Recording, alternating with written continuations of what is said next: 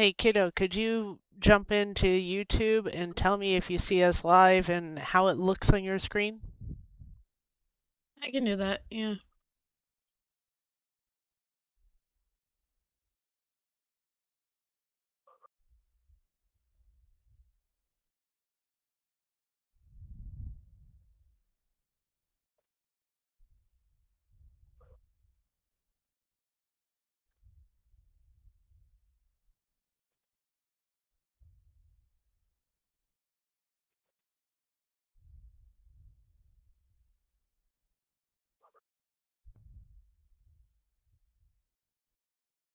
Hmm.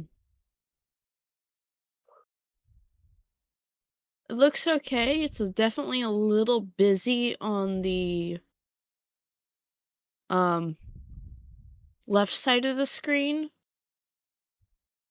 Yeah, That's mostly because of Discord and the Shoreline Project text being in the same.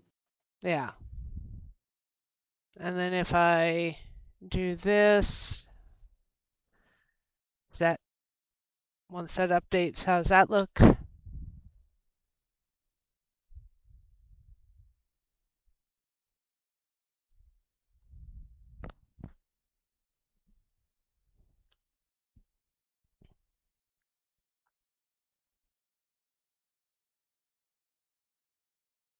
Yeah, that looks better. Okay.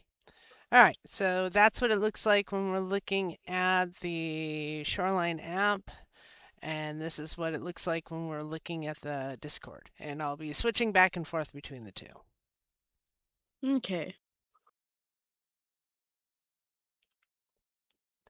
Remember that Elara's character should respond to their name or the word ranger or halfling or You all Polaris. something like that.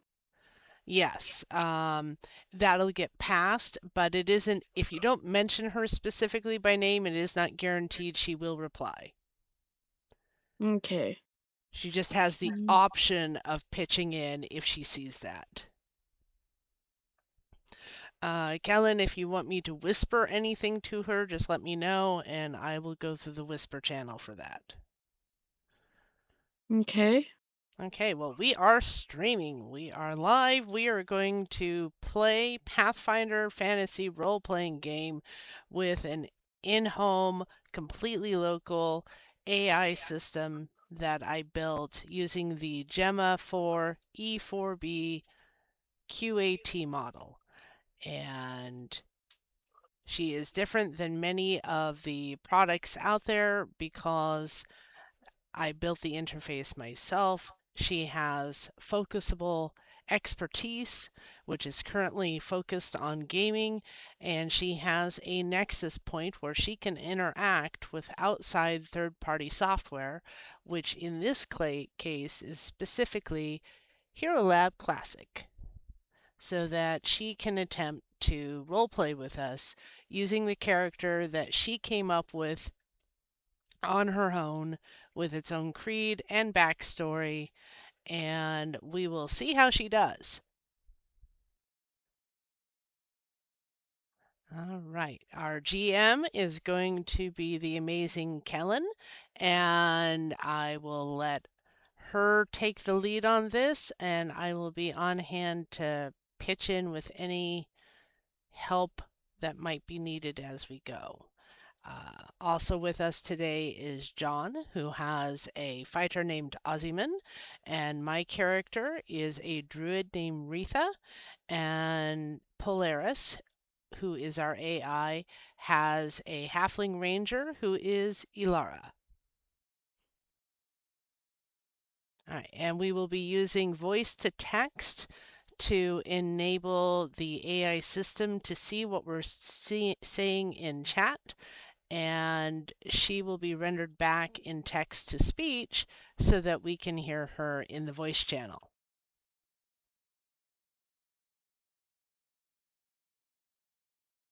Whenever you are ready, Kellen.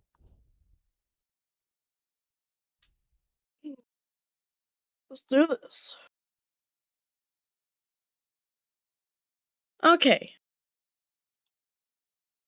So we're going to start off this adventure by each of you having arrived at some point in the city of Helmsworth, either for supplies, for your critters, or, restocking rope or whatever. Remember to It's hit very enter frequently just so that that shows up in the gaming chat so that she will be able to see it without it being super, super long. Sorry. My apologies for interrupting.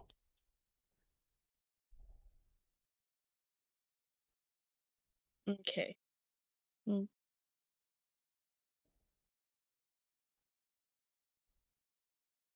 Uh, um, it's quite a bustling city,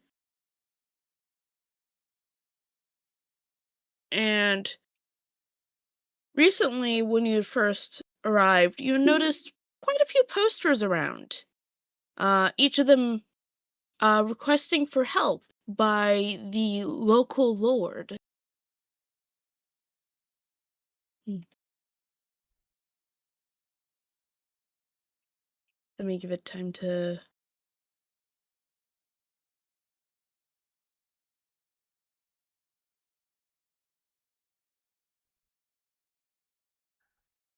You each take a look at them to see what exactly is being asked, and it was mentioning some disappearing livestock in a nearby town. And to go to the um Lord's keep to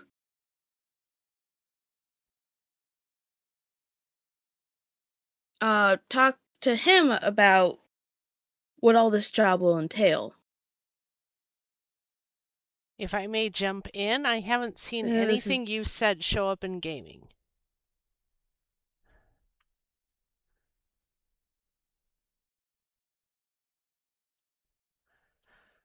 that's because I wasn't done. Oh my gosh. Okay. Okay. Mm-hmm.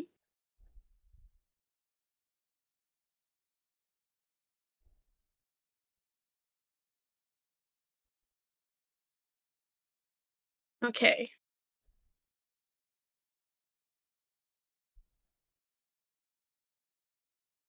So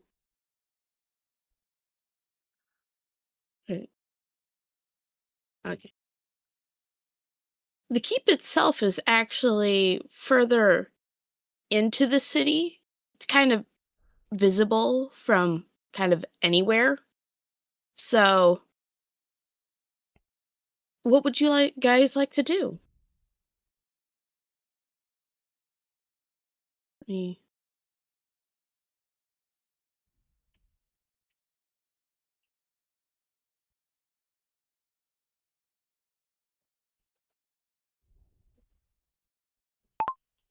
Well, Well, I'm going to note the direction to the keep, and after taking note of who I'm supposed to speak to about this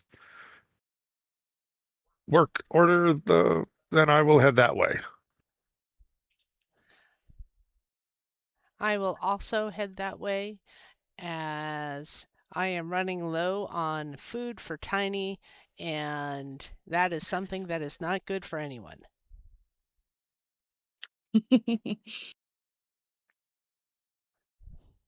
You know on the paper that the Lord's name is Lord Faldrin.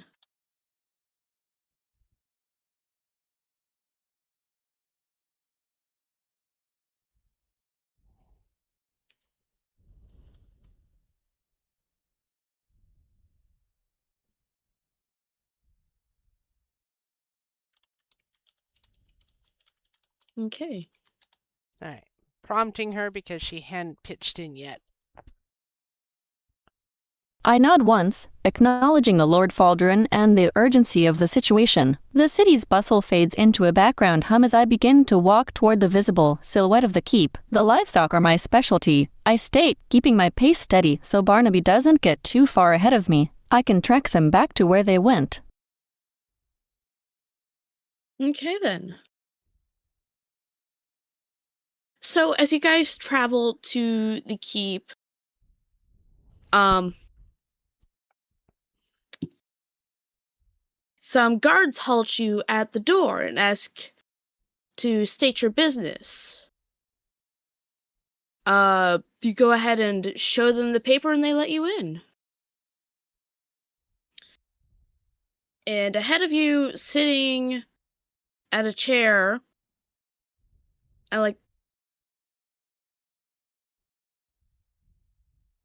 is Lord Faldrin, and he takes notice of your appearance and the paper in your hand and realizes what you're there for. I'm especially considerate and leave Tiny out in the stable.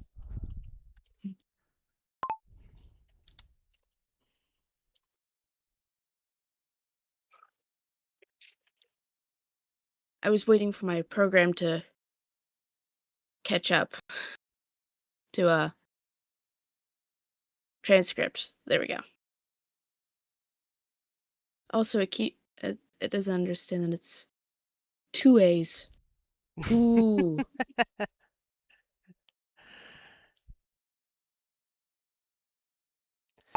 Generally, you'll want to, if you're going to make corrections, make it before you submit it, because it will immediately get posted to the campaign log, and the edits will not end up there. I mean, it was just a minor second letter thing, but whatever.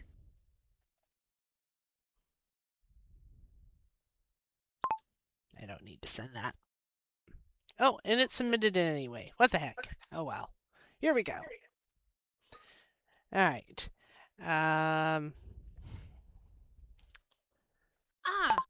Elara. Wait. You have reached the keep. And you see how the guards have responded. Period. What do you do?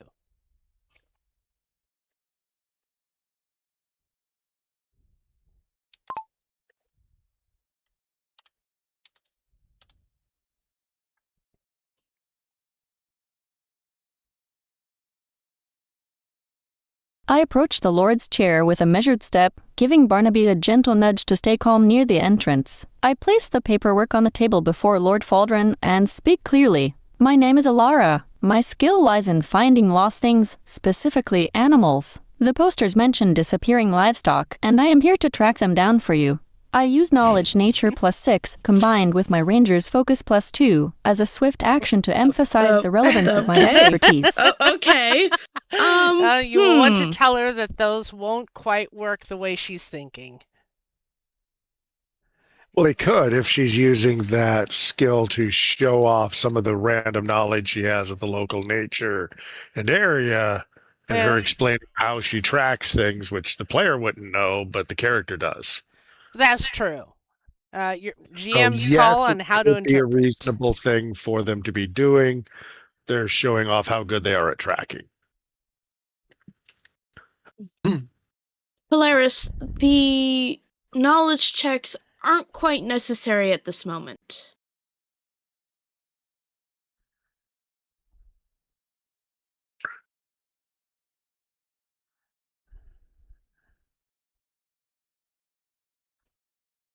Lord Faldrin studies the paper, then looks up at me with a keen expression. He seems to understand immediately what I'm about, that this isn't just some random errand, but a matter that requires expertise in tracking and nature itself. A tracker, he says, nodding slowly. We have a few leads already, but none of them are solid. We need someone who can follow the trail to its end. Other people do.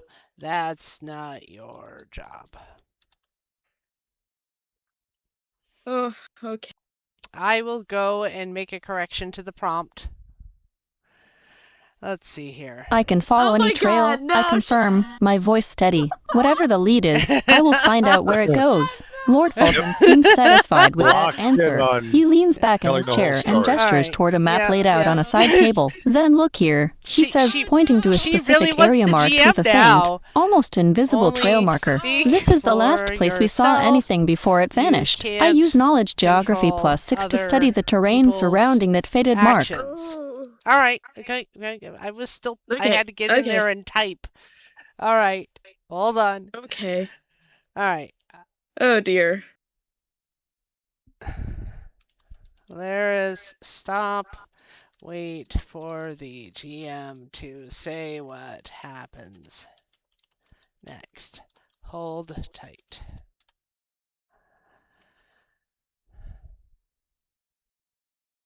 I study the map, Oh my my eyes God. tracing the faint path Lord Faldrin Okay, indicates. wait. The terrain looks difficult. Dense woods bordering a river valley. I feel a familiar pull toward that kind of wild complexity. That trail, I state, it leads into territory where tracking is at its most difficult. Except All we right. never looked at the map yet. Yes, but at I'm least about to have everyone introduce each other. she pulled Okay. back at least and only said what she did. So I'll take that win, and we will continue.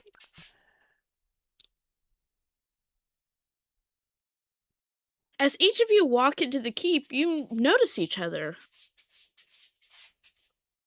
And the paper in each other's hands and give each other a little bit of a weird look.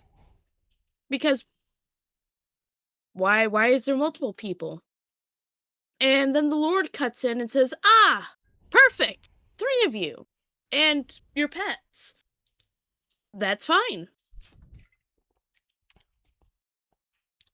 Let me go. Okay. Give it a moment to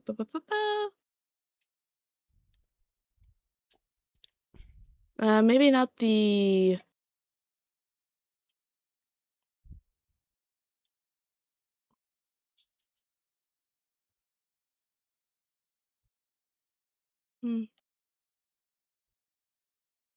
let's see here.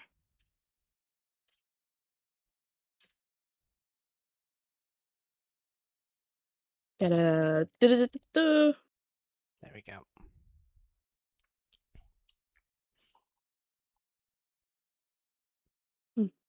I've noticed the voice to text is definitely a little slower with your longer narratives. Yes. Go ahead and introduce yourselves. These will be your teammates for this quest.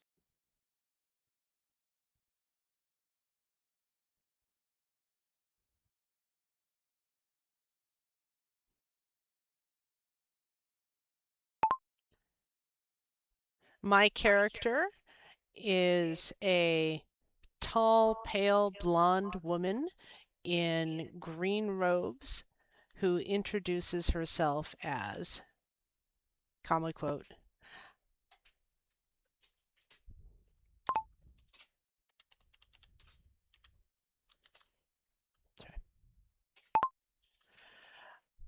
"I am Retha and I am a druid." Outside you may have noticed my companion, Tiny, period. Don't worry, he won't step on you.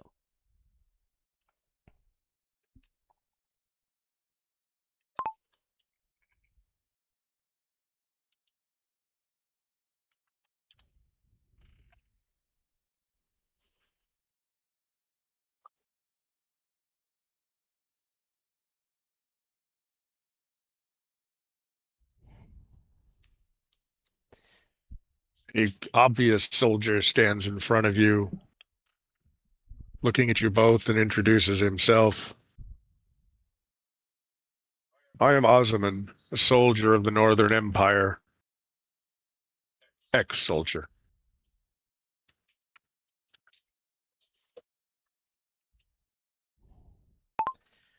Elara, go ahead and introduce yourself.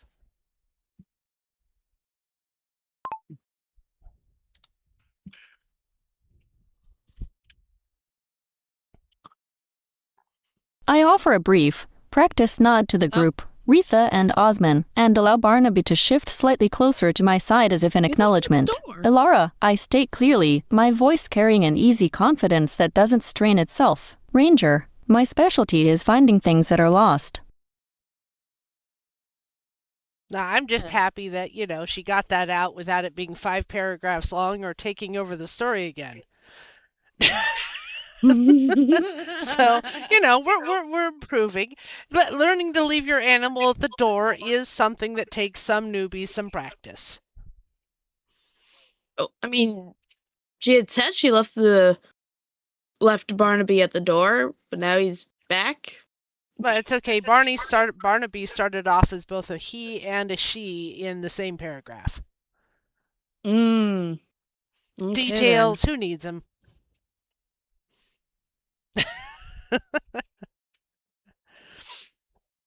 All right.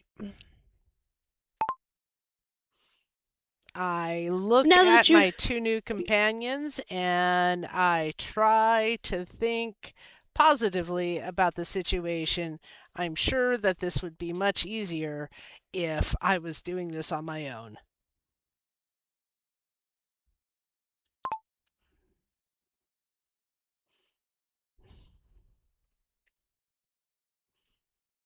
Now that you have introduced yourselves, let me tell you why I am now just putting you 3 in a group together, even though you've probably never met. We've tried to do solo adventurers before, but they have not come back. And well, that's not good. That's not good.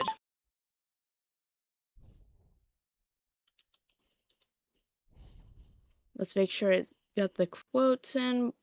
Probably doesn't. Hit enter more often just so that we have a chance to interject as we would as if we were sitting around a table. If it's a big, huge paragraph, then we have to hold our interjection to the very end of it, which reads weird. Okay. I feel like you didn't put too much information in this. As much as possible, just do a sentence at a time. We're kind of learning this as we go.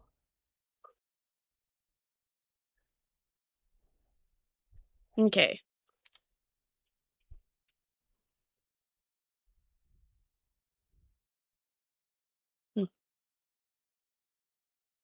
No, indeed it is not.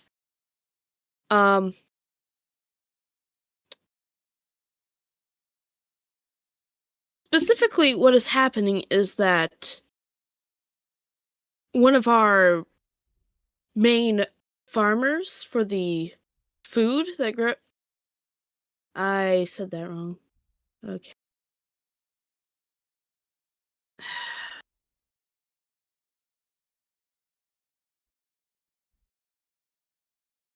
It's okay, we'll get it. Also, my thing is being weird now. Yay, technology. Okay.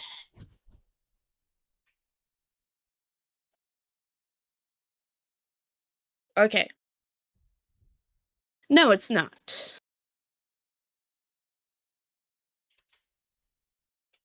Specifically, what's been happening is that the livestock that provides food for our lovely city are going missing, and the farmer has not been able to find out what's been going on. All right.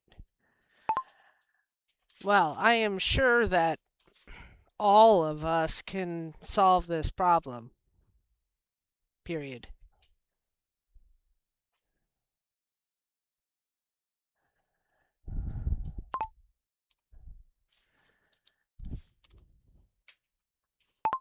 I privately remain unconvinced of the other people's capabilities.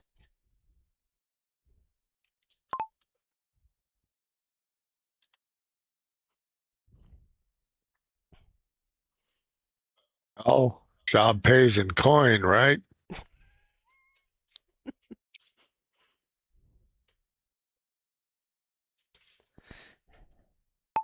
Yes, it does in fact pay in coin.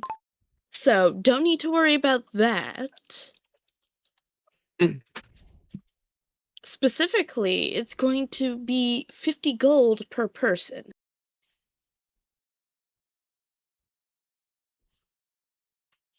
Well, I suppose that'll feed Tiny for a week.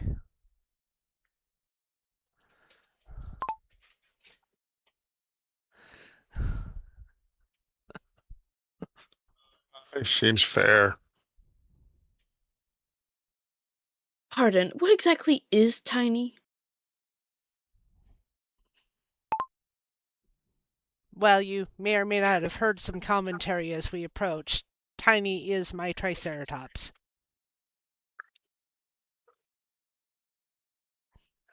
Yep.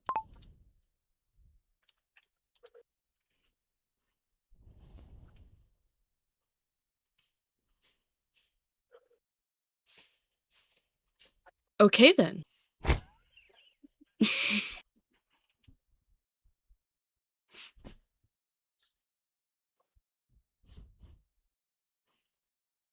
He's gonna go ahead and give Retha a bit of a weird look. Look, I'm used to it. If it can spell Retha correctly, oh my gosh.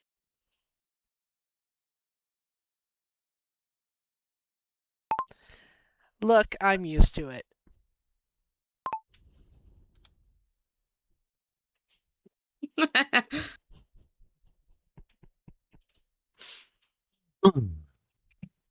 Right, a map.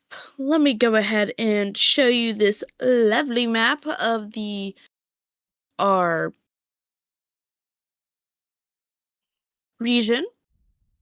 And about like 2-3 days, I think it's about like 3 days. Is it 3 days? It's probably 3 days. Away is going to be where our farm is located, in the lovely town of Greenwater.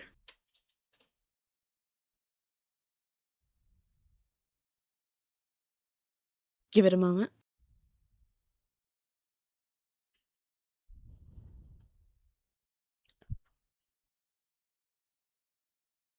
Let me go ahead and make sure it's right.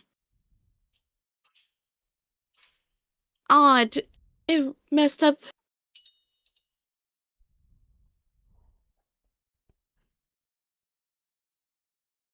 Blah, blah, blah.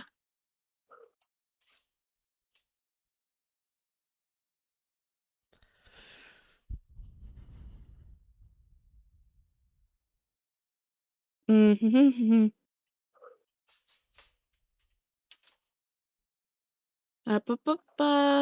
Okay.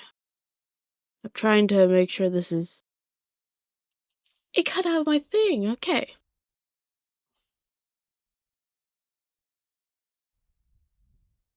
Uh, ba, ba.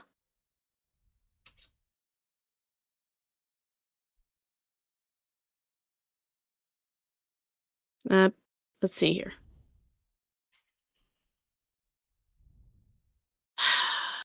God, I have to do so much. Okay. I think if you make the sentences shorter so it isn't having to figure out a whole paragraph, that it might work better. It cut out my whole, asking a nearby guard thing. Ah. I'm not sure how to advise you there.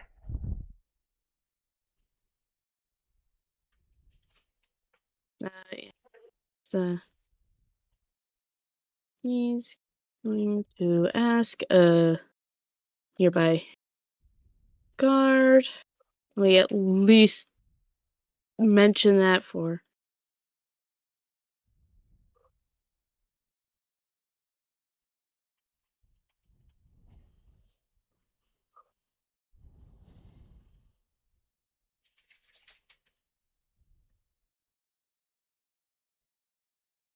Okay, there we go. Okay, why does this keep moving?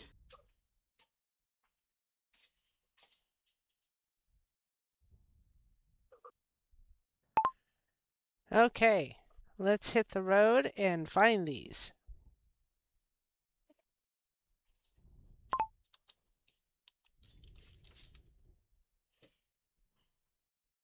Okay.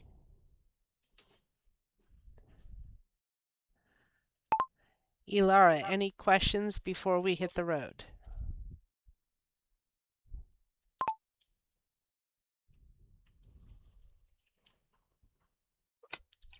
No questions, I confirm, adjusting my grip on the reins one last time. My focus is okay. on tracking. Elara nods to Retha and Osman as we prepare to leave the keep. Barnaby shifts his weight again, ready for the journey. Hey, look, Okay. that was respectable. I accept Yeah. that.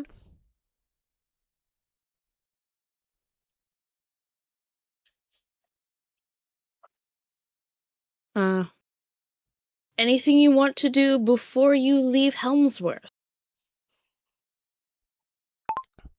I made sure I was fully equipped before I started my most recent travels.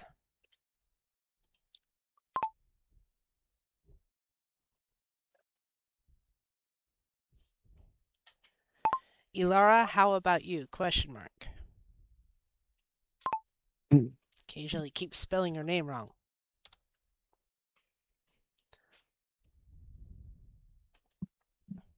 I quickly check the straps on my quiver and verify that Barnaby has enough feed for the initial leg of the journey. My gear is sufficient, I confirm. We have everything we need to start. Hey, look, she's talking and not just endlessly nodding at people, so take the win.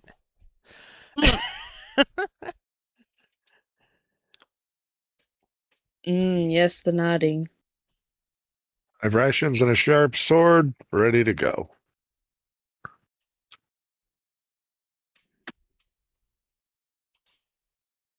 Okay, then. So you start on your way towards the town of Greenworth. Did I say village or town? It was village, right? I thought it was Let me go ahead green and- water. Did you change it to Greenworth? Yeah, it is Greenwater. I just That's okay. Apparently AI is not the only one who changes details on the fly. Okay. I haven't written it down.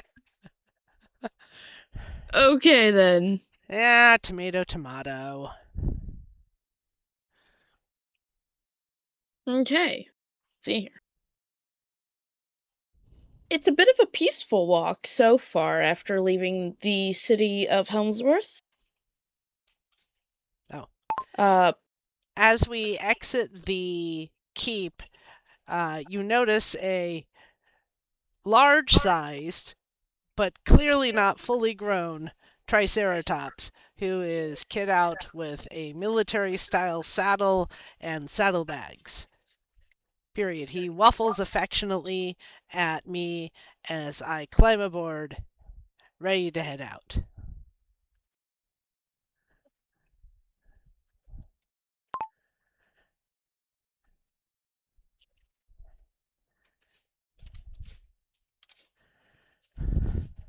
Waffles?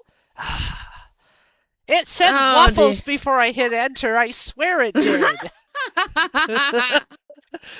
Now I want waffles. Waffle. Now I want waffles.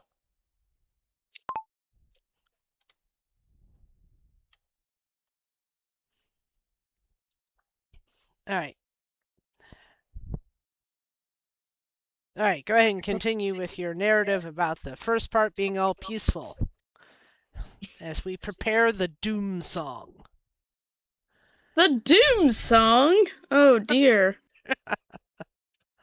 Doom doom da doom doom doom doom da doom doom doom doom doom doom da doom doom doom doom doom doom dee doom doom doom doom doom doom doom.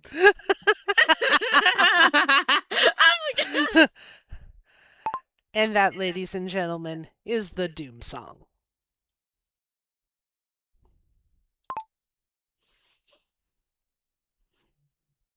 Properly, the doom song goes into 675 million stanzas. That's a lot of states.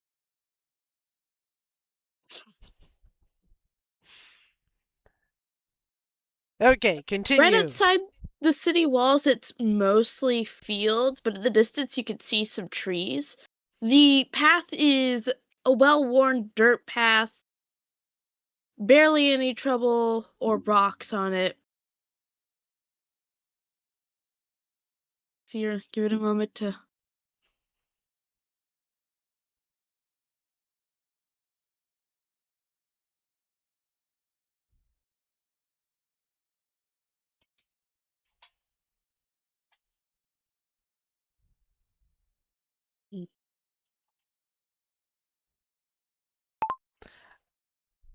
I feel the urge to bring up the rear so that I'm not blocking everyone else's view while riding Tiny. Mm.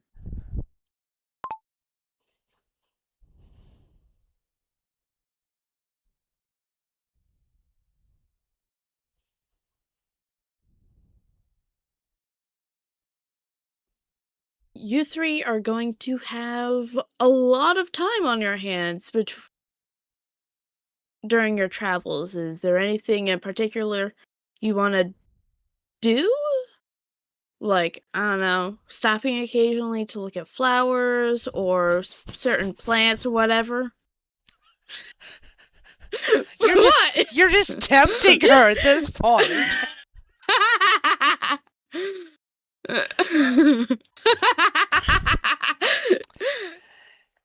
Interestingly, I haven't heard the auto-engage prompt fire up while we've been doing this so far, so make sure you mention Elara by name occasionally so that she can catch up.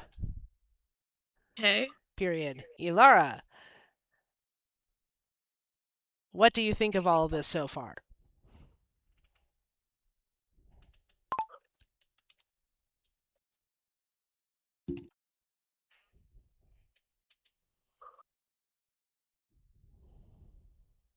Elara observes the field stretching out before us, the neat rows of vegetation contrasting sharply with the wilder tree line in the distance. It's a good start, she says, her tone pragmatic rather than flowery. The land seems stable. Nothing immediately suggests danger. I use Knowledge Nature +6 to quickly scan the immediate roadside flora.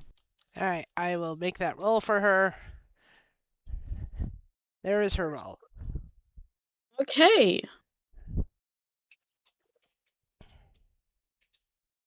You notice a few horsetails, maybe a few of the bob's flowers or whatever. I don't know. The fucking flowers.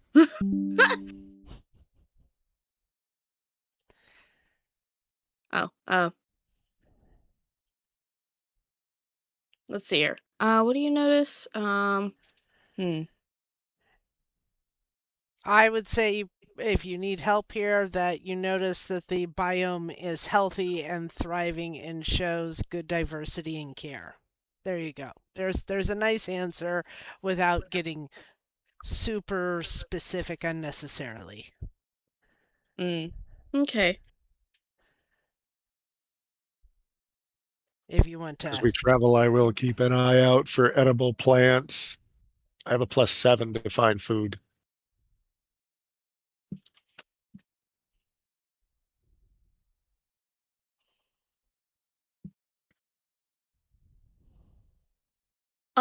You notice that the immediate roadside flora is mostly, grains for our staple bread, of course.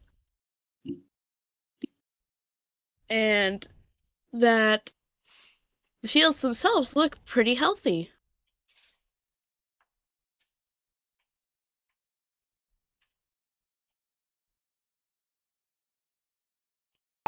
I remind Tiny that he should not be eating someone else's crop as we travel.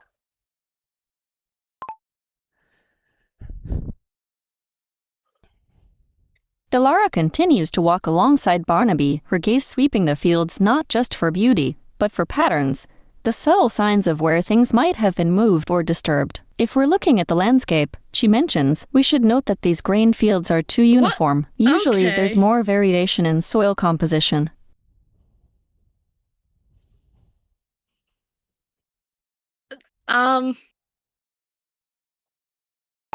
I don't think we're in the matrix. I think it's okay.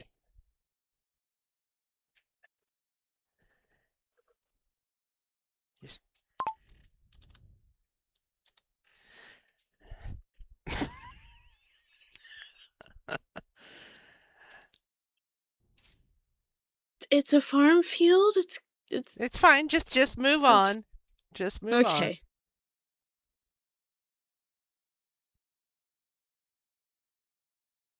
Okay.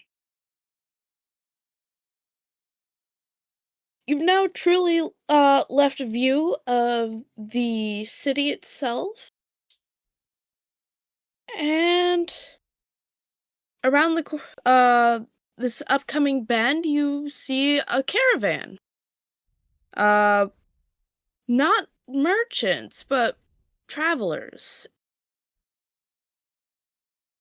All right, waiting for that to pop up on the screen before I reply.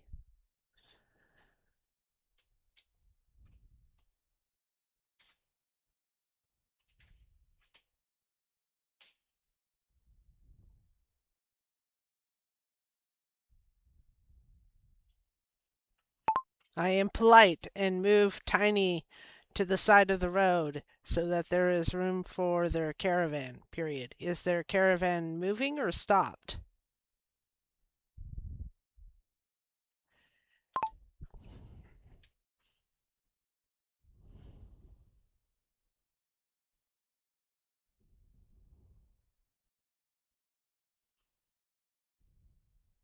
Their caravan is currently paused to go ahead and feed their critters.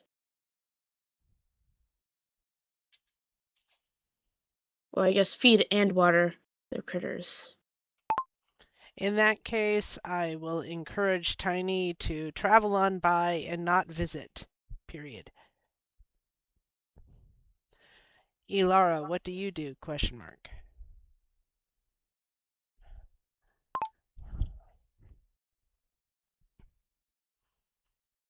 We'll nod politely as we pass. Elara Awkward slows greeting. Barnaby to a halt, keeping him positioned between me and the caravan. I watch their activity for a moment. The careful tending of beasts suggests they are travelers who respect the pace of life. They seem like good people, I say quietly. No sign of haste or distress. I use Survival +7 to observe the caravan's maintenance and routine. Okay. I will nod politely as we pass. Go ahead Also and subtly roll. ready my spear and be just generally soldierly. Okay. Do you want me to roll for her survival, or would it be better a sense motive?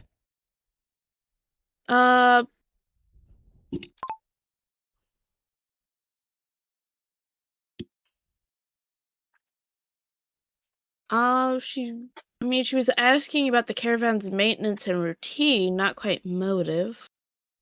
Fair enough. That's what I'll do then.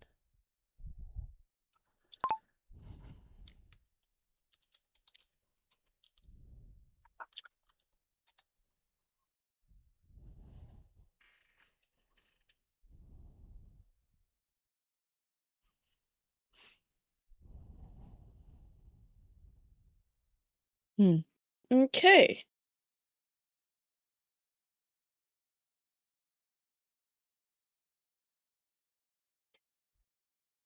That's actually a pretty good roll. Maintenance and routine. So let's see here. The wagons themselves appear to be in fairly good shape still, suggesting they haven't been traveling too long. And you notice that some of the people are just sitting under the nearby trees instead of helping the others, but it seems expected.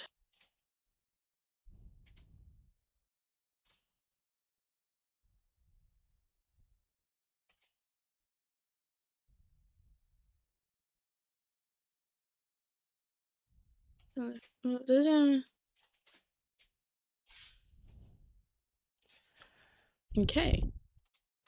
Elara, do you want to continue past, or do you want to engage with the travelers at all?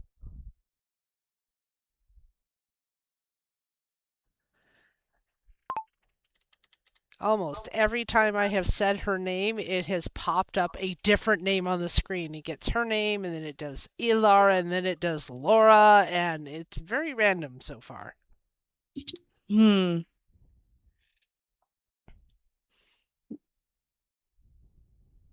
I decide to pass the caravan. We're on a mission, I say, keeping my voice low and respectful of their downtime. Tracking livestock is hard work. We don't want to spook any stragglers. I use survival +7 as I carefully observe the movement patterns of the people in the group.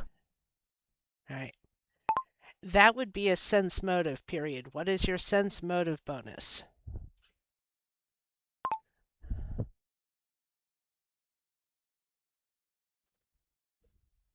I maintain a steady pace beside Barnaby, keeping my awareness high as we continue past the paused caravan. The relative quiet of the road feels like a deliberate contrast to the city's noise, a space where focus is paramount.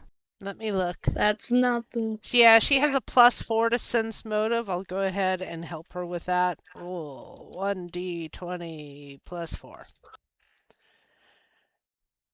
Okay, wow. Okay. You notice the caravan actually seems kind of desperate and also sad. Oh. Like they're mourning someone or someones.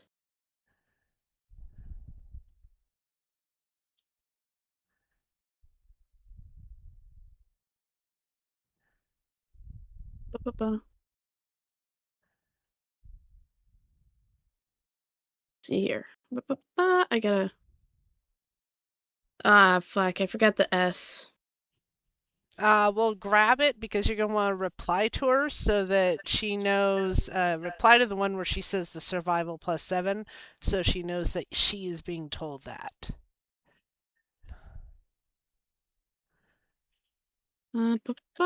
Or just add in, Elara, what do you do? Man, either works. I'm gonna go ahead and just respond.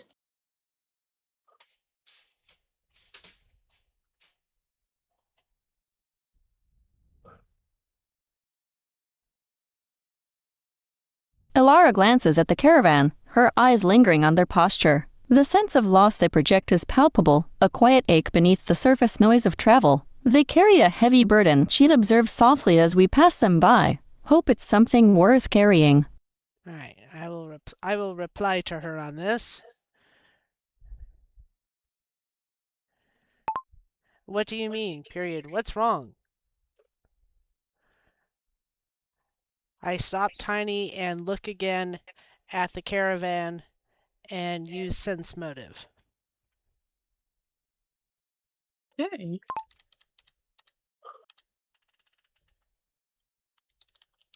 It thought I said sensitive. All right, and my bonus is hiding over here. Let's see here, sense motive. It's not something I can know, Elara says, keeping her expression neutral, but even the strongest journey has a weight to it. The path ahead opens up again, leading us deeper into the countryside toward Greenwater. I rolled terrible. Okay.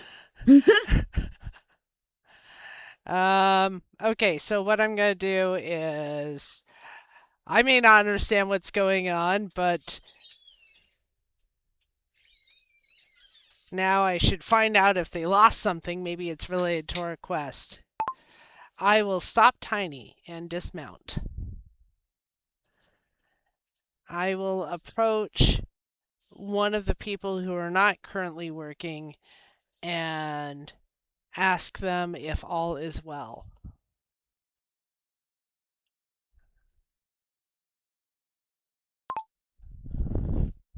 Out of game thought that I'm not even going to bother to type.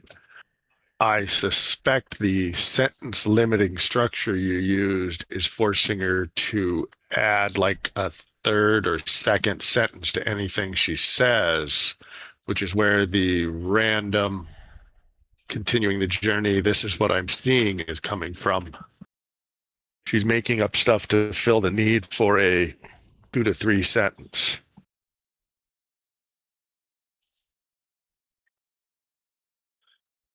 All right. But I could be wrong.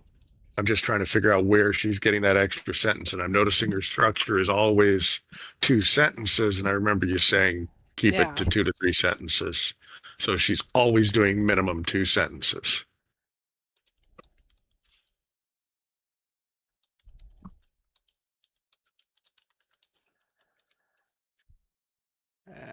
All right.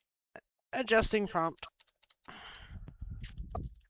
Yeah, that is something a small model will often do. If you give them a range, they will always pick the upper limit of that range.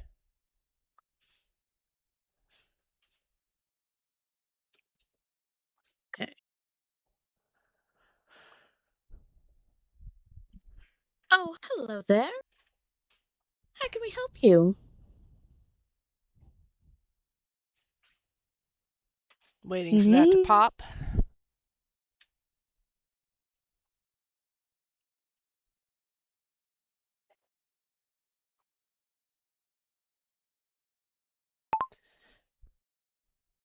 Is everything well here?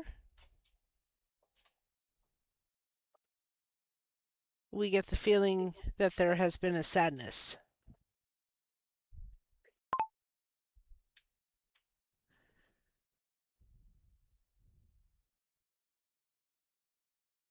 You've caught on to that. Well, many of us here were parents, and we've lost our children. And so we're leaving town because we've asked the Lord to help, and he's just not.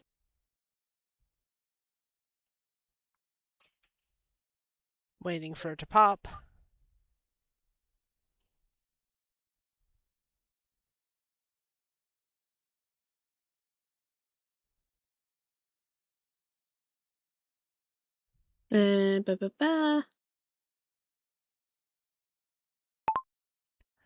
Oh my gods.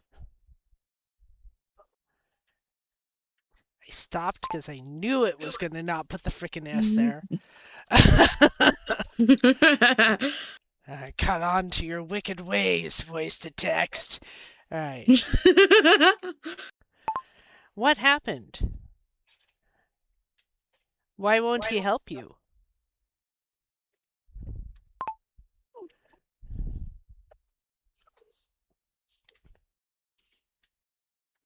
Okay, so... Well, we've asked for help, and he only put out a request once the livestock went missing.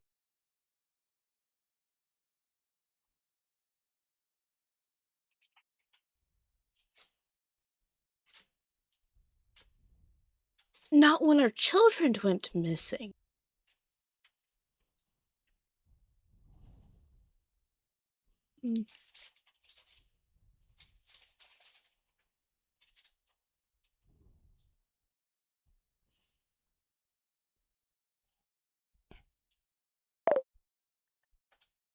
We are the ones.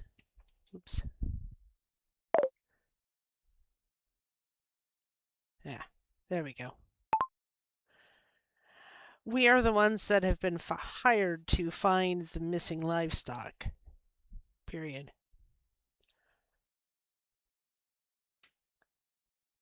Were your children in the same general area? Do you think they share a cause? Should I take Tiny back and knock down his castle?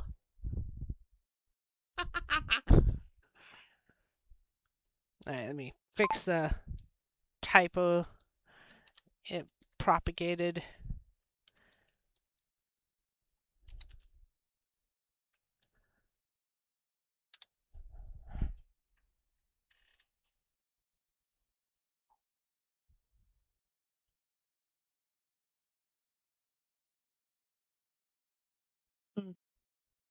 Well, they were playing in the woods. The woods have always been safe. And then suddenly, they just didn't come home. I mean, the farm is a little ways out there from Greenwater, but we've seen the ranchers enough.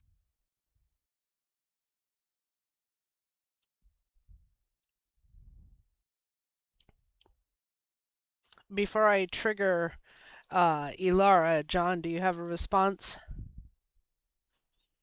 Once Kellens propagates. Her her voice to text seems to be a little slower than ours.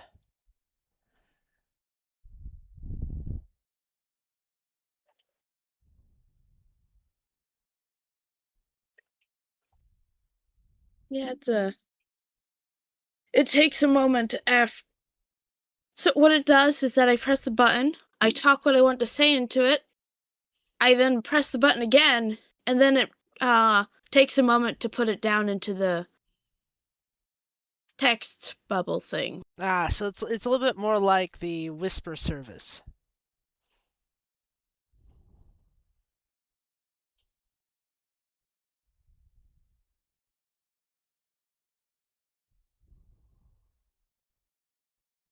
Forest, is it? Has anything else changed in the forest lately?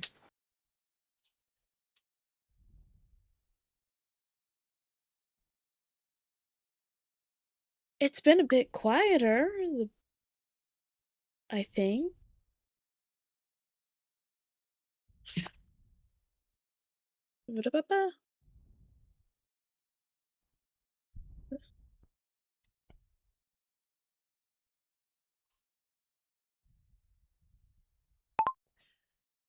Elara, what do you think about this?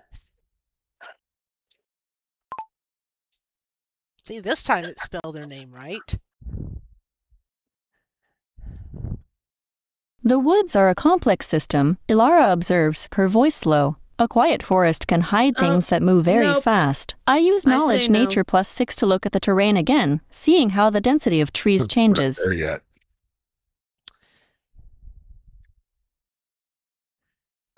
We're not at there Greenwater yet. We are Can you talking better to the define what you travelers who mean lost by their children. quieter? Question mark.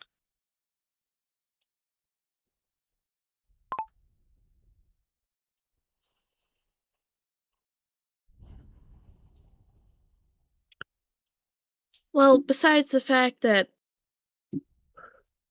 the children aren't there anymore, the birds are quieter. I haven't noticed any coyotes. Period. But I definitely think I heard some cackling out there at night. My druid has a very queasy feeling in the pit of her stomach. I haven't. You didn't give me a moment to Sorry. post that yet. Oh my gosh. I'm sorry. I will fix it. Which I can force the issue. Yes, delete that. Put it down here. Put it back there. And... That's the wrong sentence. What? That is absolutely the wrong sentence. What the hell just happened? Pardon me. We're going to, Alright. My druid has a queasy feeling in the pit of her stomach. Instead of pit of her stomach, it says pitiful stomach. Damn.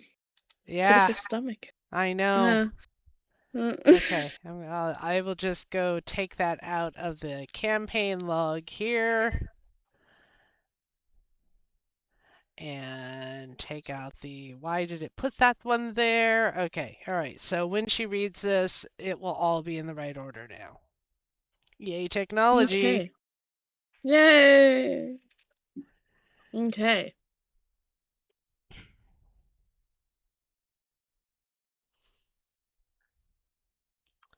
Elara, do you have anything else you wish to tell the travelers before we go in search of both the livestock and now their children?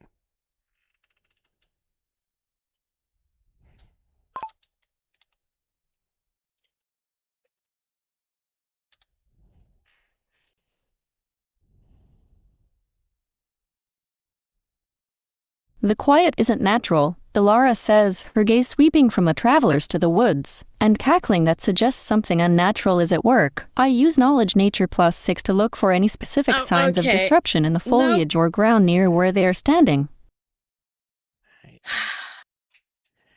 Polaris. That is the wrong tool. Whoops. That is the wrong tool. You would use perception. Also, we are not there yet.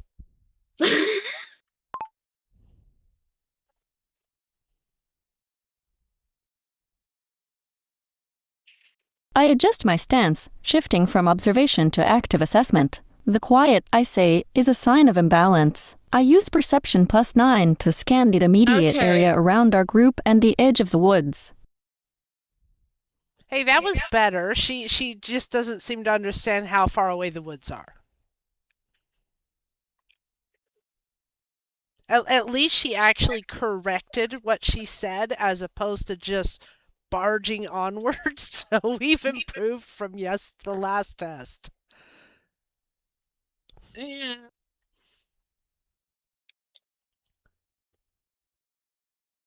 All right. Okay, so is everyone agreed that we need to go also look for these kids? Because I just kind of said we're doing that.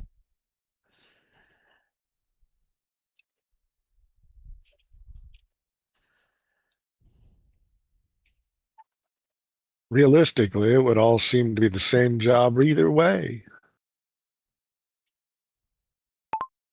I agree. We will try to find your children and hope that they are safe.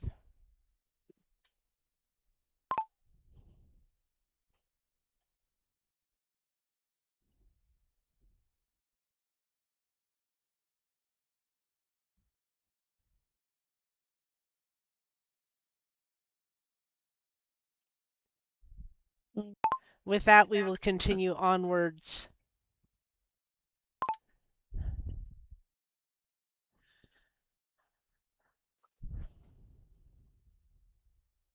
With a final thank you from the traveler, you head off. Continuing on the path. Yeah.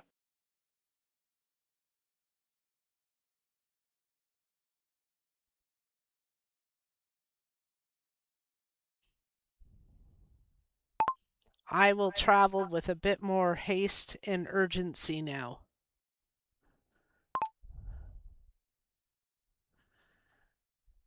Okay.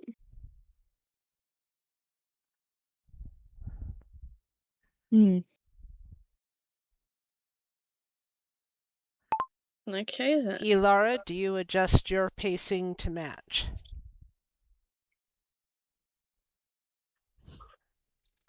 It said, "Hey Laura," rather than Elara. Ugh. I don't know what to tell you. I think I'm enunciating it the same way. I increase my stride, matching the growing urgency in the group's movement. Barnaby matches my pace easily, his steady gait providing a grounding counterpoint to our haste. The trail ahead is getting thicker. I observe as we move deeper into the I told her not to woods. do that. Oh my gosh.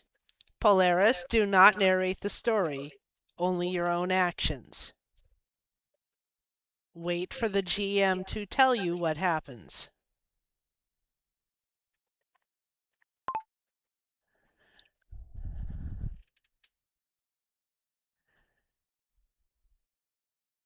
I tighten my hold on the reins, keeping Barnaby moving at a steady clip through the undergrowth. I keep my senses focused forward, listening to the sounds of the forest ahead. I think that is actually them attempting to just redo what they said. They don't. Both times that's happened now, it has been more like, okay, this is what I do instead. She's just not announcing that phrase ahead of time. So just continue onward. There's a lot of tightening the reins, honestly. How tight are the reins? Should I be concerned? No, she's tightening her hold on the reins, not necessarily pulling tighter on the reins. It just means she's gripping them Yes, tighter. I just worry for the leather. Oh, she's white-knuckled now. She's just white-knuckled.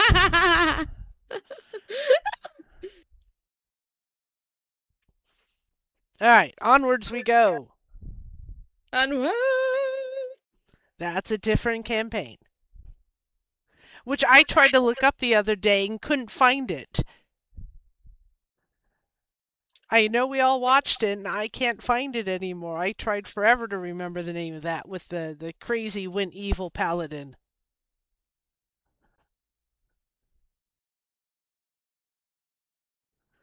Yeah, I don't know. All right, what happens next? Okay.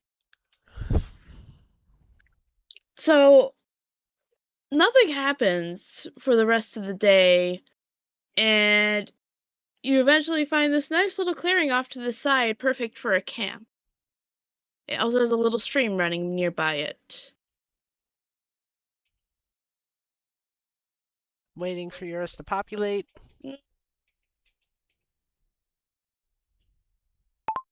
Excellent. Tiny is thirsty.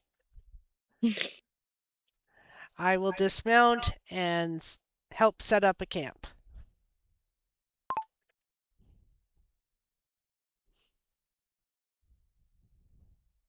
Darkness Rising is on YouTube. I couldn't remember the name of it. It's very hard to look up if you don't remember the name. Darkness Rising, the gamers. Or the gamers' Darkness Rising.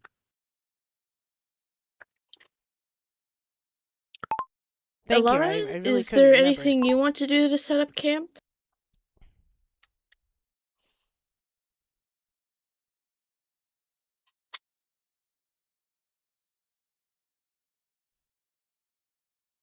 I use my knowledge of nature to identify some edible fungi growing near the stream bank, noting their potential toxicity before I start gathering firewood. All right, so she's looking for food and wood. Got it. Okay.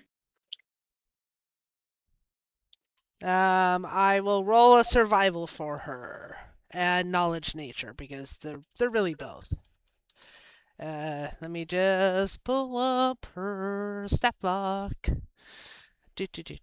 Knowledge nature is +6. Survival is +7. Ah. Roll 1d20 +6 knowledge nature and roll 1d20 +7 survival. Oh, it's because I put the word afterwards. Okay, all right, I'm going to just do it by itself. First is nature. Okay, non-natural 20. And second one is A survival. non-natural 20. Oh my gosh. I rolled for first knowledge nature followed by survival because they both apply. Okay.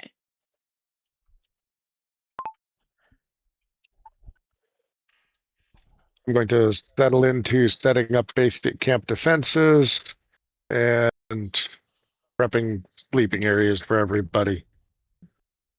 My Okay. survival is +5.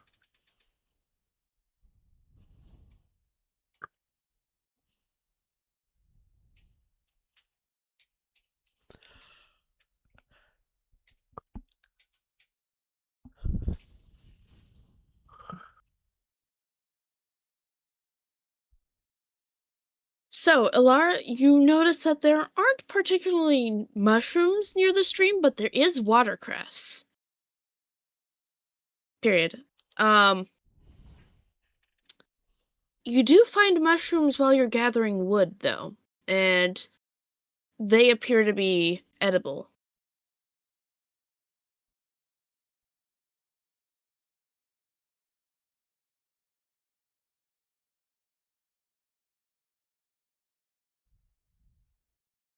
Okay.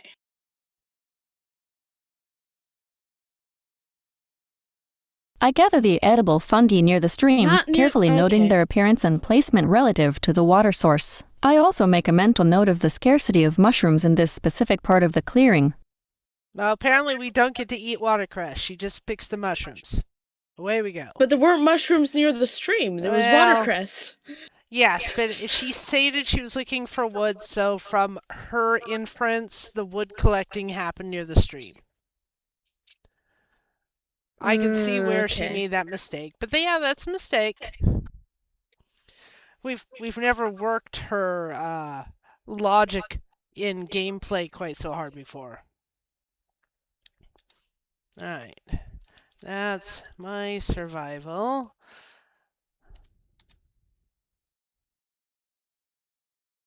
I rolled a natural 1. Damn it! Oh. So wait, what were you trying to do?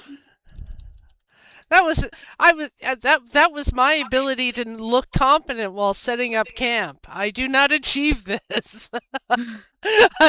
I don't know. Maybe I step in a triceratops dung pile. I have no idea. You will have to tell me.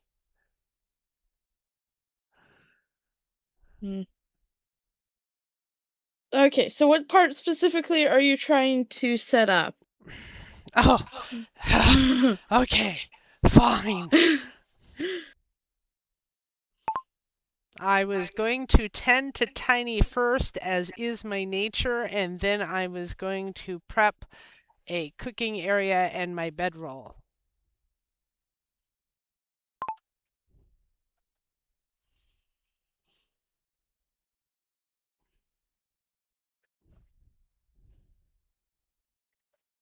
Please don't tell me I light my bedroll on fire. Please don't burn up my bedroll.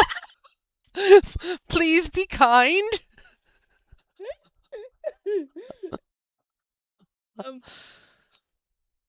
Okay.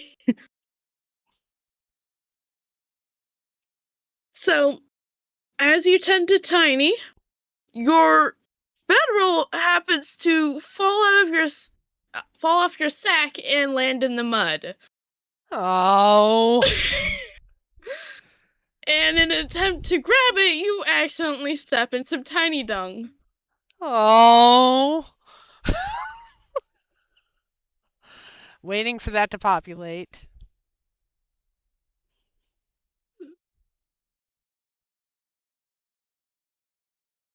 I wish we could have gotten the Windows voice to text working more reliably for you. This one definitely seems slower. Okay.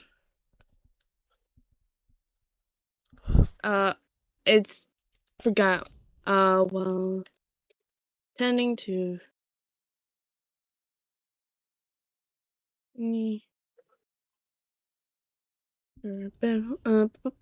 I gotta.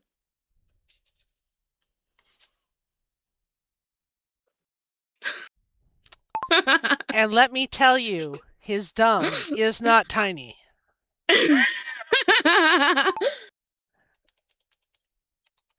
That was not the word I said. I'm not going to say what the word was, but it wasn't that word. All right. I will swear creatively, and then I will go look for that stream to clean up. Both myself and my bedroll, which will now be wet. I am now sad.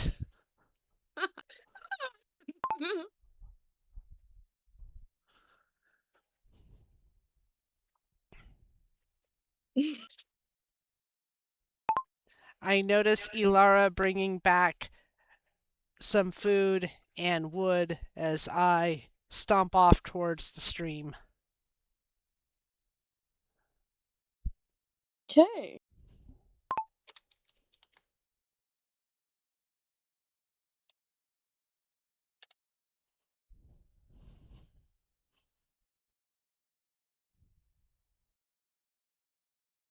I return to the camp, carrying a bundle of gathered fungi and wood. I set my pack down near the fire pit, observing Retha as she heads toward the stream. The fungi look good. I offer when she comes back from cleaning up, and the wood is dry enough for a long night. Well, I will accept that as a decent attempt at engagement.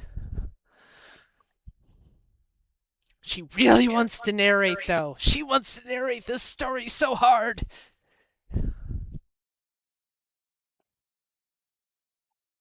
Luckily, you don't need to worry about surrounding your fire with rocks, as this is a frequent camping grounds for travelers.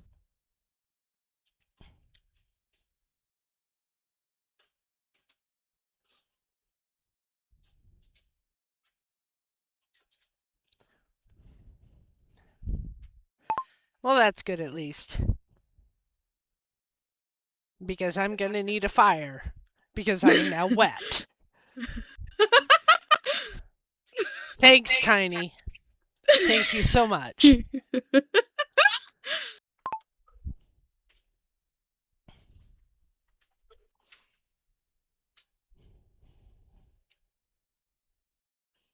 He loves you.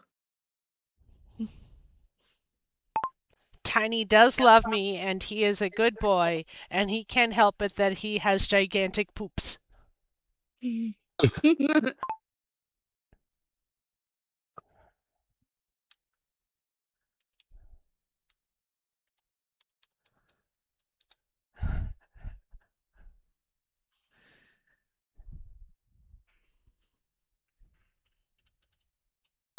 Okay, who's taking first watch?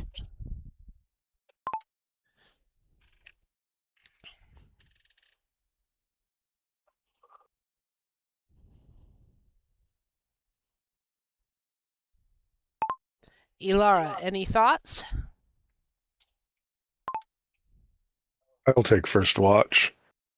Oops, well, we'll go with whatever you say. I step forward and take a watch position on the side of the clearing, taking up the spot with my longbow ready. I'll take the first watch, I state firmly. In that case, I'll take second watch. Sorry, I had already hit entered, so she read it up to that moment and didn't see what you said. Hopefully she'll wake you up this time. Then I guess Aretha will take third watch. I am fine with third watch. Typically, the Dawn and I get along.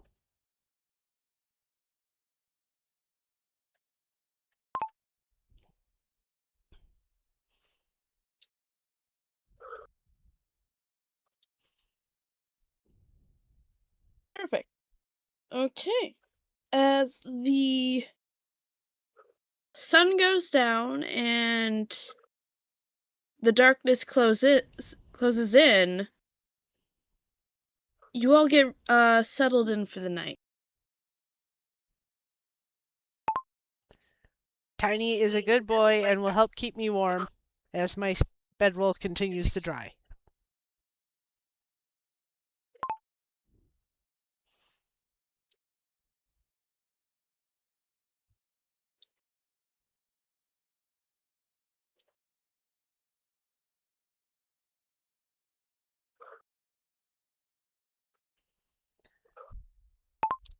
I do remember to eat dinner.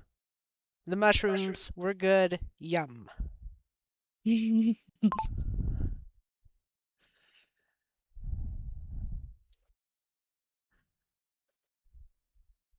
Okay, let me go ahead and...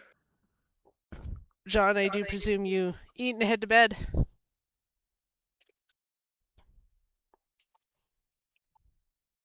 Yes, same. Okay. Elara, you are now going on watch. I presume you also ate dinner?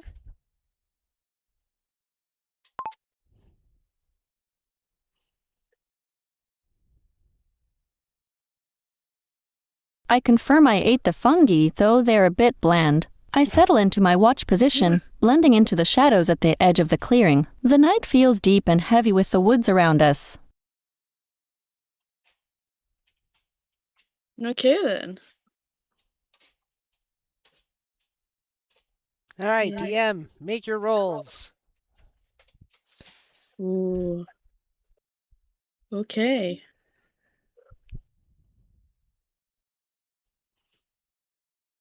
I can confirm I do not snore. I asked Tiny. He says I am a very good human. Mm.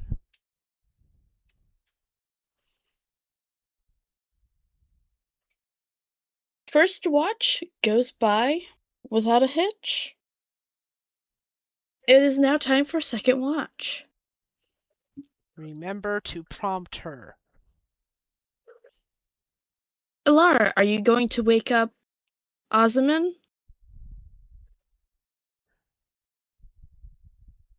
Oh boy, that's...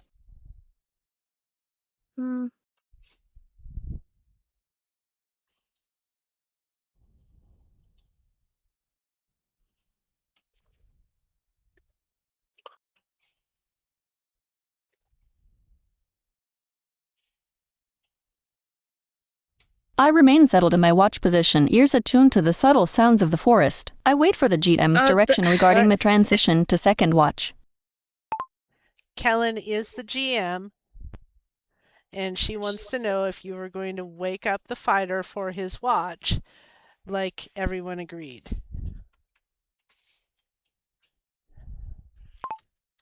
Question mark.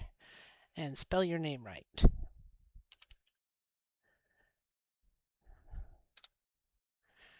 Whoops. Da-da-da. Yep. Oh, she's loose. I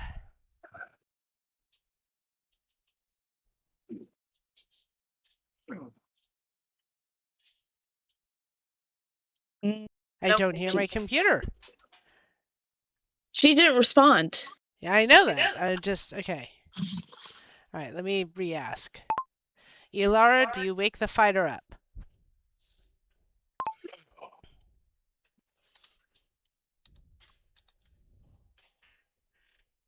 All right, now I hear my computer whirring. I wait until the GM confirms it is Oh my time God. for the Wait. changeover. Then I gently tap on Osmond's shoulder, a quiet reminder that second watch is due. Okay, she did it. Just take the second sentence. Okay. I don't know why she is so stubborn about changing watch.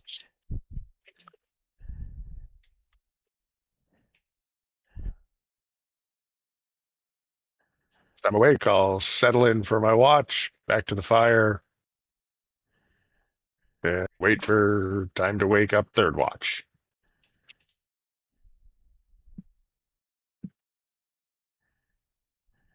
Okay. Du-du-du-du.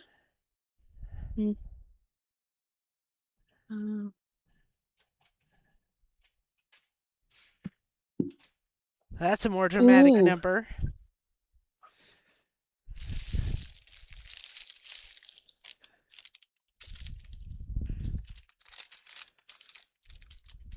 You hear a twig crack in the woods.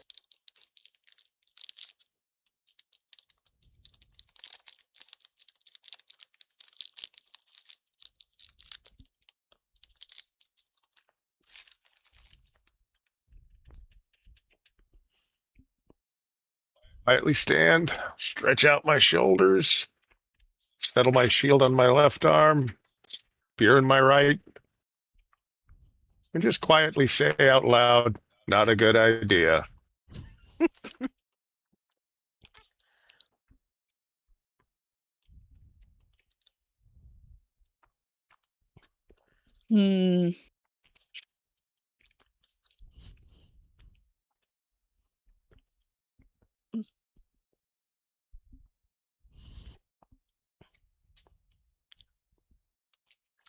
Your spear glinting in the firelight, you hear a growl.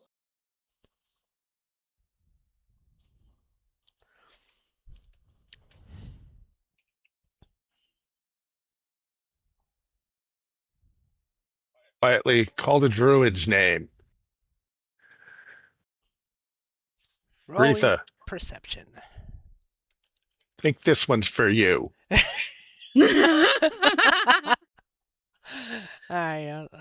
Wrong button.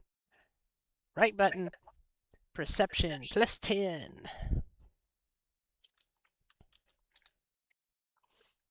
I do not roll a 1. I may actually wake up. Kellen, do I wake up?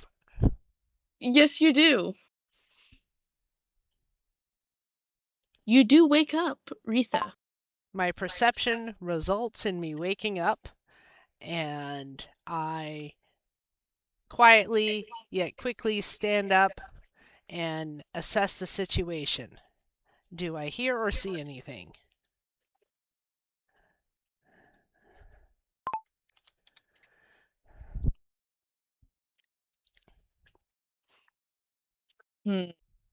Let's see here. Let me know if you want another perception roll.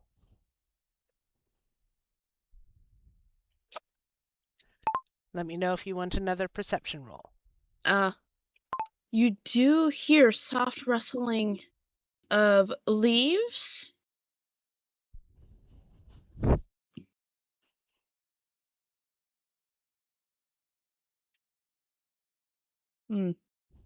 Now that she's awake, I'll explain what I heard. And I do have 60-foot night vision. I do have 60-foot night vision.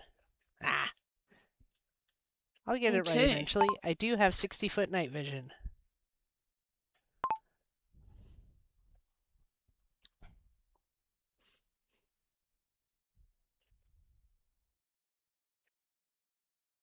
Okay.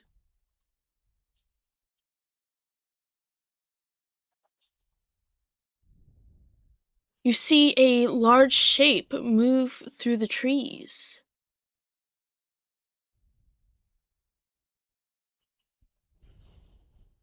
Clearly a quadruped. I was about to ask that.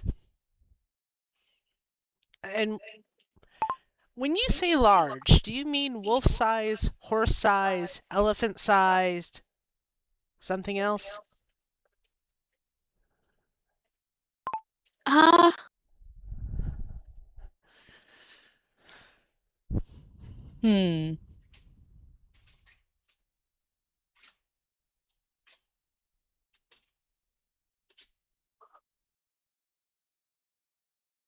not entirely sure. It just says large. Okay. Well, large in D&D typically means in the same category as a horse, give or take a bit. yeah, from a pony up to a camel.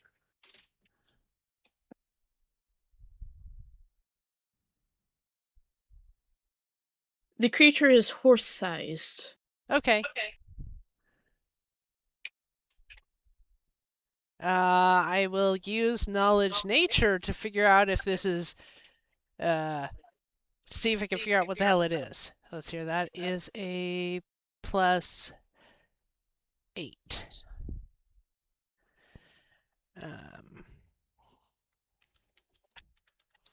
1d20 +8. Knowledge, nature, check. What the hell? Come on! Alright. And WTF. And then I also nudge Tiny to try to get him to wake up, and then also the ranger, because this looks like this might get exciting, because I don't know what it is.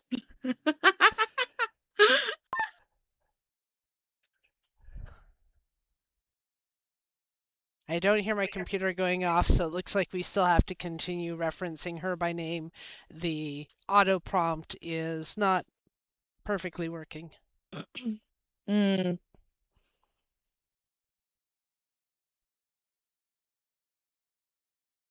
Elara, wake up.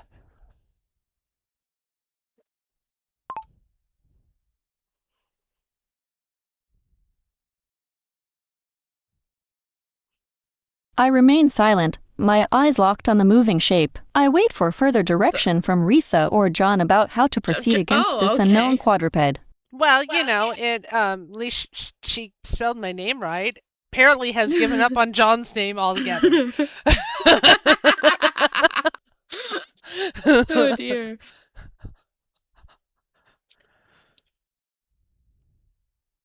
Okay. The interesting part is that she's not receiving John's name anywhere. She sees Gavin and she sees Ozyman. She is pulling John from her family relational knowledge from completely outside the game. Oh, wow. At some point, somebody asked me by name what I was doing. Oh, maybe I did. I didn't say who, but yes.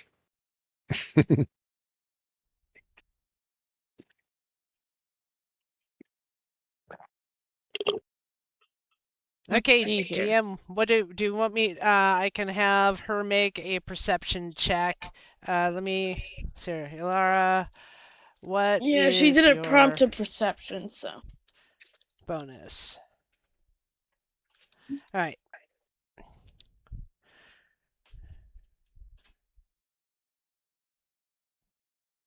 I maintain my position, the drawn bow a steady weight in my hands. I wait for Retha or John to give me direction on how they want me to handle this unknown animal. It does show how much the prompt will affect their ability to multitask their role, though. She has a +9. 1d20 +9. Okay, come on, somebody roll well. It's a little better. 16. Okay. Though I should glance and make sure she in fact has any kind of low light vision or night vision or anything. Let me look.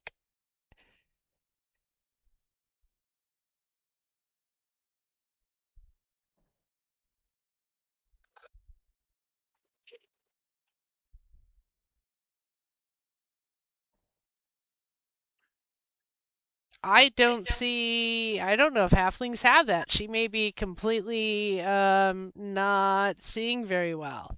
Let me go into Hero Lab and double check. Okay.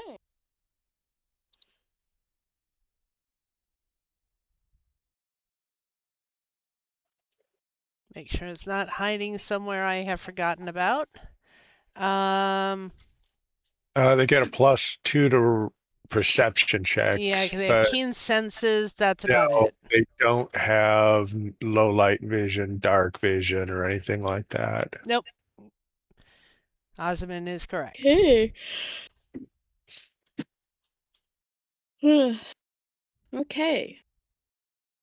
So, that was perception from Elara.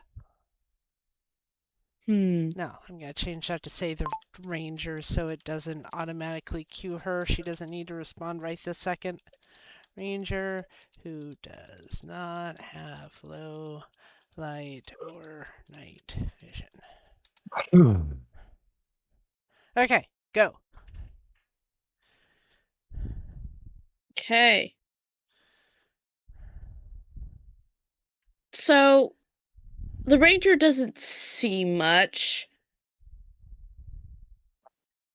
as the trees block out the moon's glow and the fire's light does not reach very far.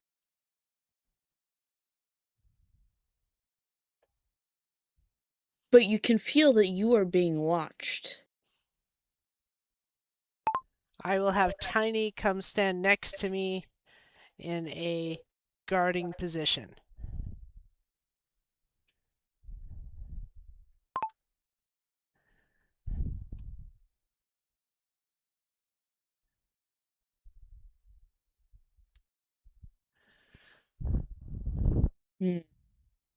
He does also have dark vision, by the way, and scent. Okay. And he actually does have the guarding trick. What is the guarding trick? So guarding is, let me see, I should have it listed here under Well, these are spells. This is not what I want. So basically it just means I can say something like guard, and it will attempt to guard that area from perceived enemies and can attack. Okay. So, and he does also have the menacing trick, so he is more likely to snort and like move his head around and look all intimidating as only a dinosaur can. Albeit a small dinosaur, he's only size large, so they're in the same size category. Okay. Do you want to roll for Tiny's perception? Oh, sure.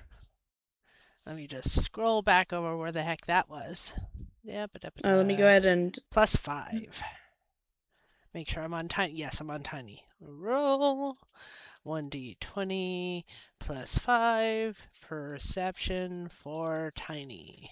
What the hell? The dice hate me. Oh my gosh.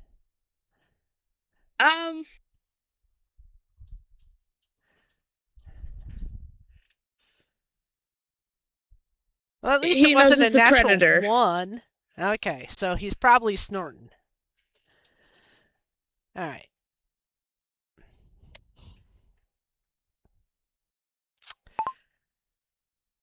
He snorts and looks unhappy.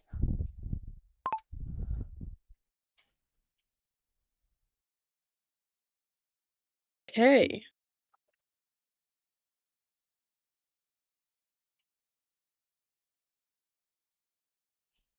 For the record, we're perfectly on track to match every D&D game ever. We're an hour and a half in and not through our first encounter yet. Yeah.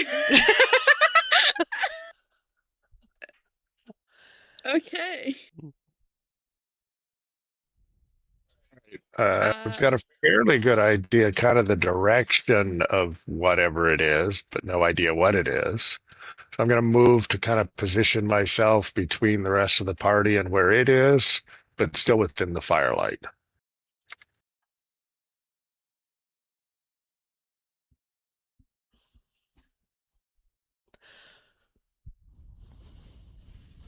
Okay then.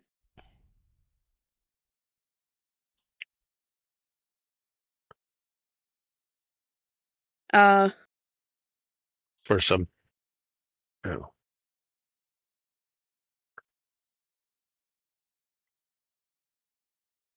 mechanics wise, I'm going to be in a defensive stance, protecting myself more than anything else, but spear ready to throw. Okay.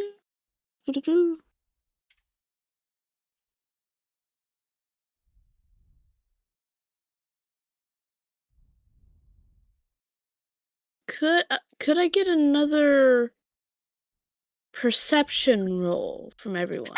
From everyone. Okay. Okay, let me go ahead and...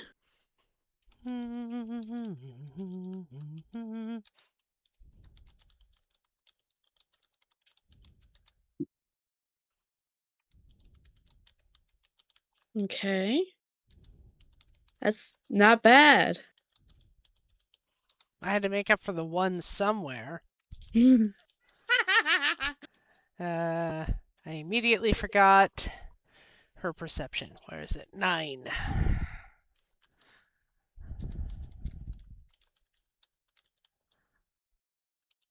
Which, again, at this precise second, I'm skipping saying the name.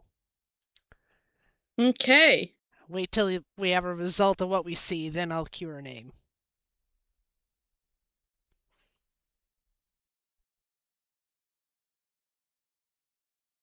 I see shit. Finally, I woke up. That's what happened. Is I woke up. I now want an initiative roll from everyone. All right, announce that.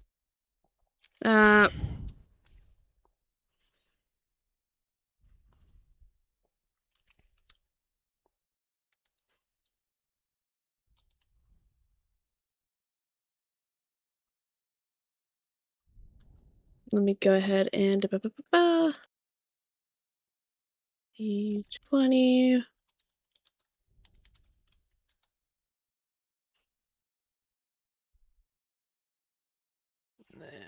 And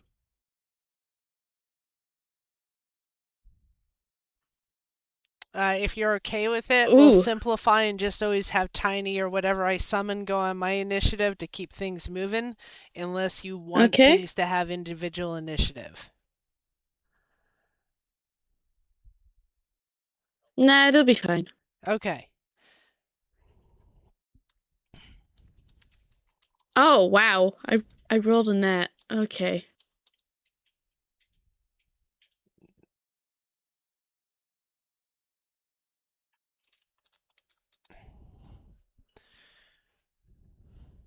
Okay.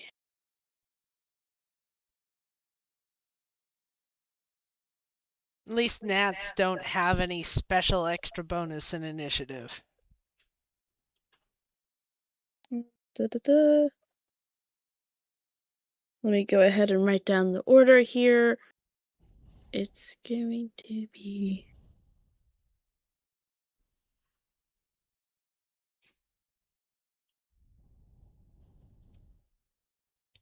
And then... Oops. Da-da-da. Okay. So.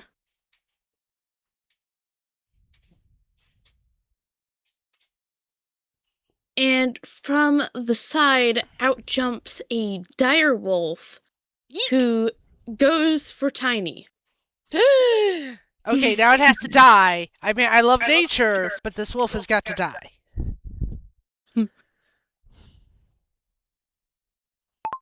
That's it. It has to die.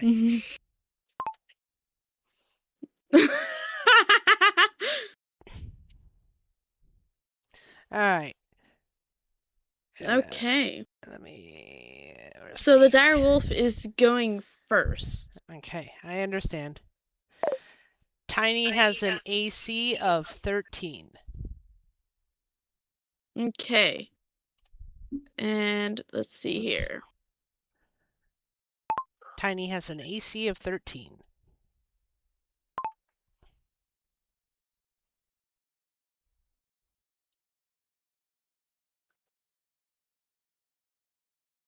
So the wolf is going to go for a grapple. Okay. Let's see here.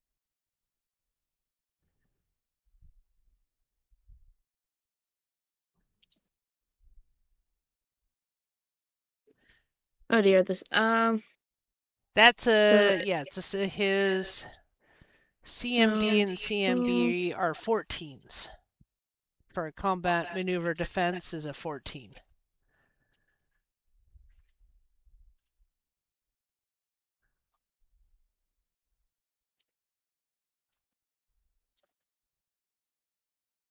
How do I read the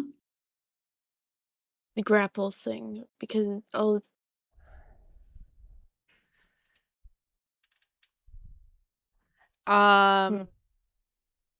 None of mine have grapple, so you'll have to read us the section on the wording. Unless Osman has grapple. I don't have grapple up.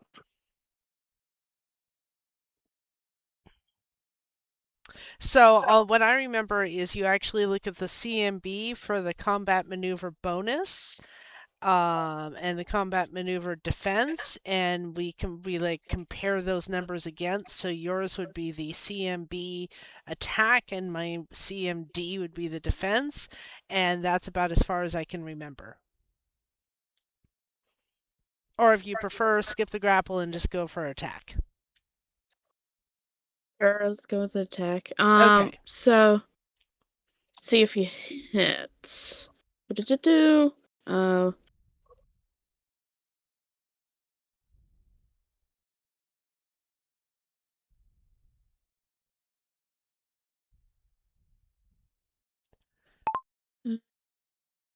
You and I will have It's gonna words be if you kill my Tiny. Okay.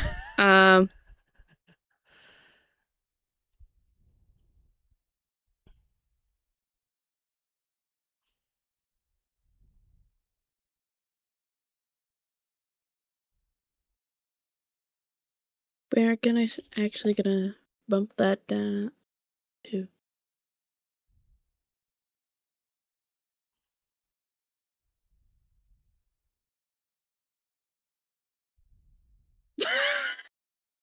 I can't.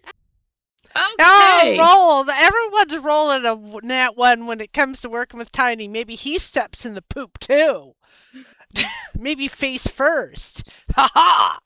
Okay, so the dire wolf, as he lunges, slips on some tiny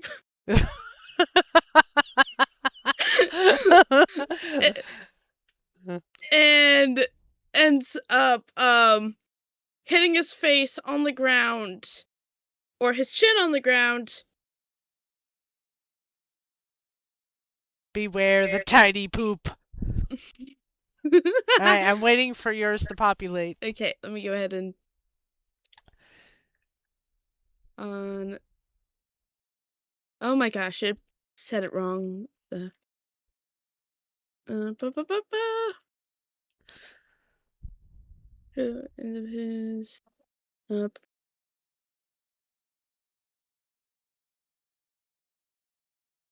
His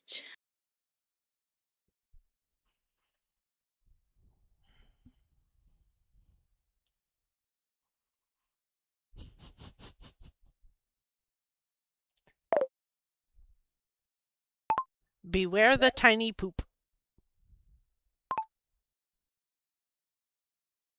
Okay. Next up is Ozaman. Many have fallen before it. I will throw my spear at the dire wolf and then draw my gladius.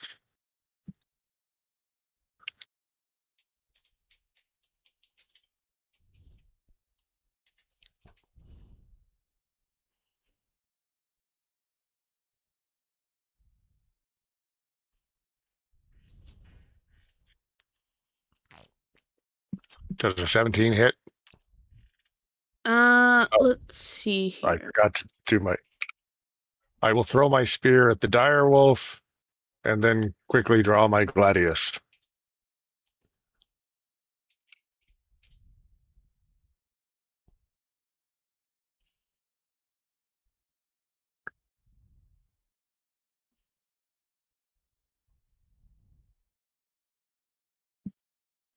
Yeah, it hits.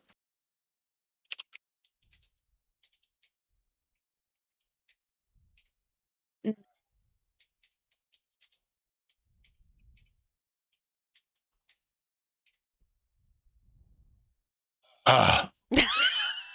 Oh. Oh no. Well, you know, at least now we have confirmation that it does in fact roll all kinds of different numbers.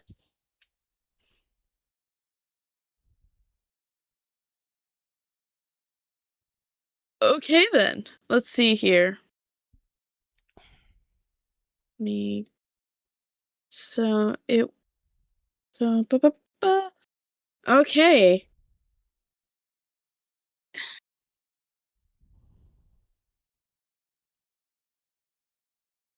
Mhm.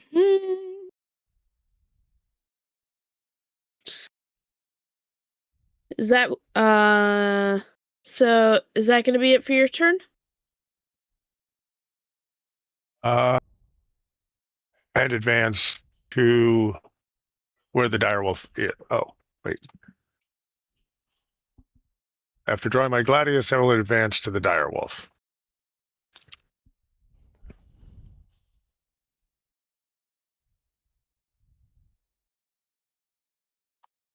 Okay. Okay, it is Retha's turn. Ooh, my turn. Okay. I'm gonna let Tiny go first here because he's got more stake in the game.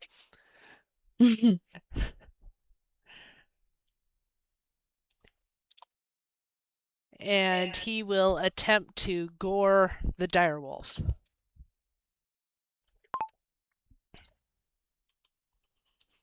One D20.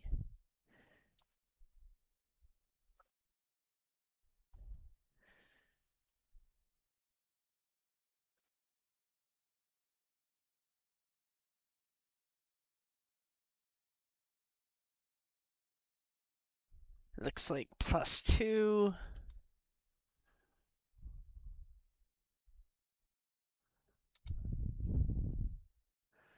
All right, 17. Does that hit?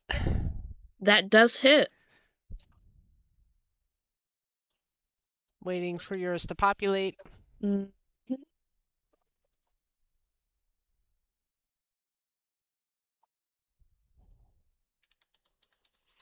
One, no, 2d6 plus. Ah! What on earth just happened? I don't know. I just jumped out of channel. 2d6 plus 3. There we go. Ooh.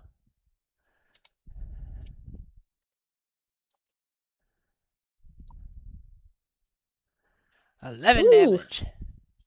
Nice.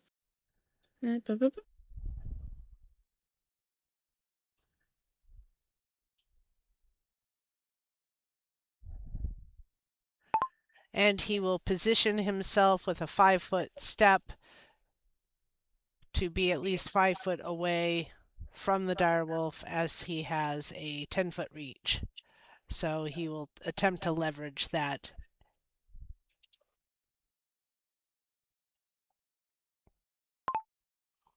The wolf is definitely looking a little worse for wear now. Okay. I should have gone first. Oh well, I didn't think about it. Too late now. Here we go. Where is my weapon? There it is. Well, I guess I should have gone first. Period. Too late. I am clearly still waking up a bit.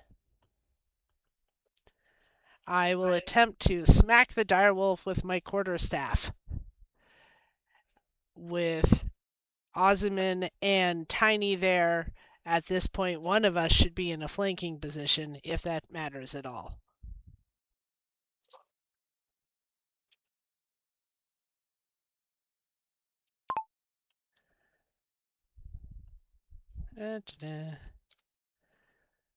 Alright, 1d20. Ah, sorry. 15!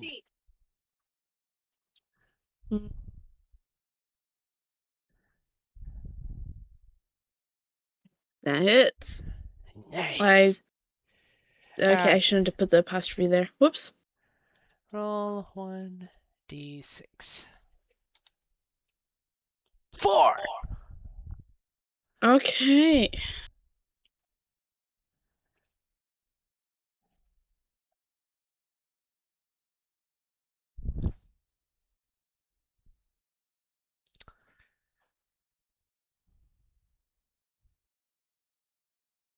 Okay. Let's That's see for here. trying to bite my dinosaur. Next up is Elara's turn.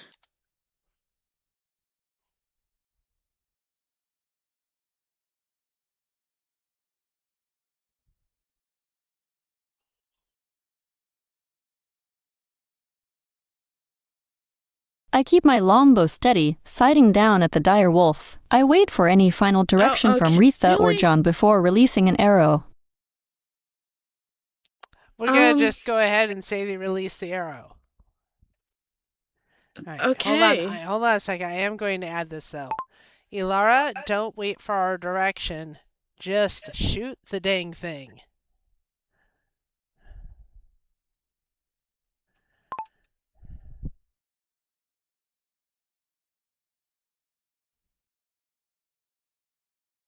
I draw the string taut and release. The arrow flies true toward the dire wolf. Okay. All right. So. Well, we have to roll to decide that. Yes. Give me a second. I will Yeah. pull up the stat block here. Okay. Offense. Plus 5 and Ranger's focus. What the hell is Ranger's focus?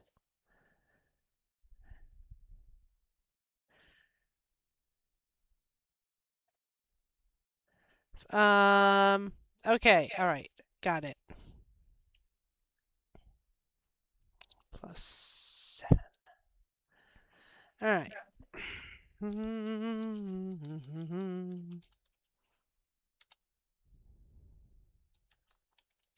Non-natural 20. Yep, her arrow flies true. Okay. And okay.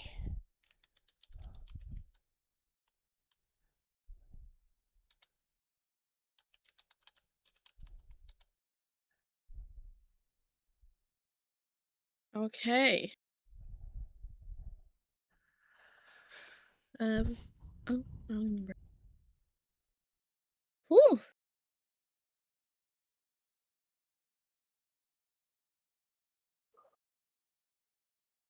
The wolf is thoroughly embarrassed.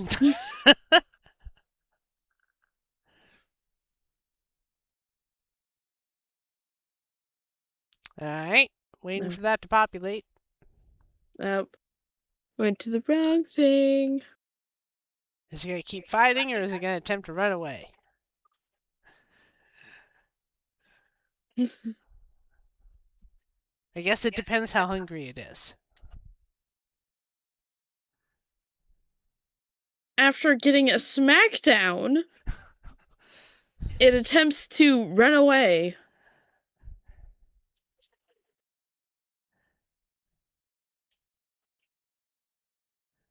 I believe that would trigger an attack of opportunity. It will. All right. All right, wait. I gotta see if I in fact can what my character can do. Let's see here. Because tried to bite my dinosaur. That's just not allowed. Oh my god. I think John hit. Yeah.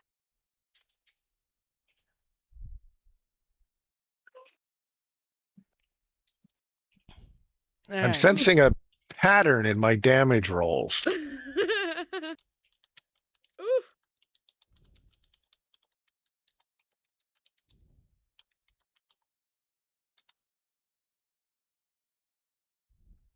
I don't know if I hit, but hold on. Tiny has feelings.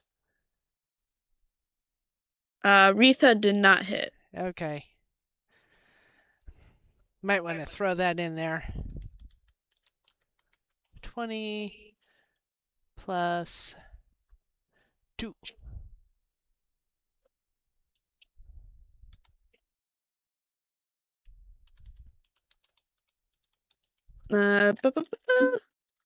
Nope, he's gonna miss.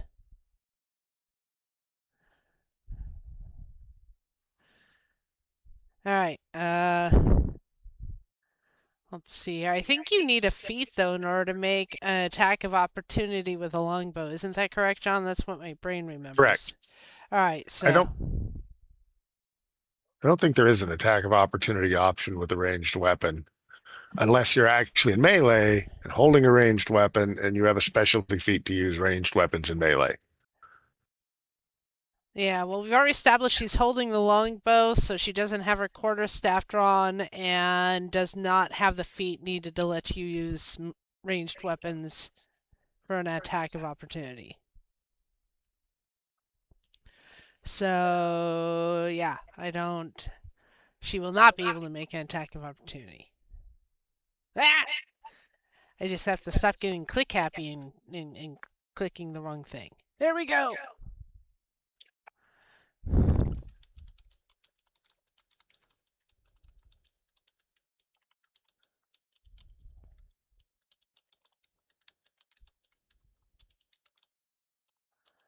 However, I wrote that in there just so they have that stat information. Keep going.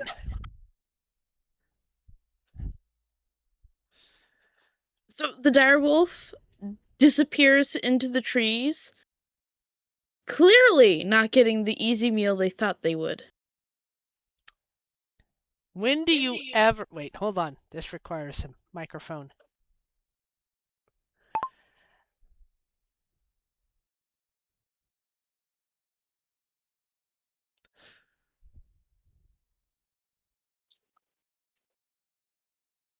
Was it? I was waiting for your stuff to populate. Ah.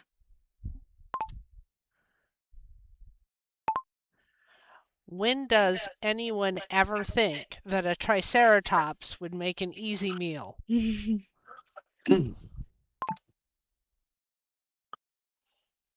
A direwolf who's never seen a triceratops before? I'm going to make a charge attack into the woods in the direction the dire wolf went. If I catch up to it, I'm stabbing it again. It's got my short spear embedded somewhere in it. You might want to roll to see if the short spear falls out, Kellen. Oh.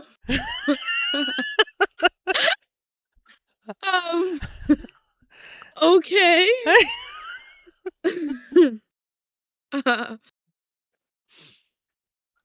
What would I roll? Well, you have to look at the speed of the direwolf and whether or not it's going to be running full speed with its injuries, and then you can just roll a percentage chance based on what you think of how likely it is that the spear fell out being, rubbed against a rock, brush, ground, anything. Up to you, it's your story.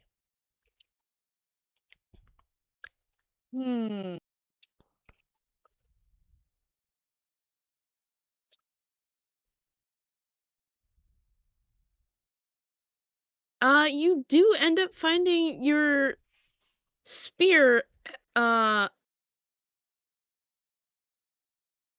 it looks like it had been dislodged by a tree. In that case, I will stop, pick up my spear, and go back to camp. I have to... The direwolf got lucky. I don't have to hunt it down. I forgot to type it out. Whoops.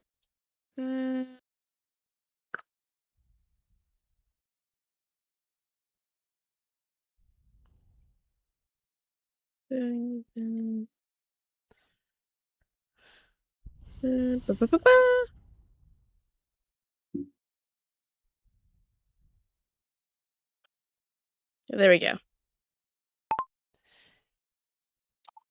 Elara, you see the direwolf ran off into the darkness, and everyone appears to be safe.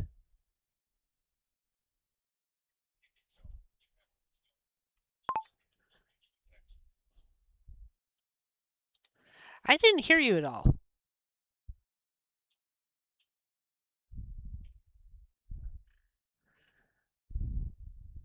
I watched the direction the dire wolf disappeared into, keeping my bow aimed at where it vanished. I allow Barnaby to trot beside me as we start heading back toward the camp. The threat is gone for now. I stay quietly, lowering the bow, but keeping a keen watch on the tree line. Oh. Yes, but we want to be able to also hear. I just meant if you forget to turn on your speech to text, you can mute yourself in the channel, quickly do your speech to text, and you don't have to actually type things. That makes sense. That makes sense.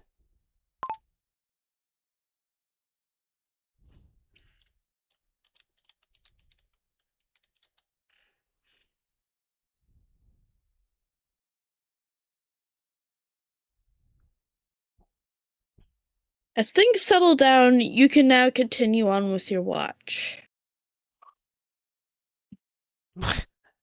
I'm going back to sleep?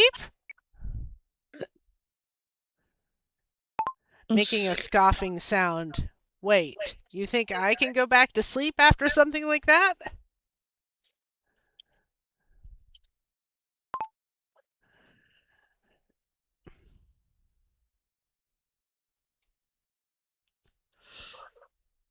I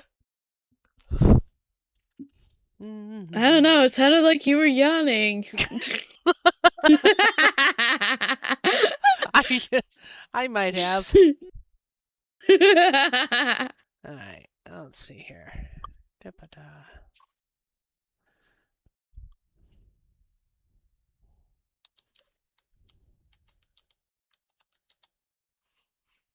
Yeah, I do not fall asleep. I am awake. I am awake. I'm going to regret this tomorrow, but I am definitely awake.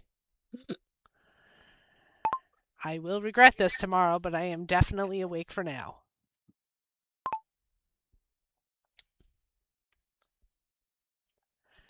Elara, do you go back to sleep?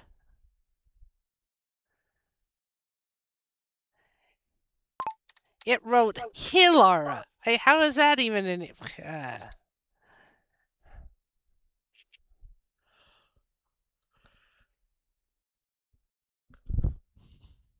I settle back into my watch position, though the tension from an encounter lingers in my shoulders. I remain vigilant, watching the deep shadows where the dire wolf vanished. It doesn't seem like anyone's sleeping. 1d20.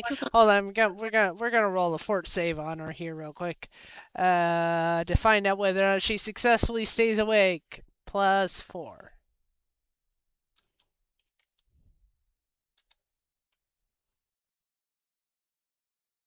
We're probably awake. Damn.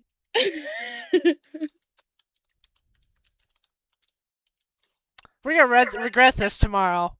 Thank you so much for giving us an encounter in the middle watch. That's I just rolled the dice. Sure, blame the dice. Yes, blame the dice. Thank you so much for giving us an encounter in the middle watch. So all of us with anxiety have to stay awake now.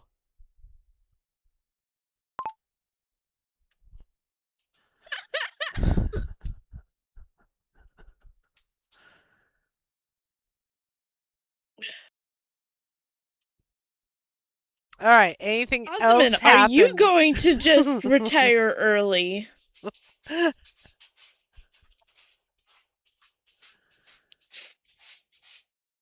I'll finish my shift, then go to sleep.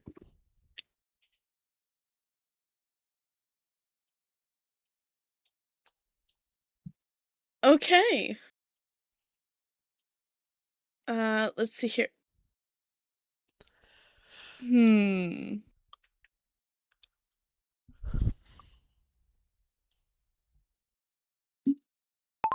I will have the ranger make another fort save when he gets to my shift to see if they manage to stay awake the whole night.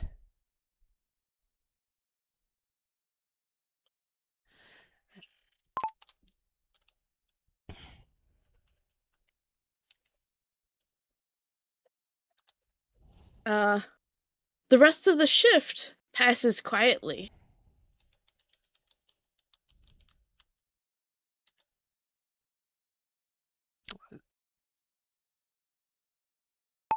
The ranger falls asleep.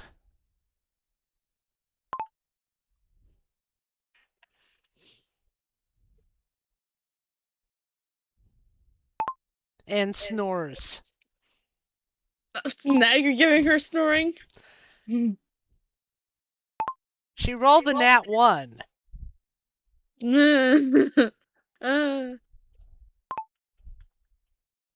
It is now Retha's watch. I'm fine. Everything's fine. I'm wide awake.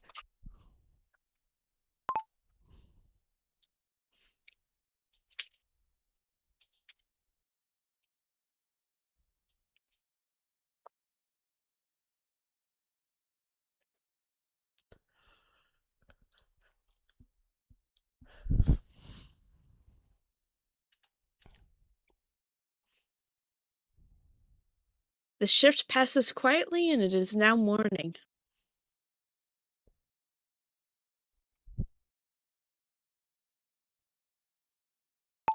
We lived! That direwolf ate shit.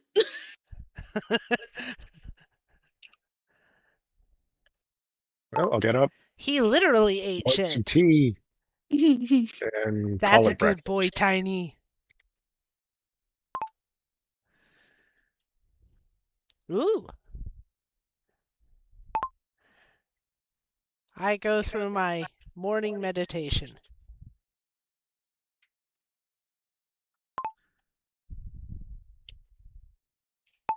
Elara, it is now morning. What do you do?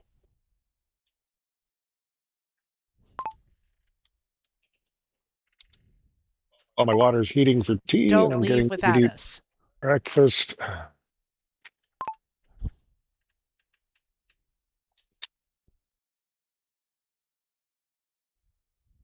Just a note. If I'm I trying to rise from my dictate watch something spot, and brushing you the talk, morning it dew and dirt from my dictates whatever you clothes. I say quickly too. check Barnaby's state, ensuring I'm he is sorry. settled before joining the others. Morning, I greet the group, keeping my tone practical as we begin our day. What do you say, John? Oh, if I happen to be trying to dictate something and get voice to text, if Becky says anything, it does her as well. So it makes everything I say complete nonsense because it mixes what she's saying in. I'm sorry, that wasn't my intent. I know. That's why I'm telling you. I don't know if I assume it does it to you if I talk while you're dictating things. I had not seen it do that. Oh, thought I had my mic down enough, but it's not insufficiently sensitive. Well, she's definitely remembering Barnaby. Yes. Doing a good job of remembering her animal and actually trying to talk to us. I mean, not a lot, but talking to us. Oh my goodness, it's not. She did say it quietly this time.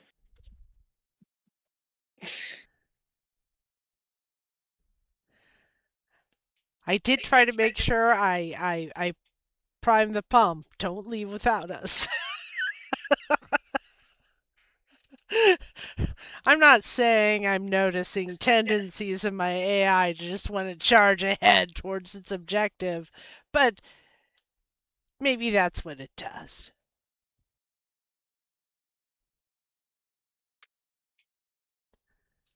I'm also going to try to maintain my gear, sharpen my spear, check my gladius for any damage from stabbing. Okay.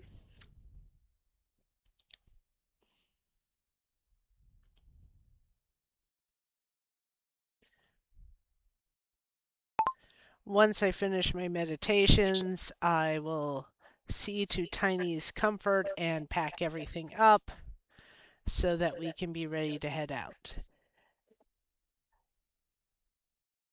I will say morning back to Elara and smile tentatively at her.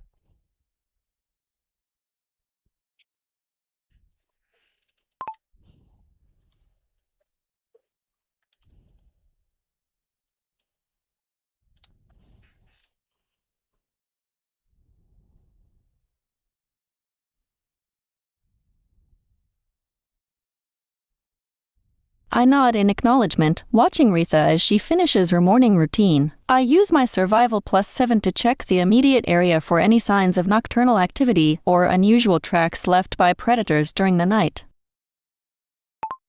Correction, that will need to be a perception instead.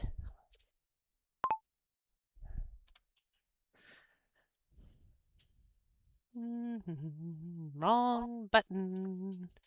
There we go. +9.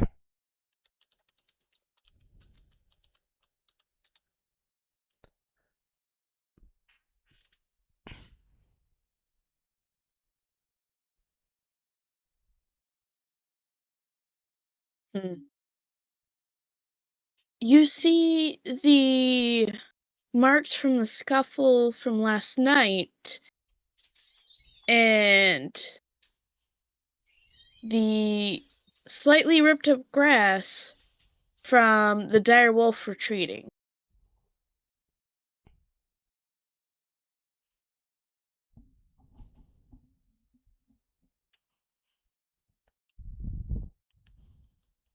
Dang it.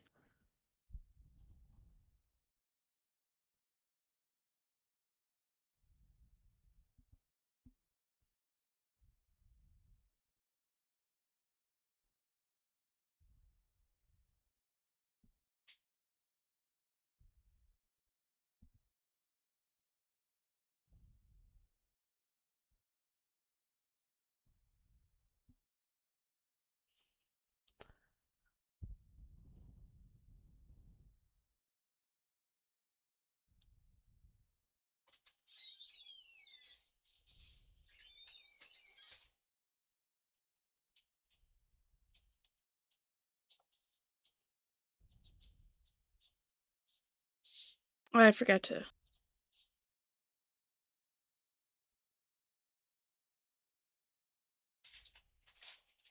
Give me a moment, I gotta. Okay.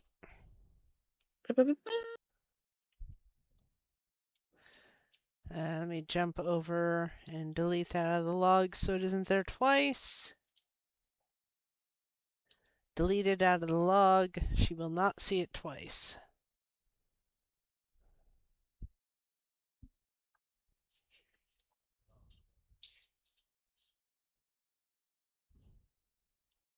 I observe the disturbed ground and torn grass, noting where the dire wolf passed. I keep my movements economical as we begin to pack up camp. Economical? Okay.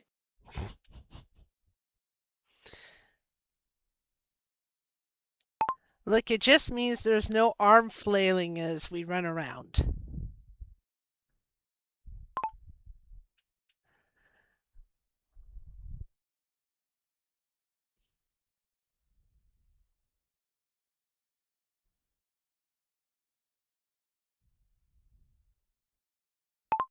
I get on the road as soon as everyone is ready. I want to make some significant time today. Time will matter to whether or not any of the kids are still alive, although I am very privately dubious.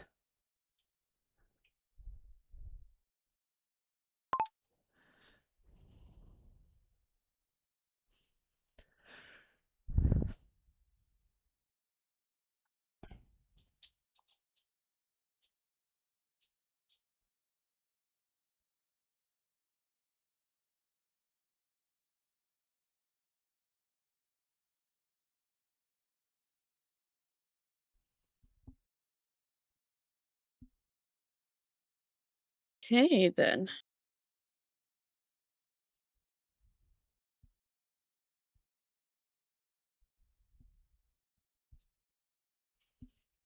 Is everyone ready to head on?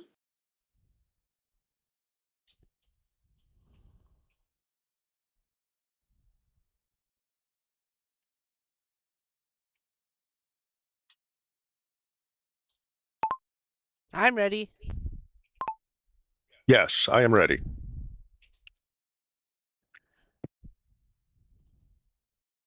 Elara, are you ready to head out?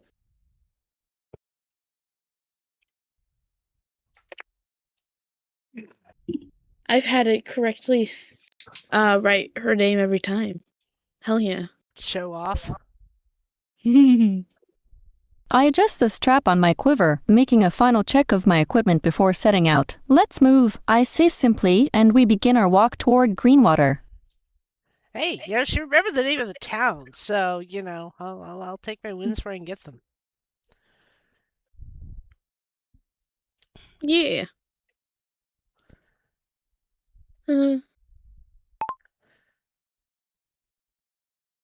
As we travel, Okay. I will encourage people to consider a forced march, faster speed to get us there more quickly.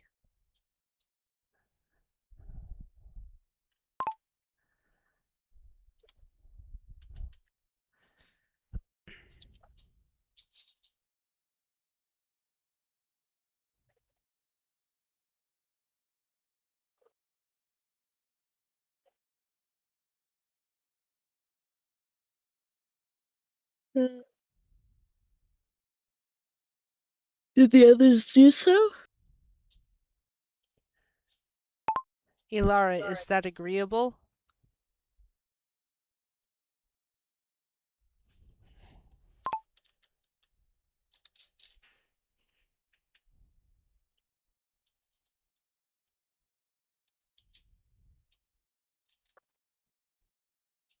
I keep my pace steady, matching the group's movement as we travel toward Greenwater. A forced march will only show us what terrain is in front of us, I state quietly to Retha and Osman.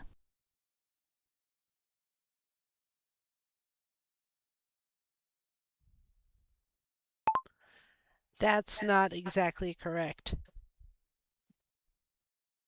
A forced march tends to get you there more quickly, but you also tend to be more tired once you get there.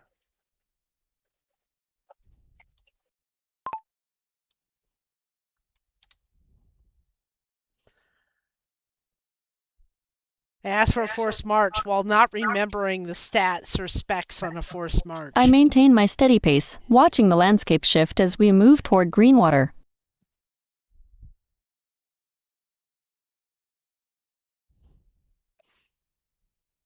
I find it interesting that she has a lot of procedural bias popping up. Procedural bias mean in this context?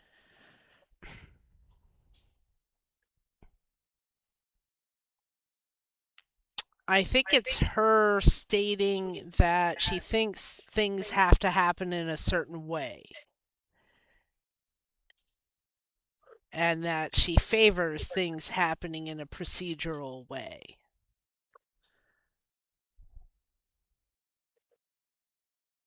So okay, so we're moving, but apparently we did not get a unanimous vote on a forced march, so we are not forced marching, which means you don't have to look it up. Mm-hmm.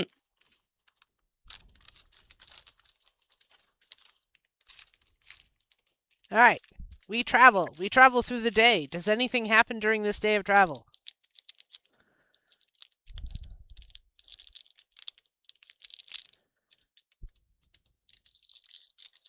You pass by a few singular travelers, but they all seem to want to get to where they're going. Waiting for that to populate.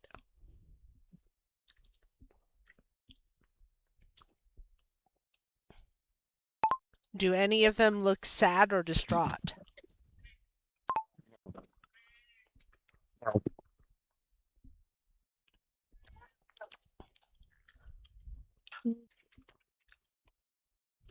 No.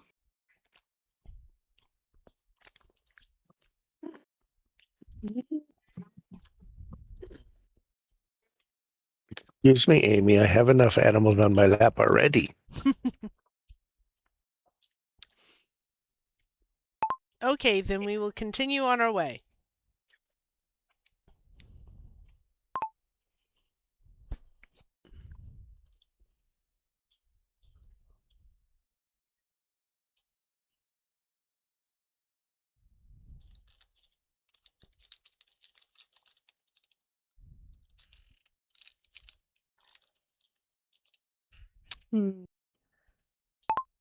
Does anything noteworthy happen during the day, or do we make it to the next evening?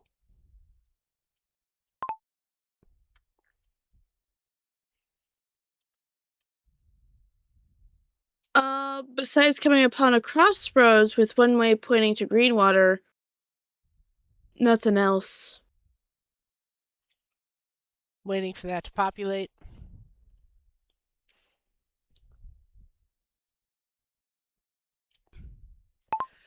Does the sign match what our map says in terms of directions?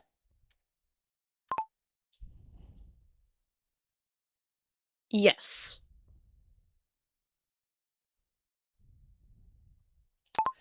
We will continue on the correct way to Greenwater.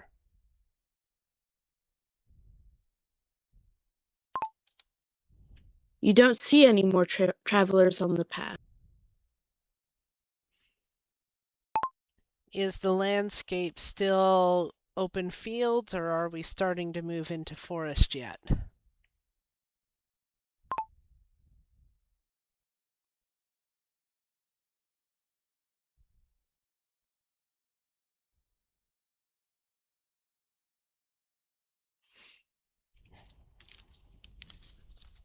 You went from open fields to forest where you met the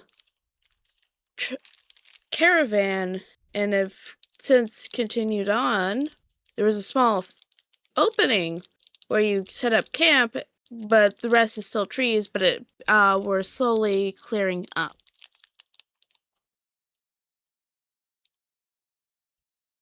Waiting for that to populate.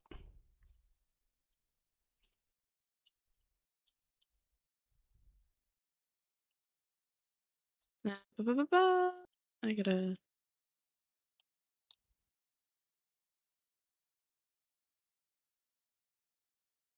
So we're in a partially forested agricultural region again.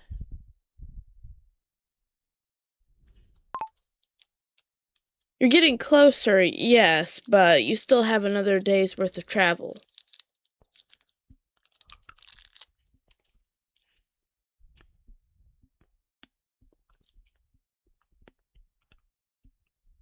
Might want to clearly state in that if we're actually in forest or lightly wooded.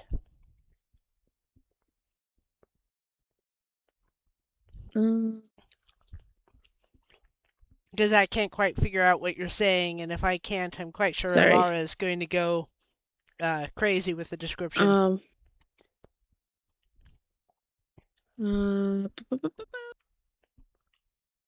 Okay, so it is a lightly forested area, mostly because there are cut trees. Yeah,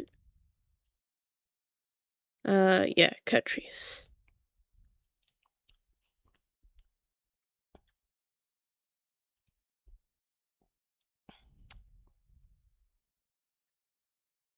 I apparently can't spell. Okay.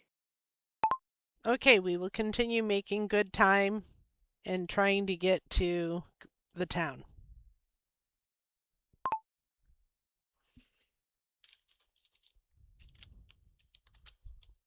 Okay then.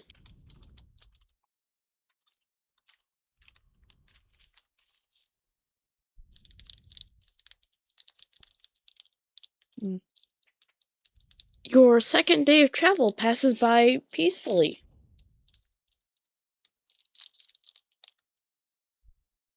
Look, there's a maximum of one dire wolf pull adventure.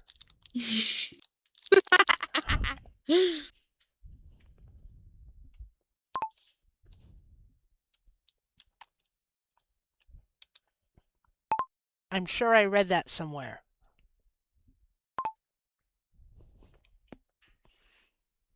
Sure.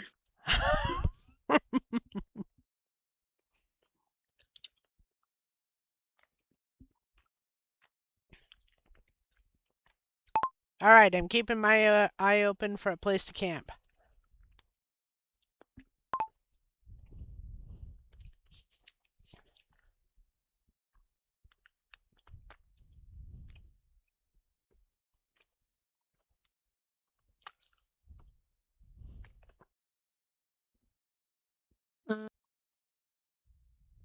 You actually see a cart path going off to the side that looks like it had heavy loads going through it. Wait, what? My brain didn't understand what you said.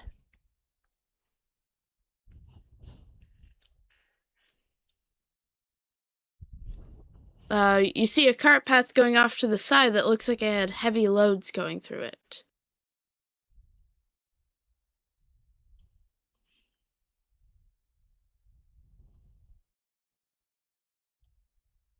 You've got your main path, and then off, like an offshoot that's clearly not an official path, but it's like it's got kind of like the grass in the center. Yeah. Worn down. Yep. On the that. Okay, waiting for it to populate.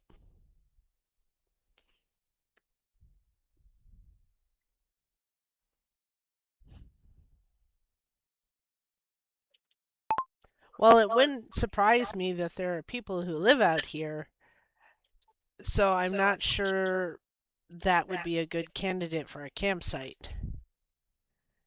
I ask everyone else in the group what they think.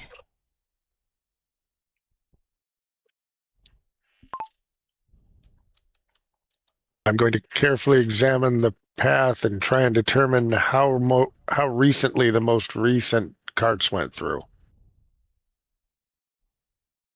I think that's a survival check.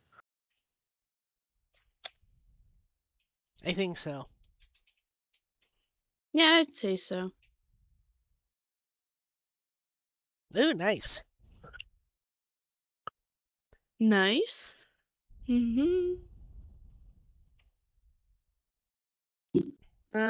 Let's see here.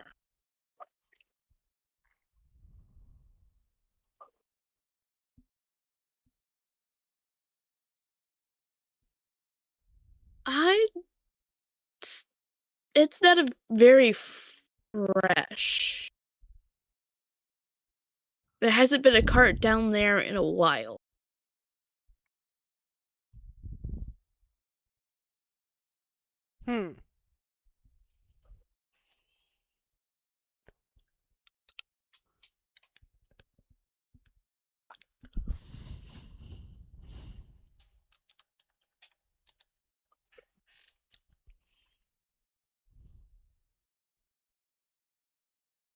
John, thoughts?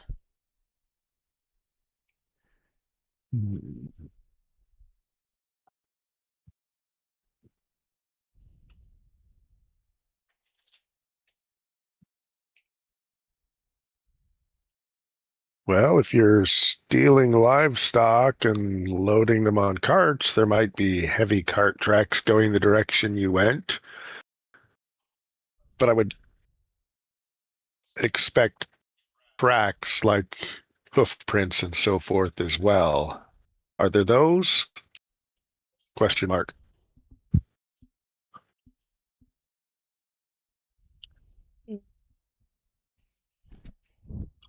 Time, wind, and rain has erased any animal tracks.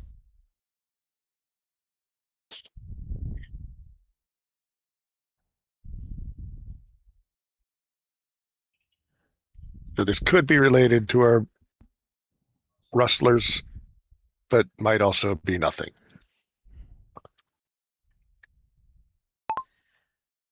My initial inclination is for us to get to the scene of the crimes and then look for clues there and keep this place in mind.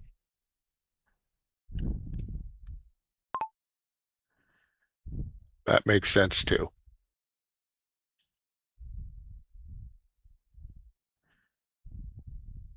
Elara, do you agree? Now it's giving me Elora. Good God, people. I'm saying A's. I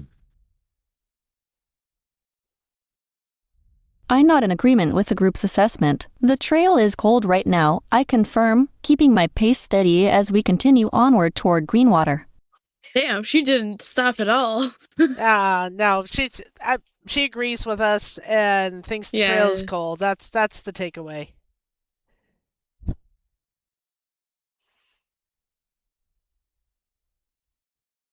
Okay. Remember, this is her first adventure, and she has no previous adventures in her history to draw upon for tone, just my prompt. So the second adventure, in theory, should have more predictable responses because she will have more history to look at. Makes sense. And our messages are short enough that she'll actually be able to have 1 to 200 bits in the past that she'll be able to see clearly before it starts cycling out of context. Mm. And once it gets far enough, she has a narrator who summarizes the story so far. So even on really long adventures, she still has a narration summary to handle everything that did drop out of context. I did think Okay. about this a lot. All right. The consensus is we go onwards.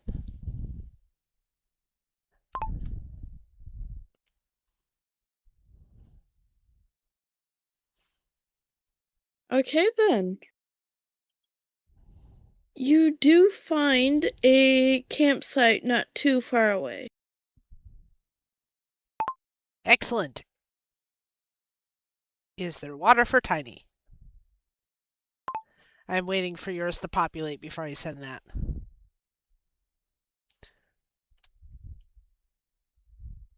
Like, I got priorities. My dinosaur needs a drink.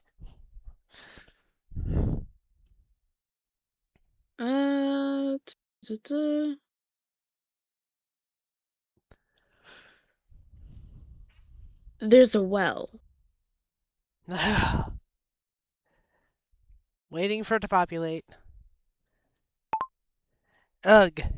Do you have any idea how much a Triceratops drinks? I will be here for a while.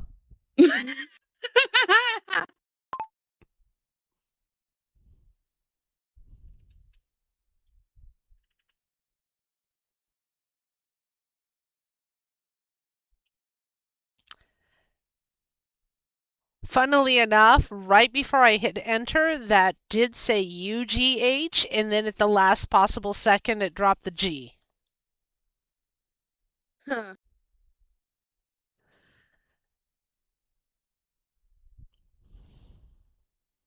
John, how about you?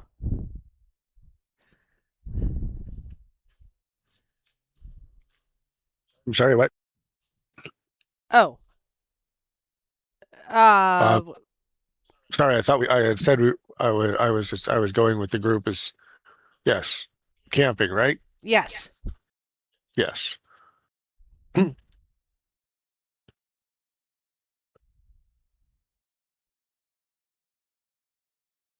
right, we continue down the road. We setting up camp again. Yes, it's the end of the second day. We have found a good campsite not too far from that fork in the road, and there is a well for water. Okay, then, as before, set up the fire pit,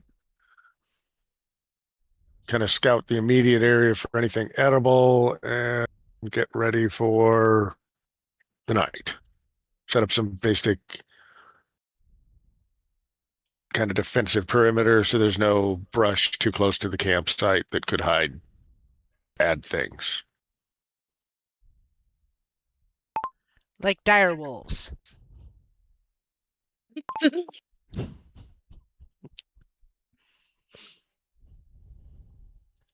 Elara, what do you do?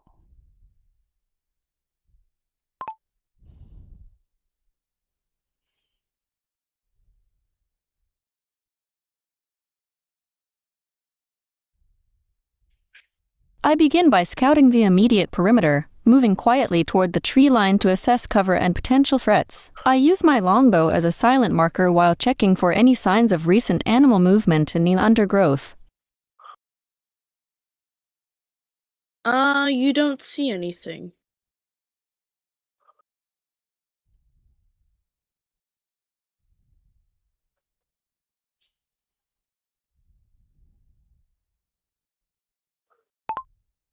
I will volunteer to take first watch this time.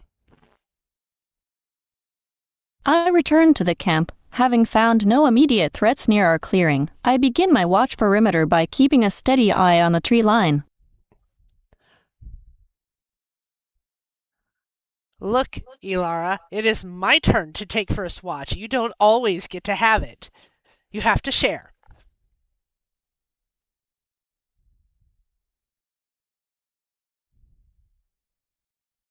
I have to make 1 or 2 corrections here.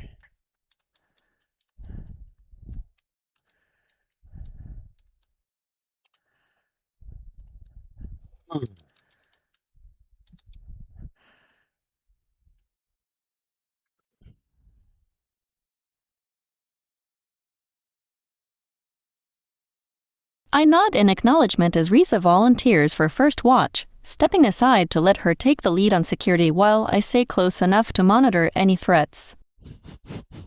No, you get to sleep. You get to sleep. All right. Osmond, do you want second or third watch?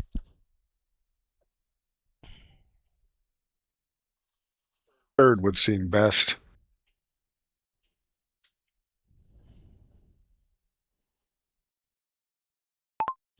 Okay, Elara, Okay. you will get second watch.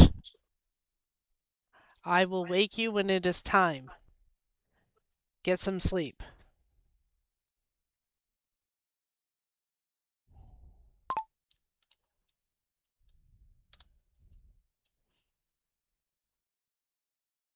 Let's see if she'll actually go to sleep for me. Go to sleep. I settle into a quiet spot near the fire, maintaining a relaxed Oh but my alert God. posture as I wait for my shift to begin. She says, I need no sleep. All right, roll the fort save. Roll the fort save. 1d20. Do it. Hold on, I forgot what her fort bonus is. That's the wrong screen. That's the right screen. Hero Lab, embed, fort, +4.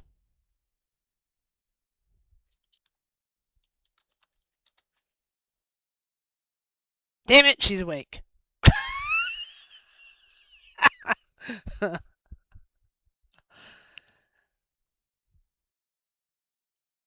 Unless you overrule me.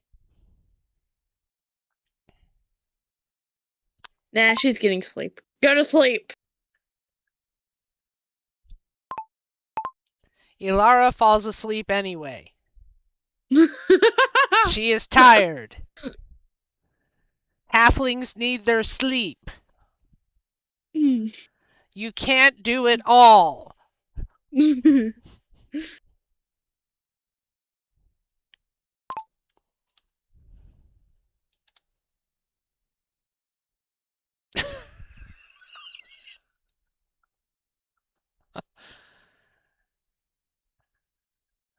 I drift into a light, uneasy sleep as the sounds of the forest settle around me. The night feels long and silent.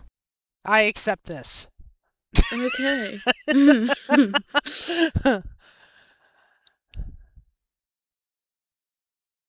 Okay.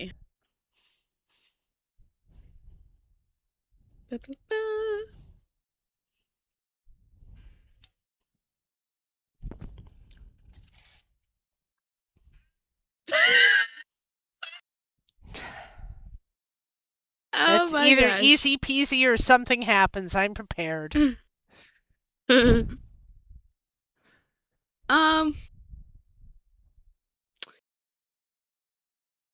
It starts raining.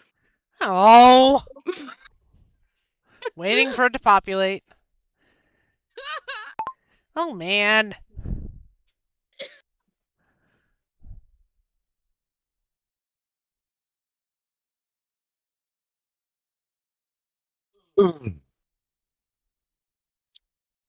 I don't have a tent.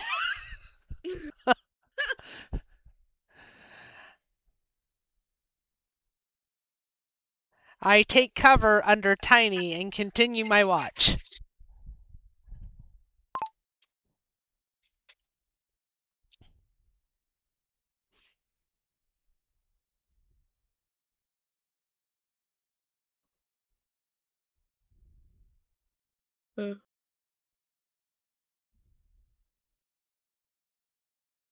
It is quiet for the rest of your watch.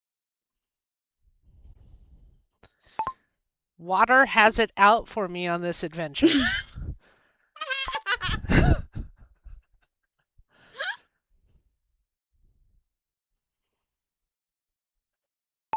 I will glare enviously at the halfling's tent and then wake Elara up for their watch.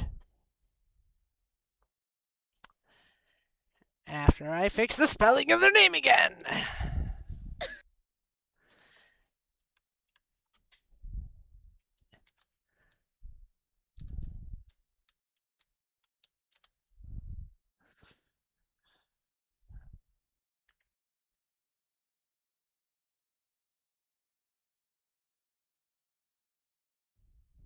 I wake up sharply to the sound of rain drumming on the canvas. I immediately check my gear and ensure Barnaby is sheltered. Rain, I state, pulling my cloak tighter. We'll have to make camp more secure. You don't have a cloak. Let's move on. I forgot to buy her a cloak. A light cloak is part of the standard traveler outfit. Oh, okay. All right. Then she has a cloak. That's fine.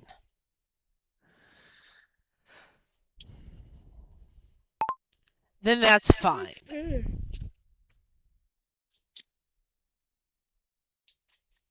I go to sleep underneath Tiny. Remind him to be a good boy.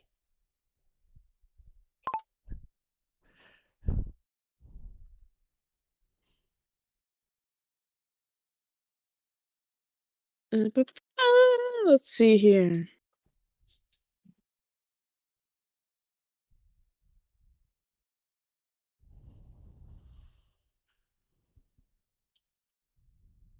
Okay, then. The rain lightens up a little, and it's peaceful for the rest of Elara's shift. Waiting for that to populate. It spelled her name wrong. See, you're not so perfect.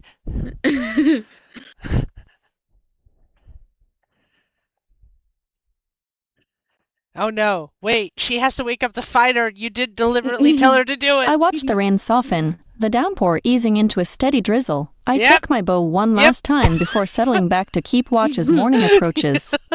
There's still time. Oh my gosh. It is now time for the fighters. Shift. All right, you're gonna have to call her on Will you it. wake him up?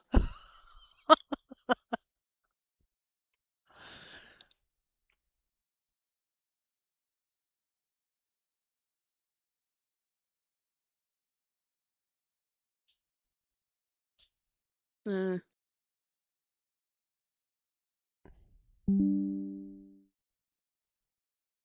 wait. Shit. I have to...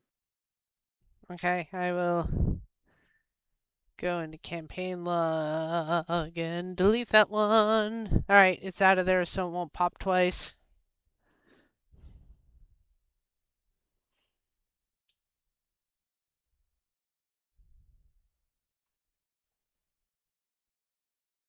I quietly wake Osman, giving him a gentle tap on the shoulder as the rain has Rain does not stopped. stop. I wait for his response before moving to my next task.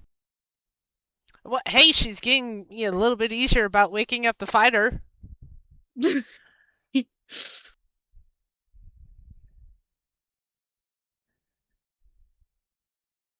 And she waited for him to wake up rather than, just assuming he'd wake.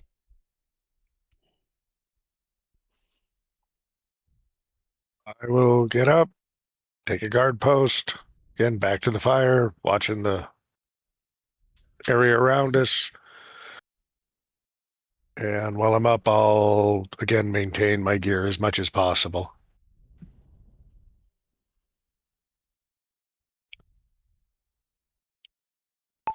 Elara, remember you need to get some sleep or you will have the exhausted condition tomorrow when we are at the village and need you at your best.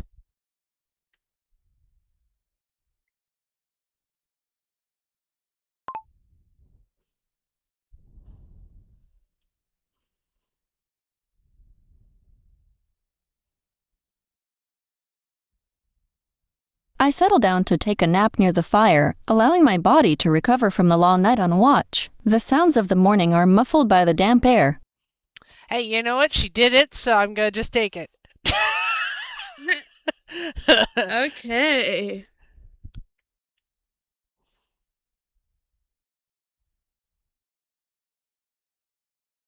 Okay.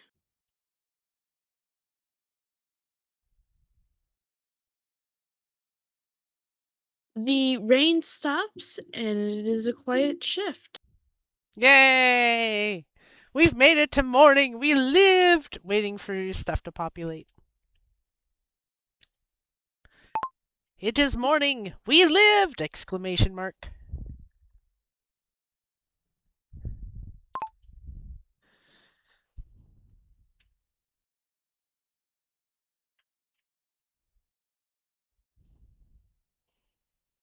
Yay! Okay, I want to get our butts into this village and find the missing kids. And hopefully the livestock. But the kids are definitely my priority now.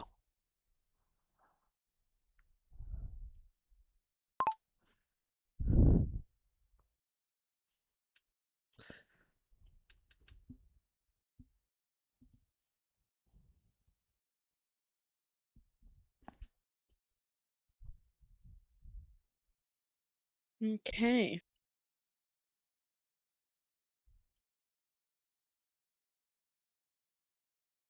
You don't have too much trouble putting out the fire after it rained, as, everything's still wet. Yeah.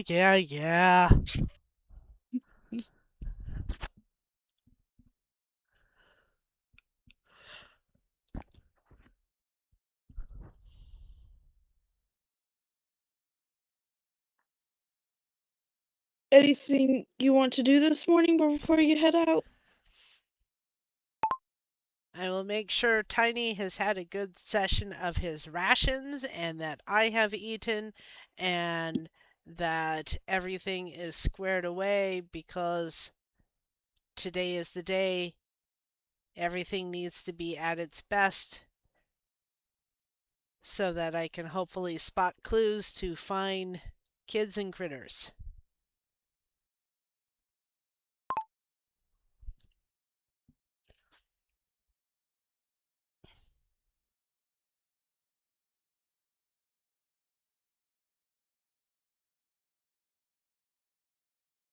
Okay, then.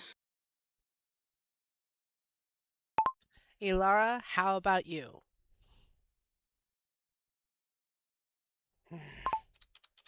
It really wants to occasionally think I'm saying, hey, Laura. I don't know why.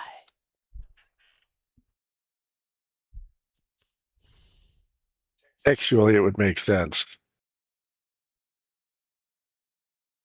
if the human's I systems use try the to use morning to check context. Barnaby's condition and ensure he is fully fed. I then survey our immediate surroundings one last time, looking for any signs of recent activity before we move on. Everything appears stable, I confirm as we prepare to depart toward Greenwater.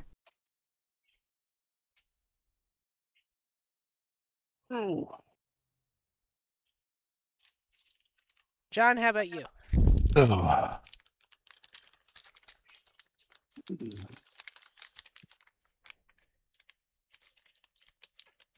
Oh.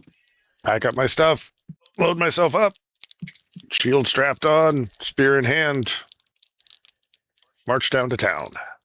Should get there today, Yes, probably. probably. Strong hint to GM.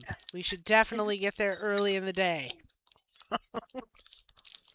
I know you're gonna be arriving today. My goodness. Mm. Mm.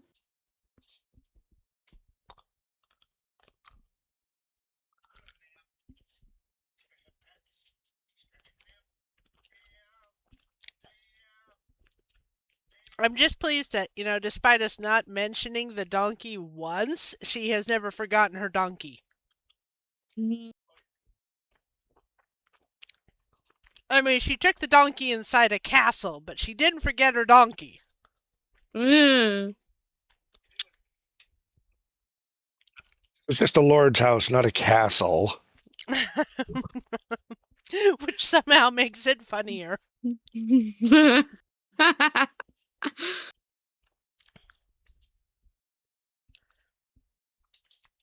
Okay. After packing up for the night, after 1 or 2 hours of travel, you start seeing the village.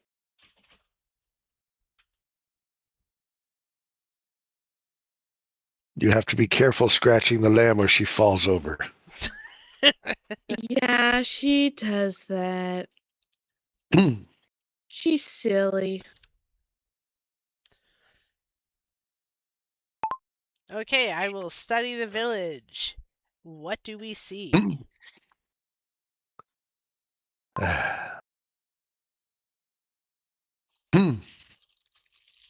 Peasants. You see peasants. Well, it sounded like most of the village was on the road. But hard to say. Depends how big of a village it is. Yeah.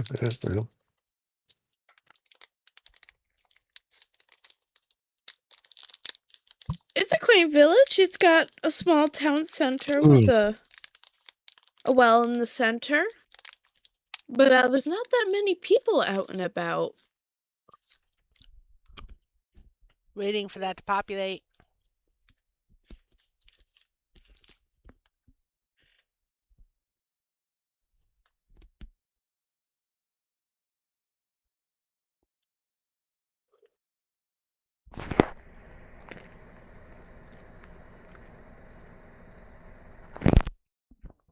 One would think if that's where you're going to be getting most of your food from, that it'd be more populated.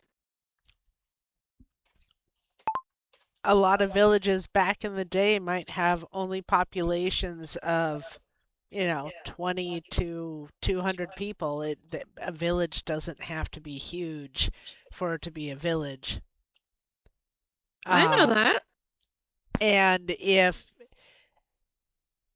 most of the food is going to the Lord's Keep, they're more likely to be not in the village itself, but in the farmer huts around the village, at least by my estimation.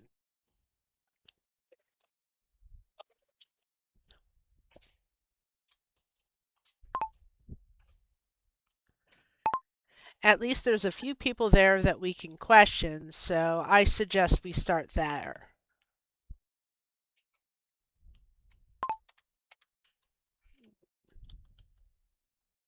I assume she had meant that there are less people than you would expect based on the size of the village.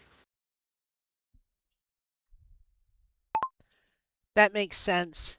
I think a good chunk of the town could be in the caravan that we passed.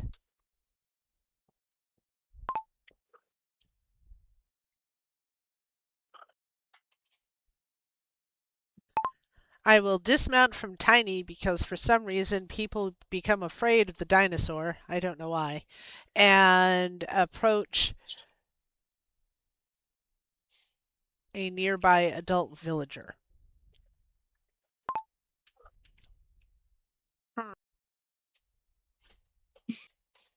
Okay.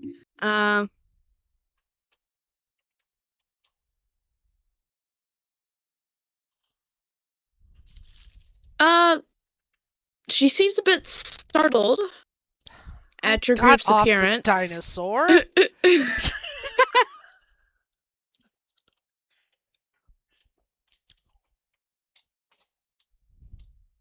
And asks a bit wearily, "How can I help you?" Waiting for that to populate.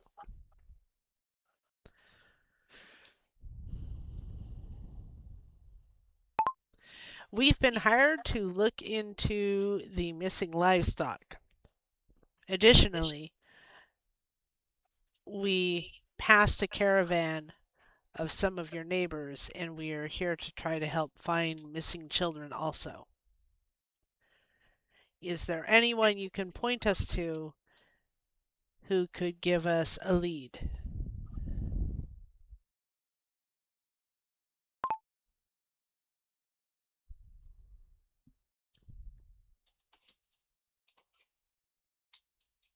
Ah, you were hired for the livestock. Of course. It's good to know that they're okay. I need to it's good to know that our neighbors are okay.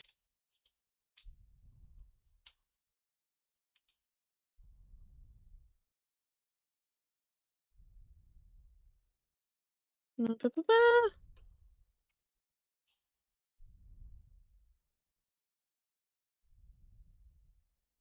Let me add the quotation marks. Ba-ba-ba-ba.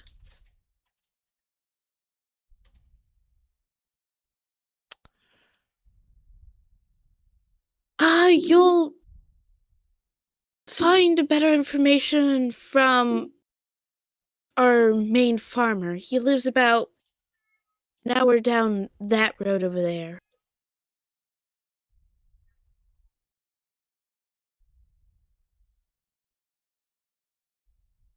Waiting for it to populate. Yep, I'm adding quotation I know. marks. That's fine.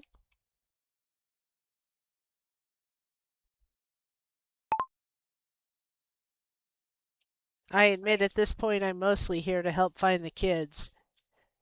You may want to consider an alternate form of governance in the future.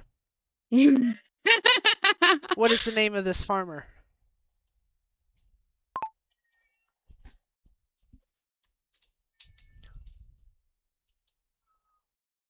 Oh, right. His name is Farmer Marvin. Marvin! Sorry, I'm fine.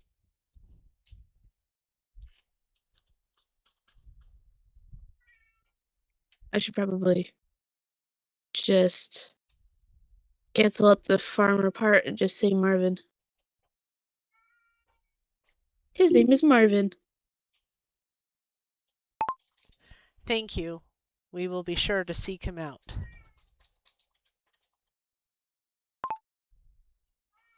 Anything you want to say or No, ask, thank John? you. And we'll consider the governance part.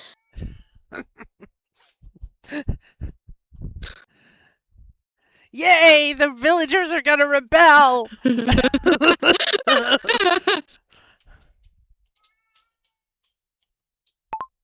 Let me know if I can help with that part.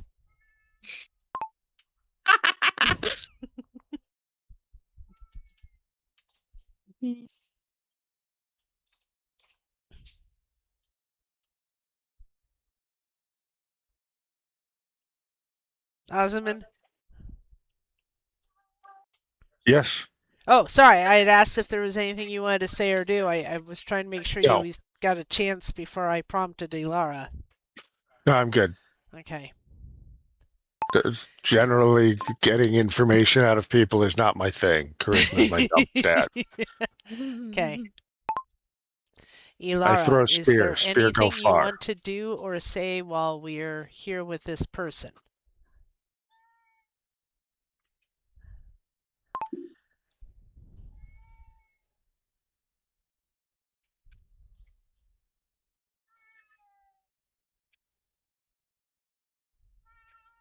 I give the villager a brief, respectful nod before turning my attention to the path leading towards Silas's farm. I keep Barnaby close as we move away from the small cluster of buildings.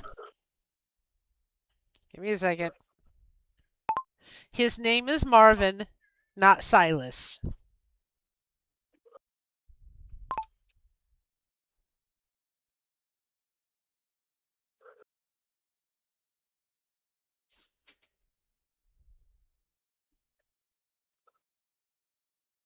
I adjust my grip on the reins, keeping Barnaby moving steadily toward the direction of the farmer's hut. I keep a keen eye out for any signs that might link this area to the missing children or livestock.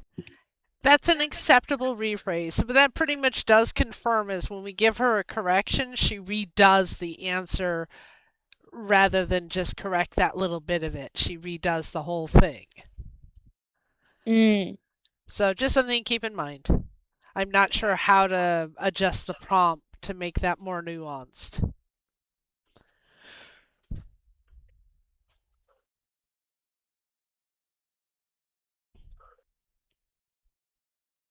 Okay, so it looks like we are heading out. Okay, so it looks like we're heading towards the farmer. Anything else we notice on our way towards Marvin's place?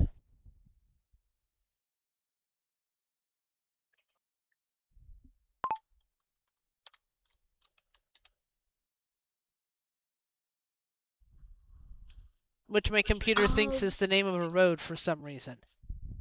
Of the people out and about, you notice they're mostly older people who either doesn't have a significant other or just won't be able to travel the road due to age.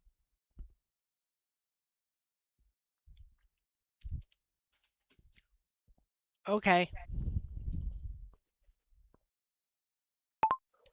Okay, so a bit like the effect of wartime.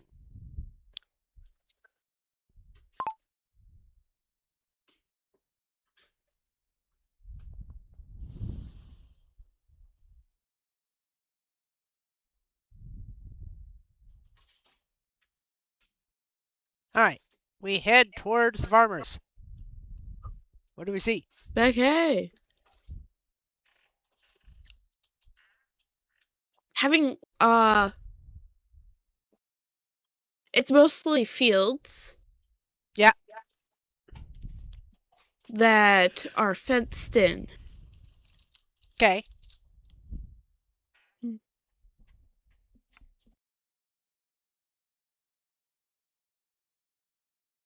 As you get closer to the farmer's hut, you start seeing livestock. Waiting for it to populate.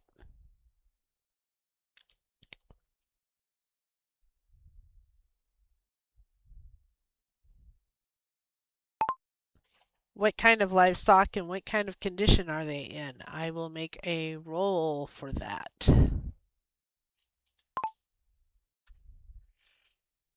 You see cows, you see sheep. You think you see some chickens in the distance? Closer to the building?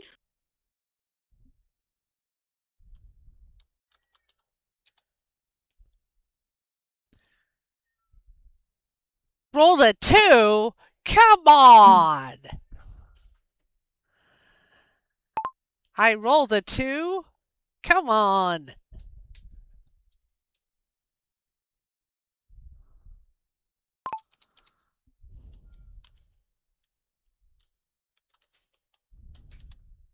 They look okay from where you're standing. Yeah, I'm sure I know lots.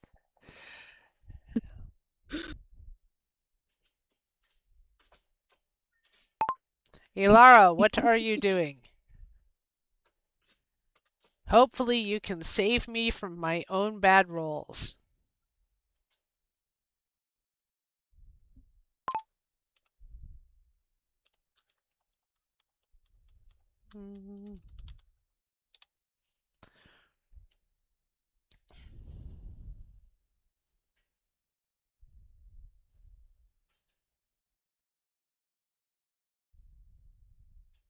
I continue to observe the fenced-in livestock, noting their general well-being. I keep Barnaby positioned near the edge of the fields, ready for a quick assessment if necessary. The animals look settled. I report as we approach Marvin's hut.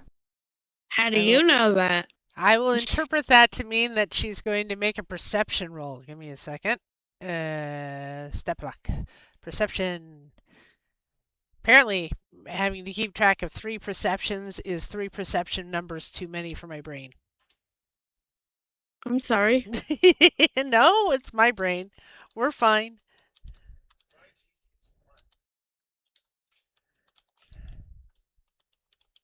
Oh, okay then.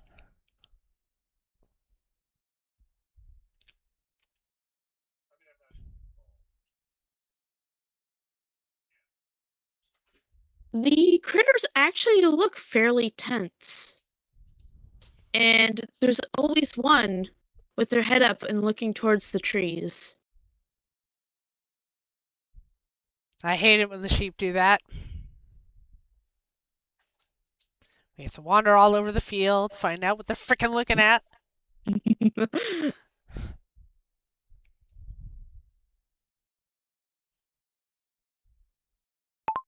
I wish I had noticed that. The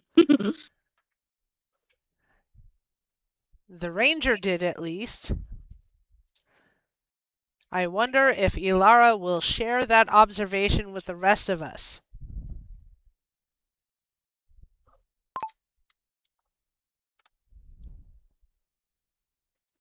Let's see if she takes that hint.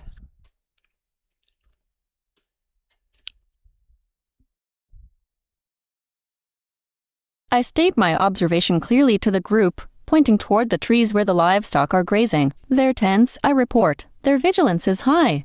They're watching something. Oh, that was a good job. She shared. That was a good job. Oh, they just look like cows to me.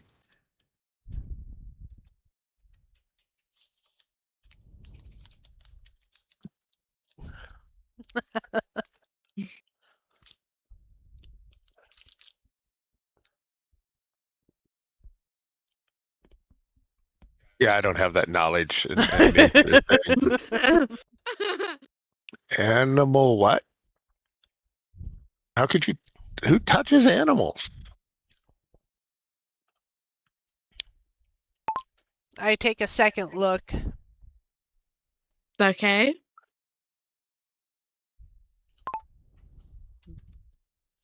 Mm.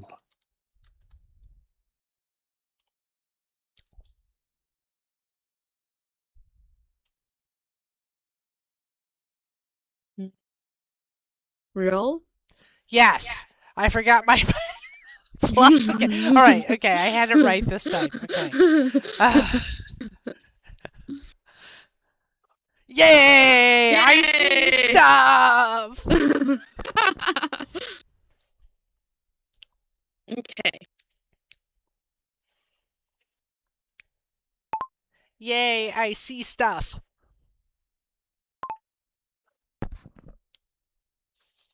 Okay, so you don't see anything in the trees? Oh, come on. All right, I'm fine.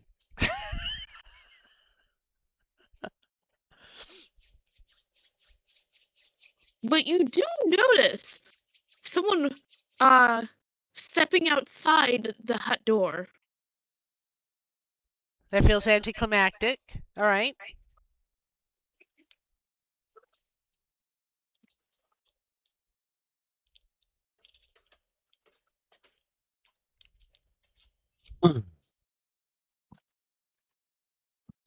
Well, at least I see something.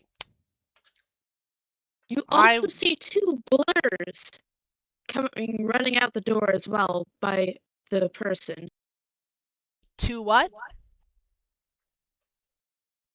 Two blurs. Two blurs. For some reason, your voice got all stuttery. Weird. Do I sound okay now? Yes. Better. Are these blurs quadrupeds or small children running amok? It is hard to tell them apart sometimes. They are quadrupeds.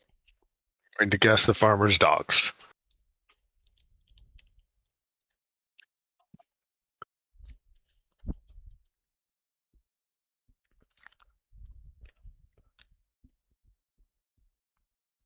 They are running towards you and barking.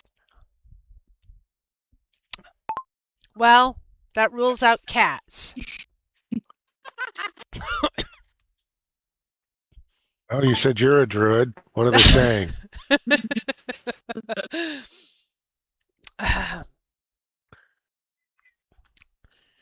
They don't really have the same speak with enemy. I can use like wild empathy and stuff to diplomacy them, which is what I think I'll be doing.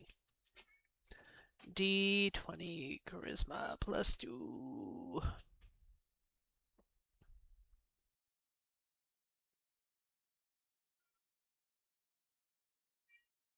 Okay. I should have left the wolf blood on my spear. Would have been very intimidating. Oh, wait, I don't have intimidate. It's a charisma skill. Oh my god! Oh dear. All right, Let's hold see on, here. hold on, hold on. Go. Wait. Yeah, it's just. Elara would notice me doing a very poor job of this. Elara, do you want to save me from myself and try talking the dogs down using wild empathy? Charisma modifier is only +2?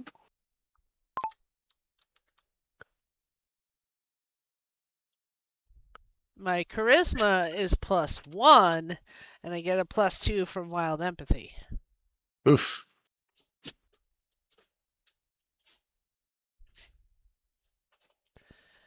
Let me just fix that other misspell.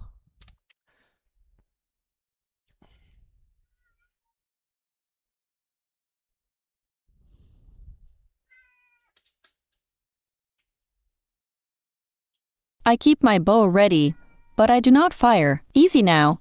I call out in a steady, low tone, keeping the focus away from aggression. I aim to de-escalate before any action is taken.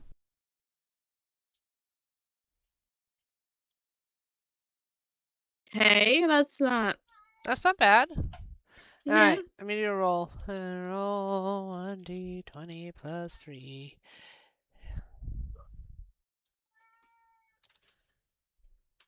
A little bit better. At least it's an average roll.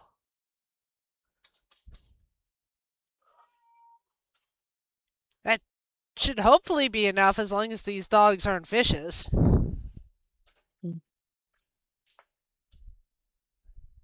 Up to you. A loud voice yells from the figure that's jogging closer, and it appears he has a crossbow in hand. Okay, maybe I'm less worried about the dogs now. Waiting for that to populate.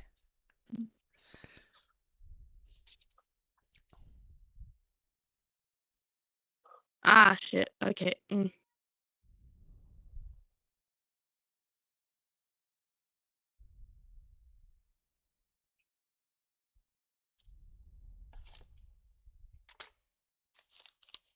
I'm going to call out loudly. Marvin, what are you doing? Question mark.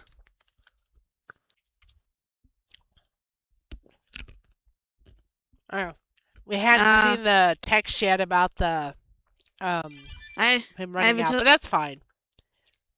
Yes, because it was being weird. Okay.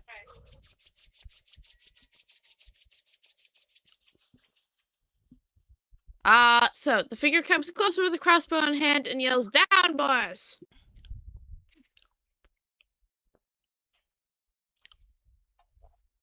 Do the dogs obey? The dogs immediately drop.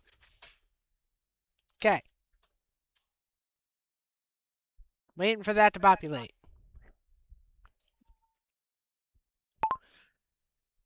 I sigh a quiet sigh of relief.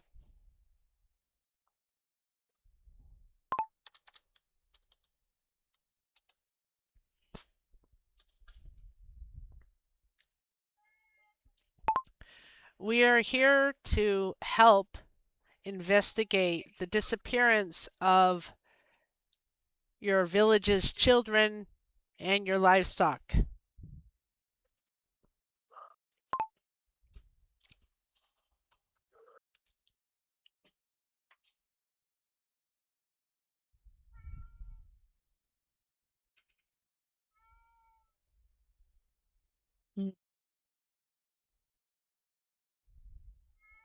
As he comes up, so you can now see his face better, he looks very suspicious of you guys. Look, I'm just used to it. I'm riding a Triceratops. And the crossbow was loaded. Yeah. Yeah, we're in a violent age. Your weapon's gonna be loaded.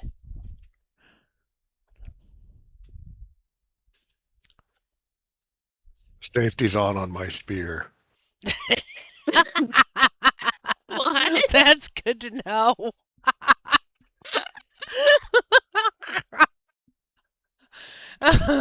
You didn't share that. That was hilarious. Okay. Oh. I do have the safety on my spear. Mm, Safety first, you know. yeah.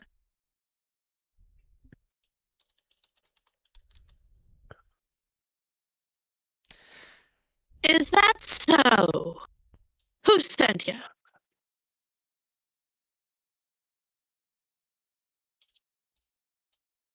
Waiting for that to populate.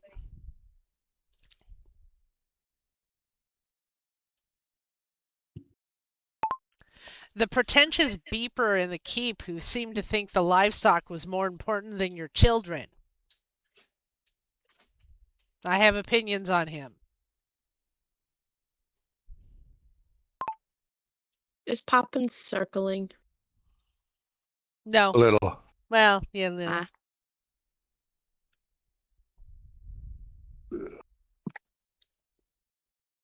He does relax at your words. I do tend to generate a response one way or the other. I suspect Knight wants to get up to go out and go potty. Okay. There's a gas odor. Okay. I'll be right there. John, if you want to take over the questioning.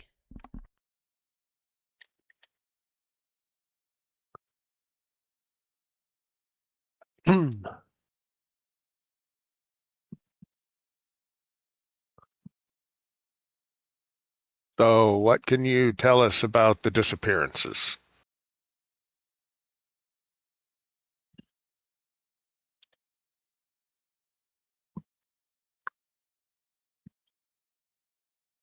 Right. So, it started up about a month ago when I came out after hearing some distressed noises and there was a pool of blood in my pasture. But I didn't see any sign of the attacker or my critter.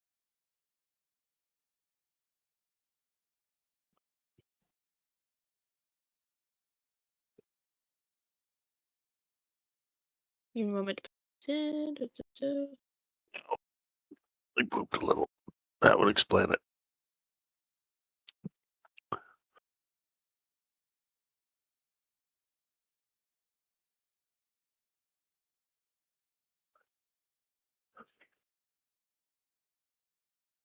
I'm still fairly certain I lost Daisy. What is a daisy?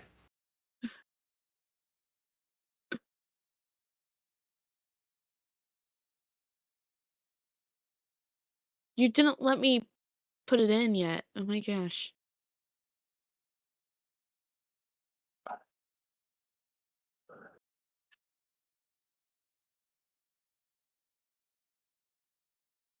My cow?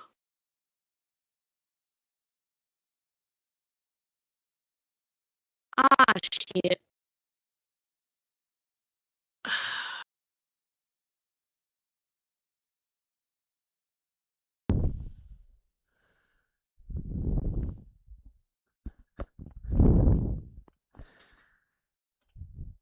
I am back. Fairly large thing to just be carried off Checking. whole. There we go. Yes.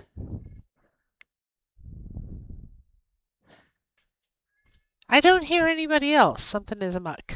But also, I can't use Open Whisper anymore. It says I've reached my weekly limit. Oh no!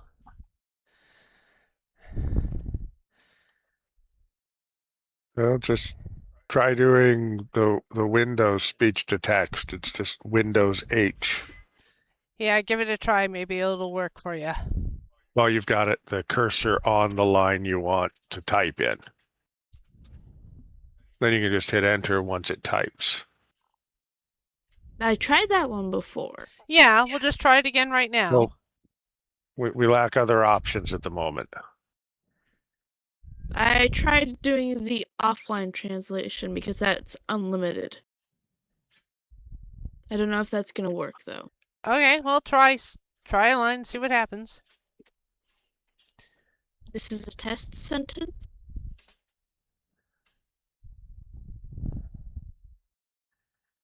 It says local whisper failed. Whisper model base not downloaded. Please download it from settings. What does that mean?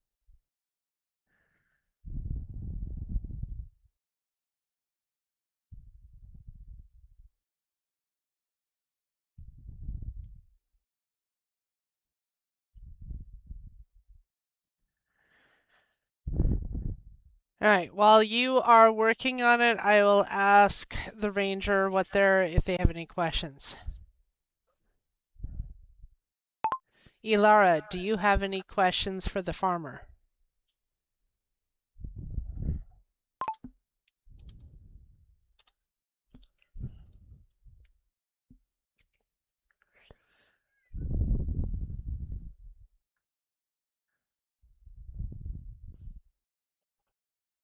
Can you describe the area around where Daisy was last seen? Any unusual tracks or signs of struggle? I ask Marvin, my tone direct and focused on practical evidence. Hey, she remembered his name.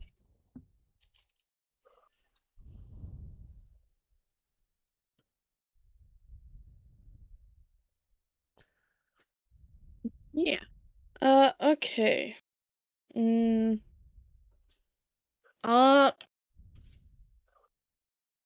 She was just standing in her pasture.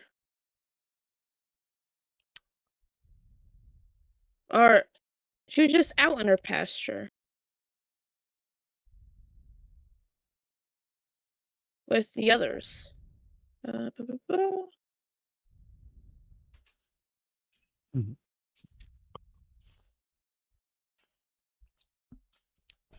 What was the last thing that disappeared?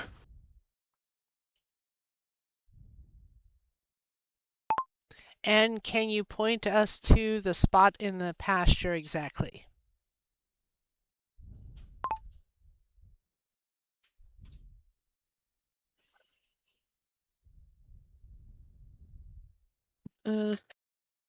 Most recently it was another cow, actually.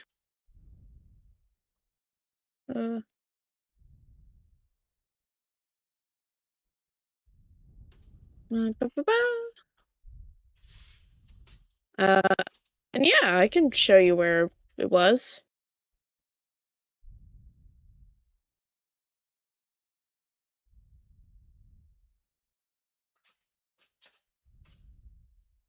Okay. We follow the farmer to the spot. Lead on. On. The cows that are still in the pasture skitter away from you guys. I am riding a dinosaur. Waiting for that to populate.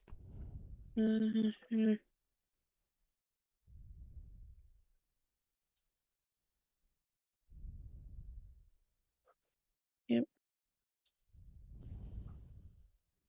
Well, I am riding a dinosaur, so I don't necessarily pay a lot of attention to that.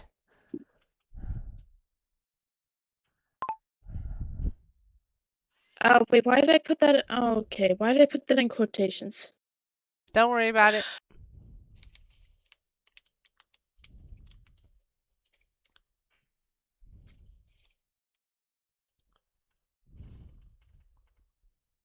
Well, here's the spot.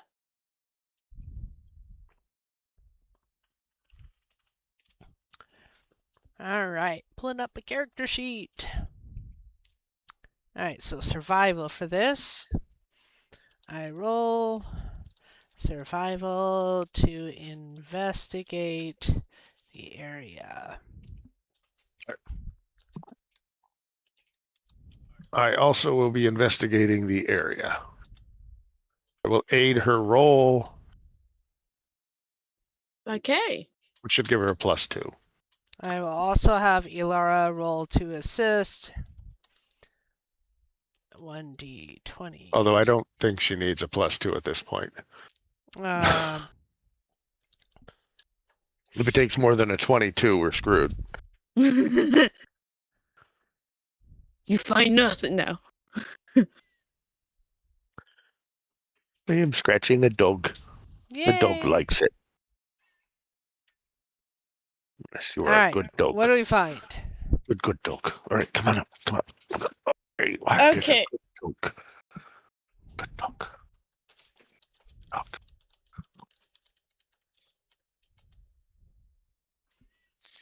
So, the grass is torn up a little bit.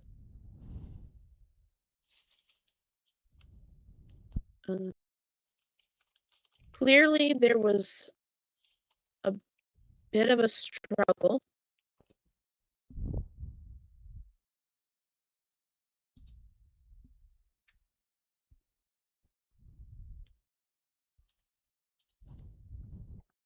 But it also has clearly been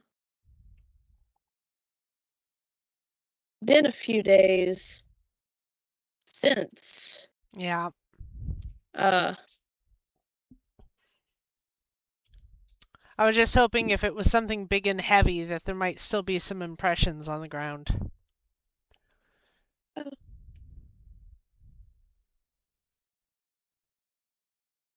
Nothing I can see? If it hauled off a cow.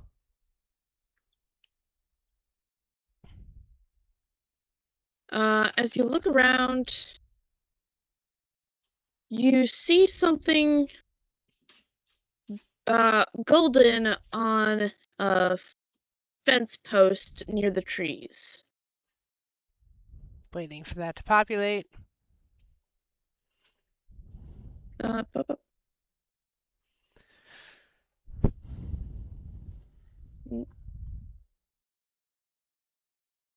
Okay, there we go.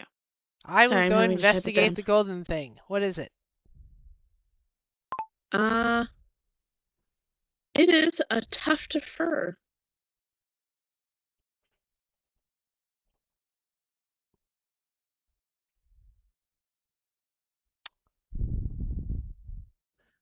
I will roll knowledge nature to identify the stuffed fur.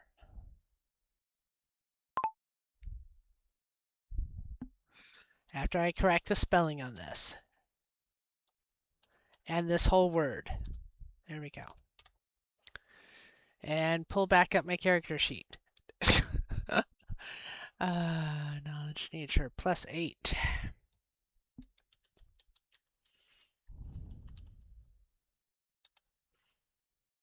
Yay! I got a good roll! Yay, I got a good roll. You can tell it's a bit of a rough texture. Is a bit more gray than gold. What creature does it come from? Hopefully. Yes, I'm getting there. Oh my gosh. Okay. Okay. I was starting to feel a sense of doubt still that maybe yellow. I had rolled a 2 again. It's a bit gray than gold, but it's still yellow.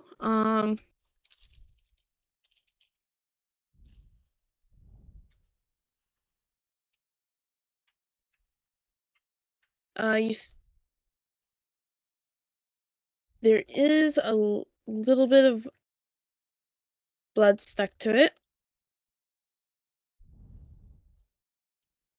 Blood happens. Keep going.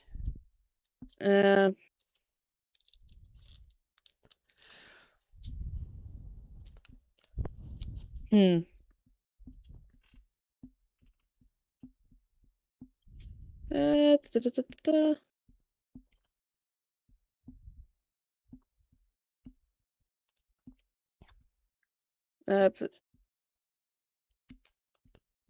And it's clearly gone through the fence instead of over it. So with a 27, I still don't know what made it, what kind of fur, what kind of creature it's from. I'm getting there. John, the GM is torturing me.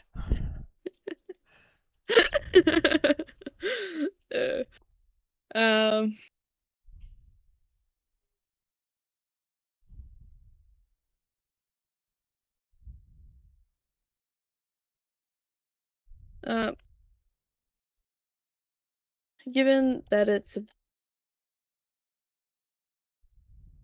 Given the clues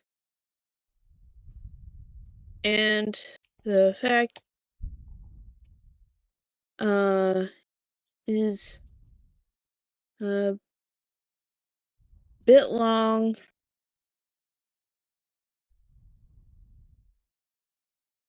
you think it might be hyena.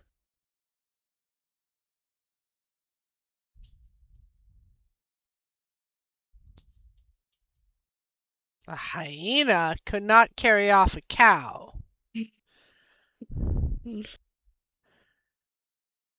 I say, this looks like a hyena, but a hyena could not carry off a cow. This is a problem.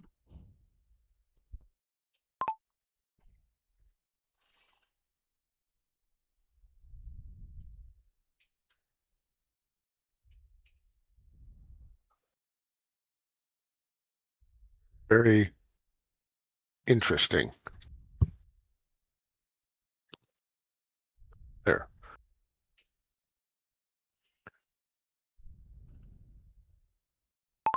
Elara, do you have any thoughts? A hyena could not carry off a cow.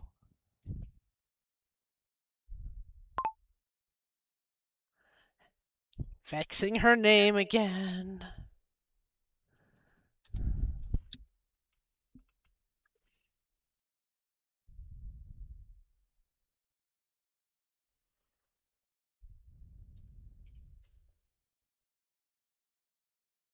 Few gnolls A probably hyena is a could. scavenger, not a carrier, I state, my voice low. This fur suggests something heavy was dragged through here, maybe even larger than the animal itself. I use perception +9 to scan the entire immediate area around the fence post and the torn grass for any other signs of unusual traffic or footprints. Okay, she's making a perception roll. She got her bonus correct. All right. She did not roll amazing. And my character only knows the word gnolls because he actually speaks gnoll. I will also make a perception check to investigate this new information.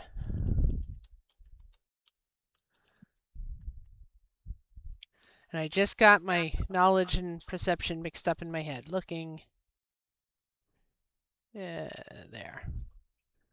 +10. If I pronounce it Gnall, will they spell it right?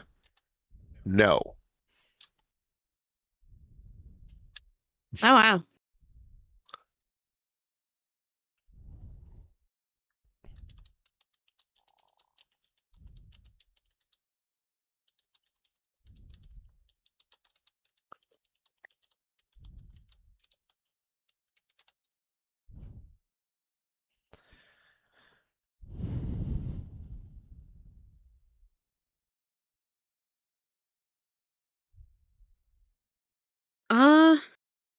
You do see some claw marks on the top of the fences. Ah, like they jumped over, waiting for it to populate.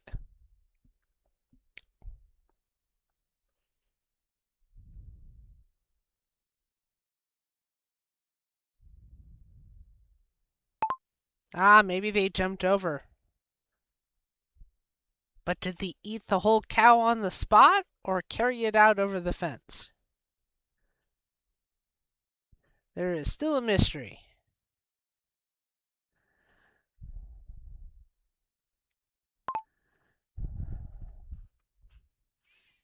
What do we want to do? What do we want to do?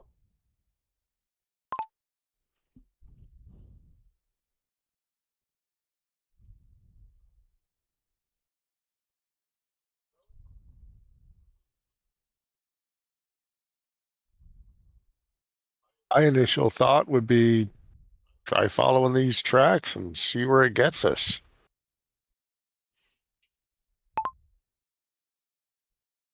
Agreed. I will maneuver Tiny to the outside of this pasture on the other side of that fence so that we can track them. And Tiny does have the scent and is trained to track, so I can have him assist with that. Don't mess with the dinosaur.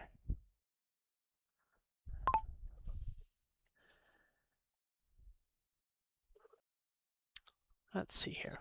Track.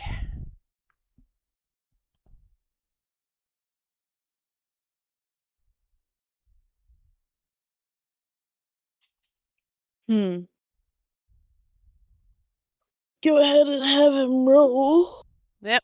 As soon as I find it. There he is. I just went right past it.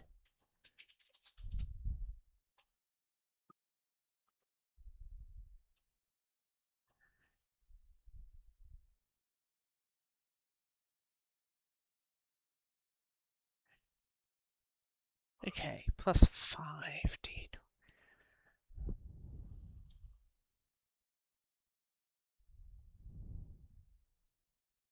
Okay.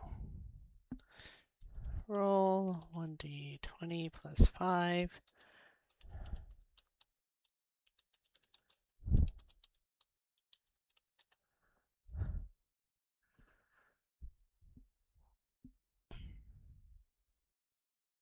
Oh, wow.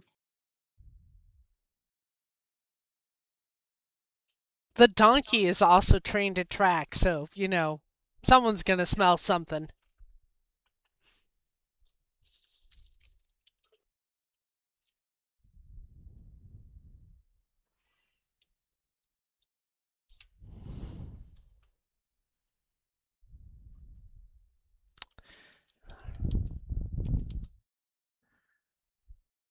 Your donkey is also trained to track.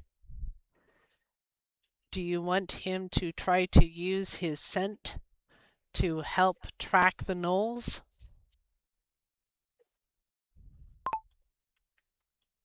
It only messed up on one letter.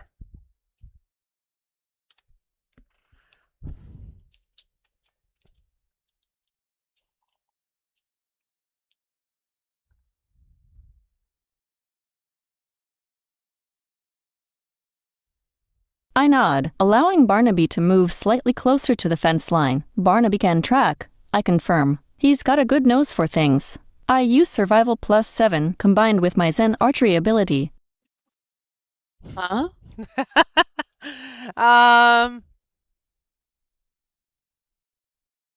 Okay. Let's see here. Where is the perception?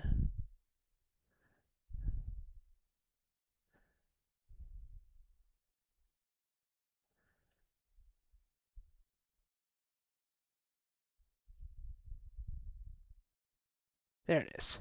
Plus 5. Wrong button again. All right.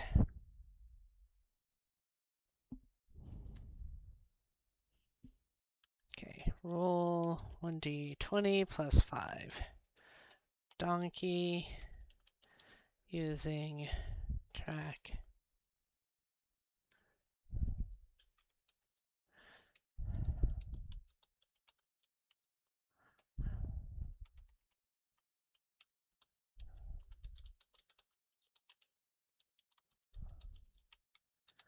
Okay, I just put in that so they will read that when they get their next turn.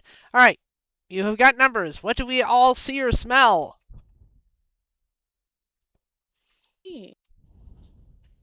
To write something down.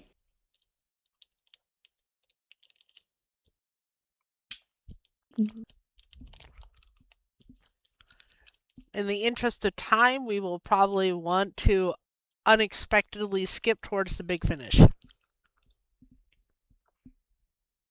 Okay, so Tiny does catch a scent. Okay. And it's heading deeper into the woods. And based off of what you can remember, back towards where that path was headed off to. Okay.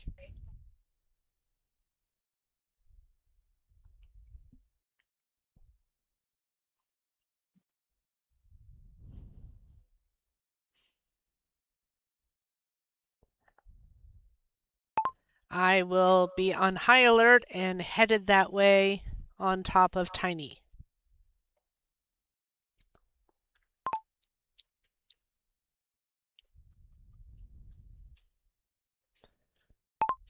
What do you do, Elara? If I put her name at the end of the sentence, it seems to do a better job guessing it.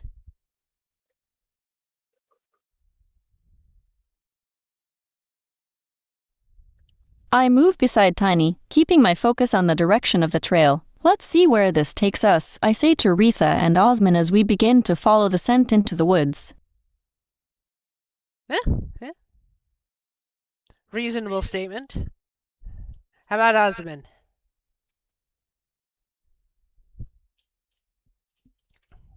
Following along, spear and shield at the ready. Okay, GM. Bring us on home.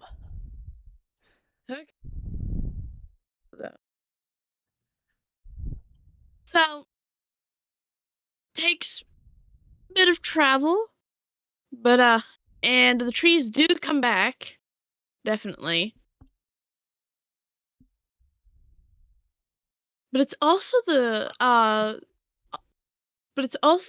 the part where some of the trees are cut. I forgot to start typing.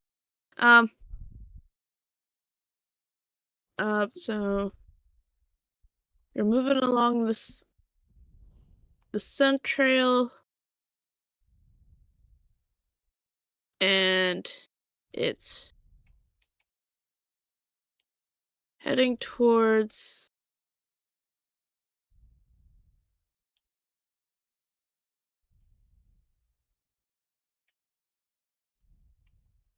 the trees are kind of thick.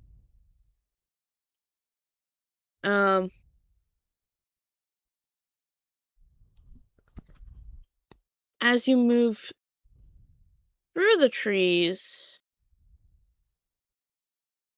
you start finding trees that are cut down to stumps. Weird. Okay. Well, other than someone built their house and cut down trees to build it.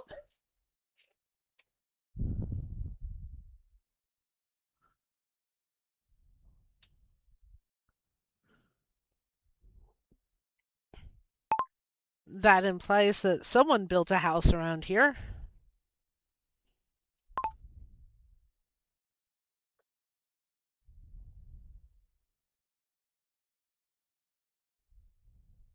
Ahead of you. Okay. Ahead of you, you see a clearing through the brush.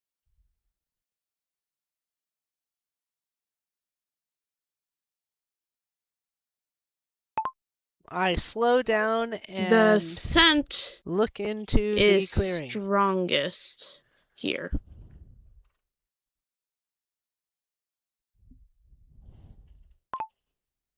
Using perception and stealth.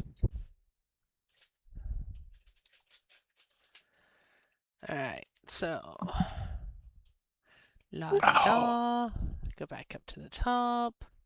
Alright, perception first.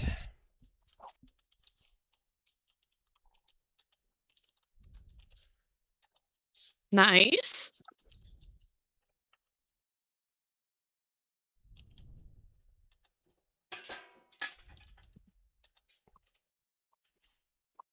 Oof. And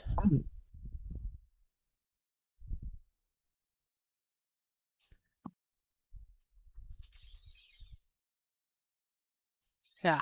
I'm also writing a Triceratops. I'm not exactly hard to find. I'm writing a Triceratops. I'm not exactly hard to find.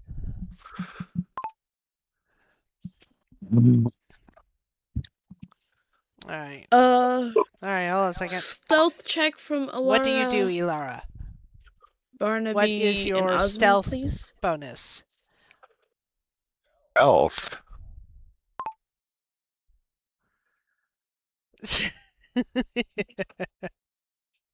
I also need a stealth check for Barnaby. Got it. Barnaby actually has sneak.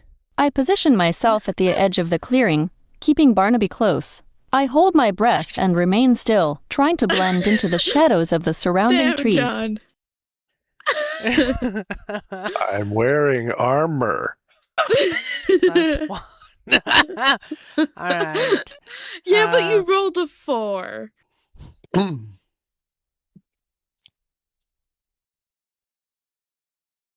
probably have one of 8. those Roman hats with the bright colored comb on it.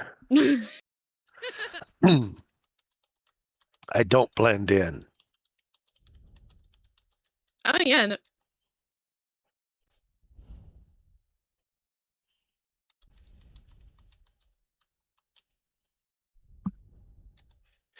Oops. Sorry. Oh.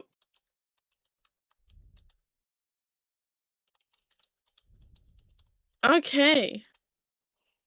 The donkey has a nat 20! Boom, he's just gone. Where'd he go? Barnaby vanishes. Barnaby vanishes with a nat 20. Oh my gosh.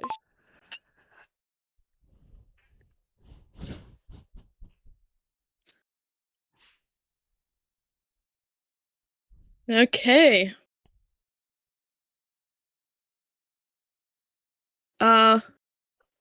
So in a not real attempt to hide, Osman stumbles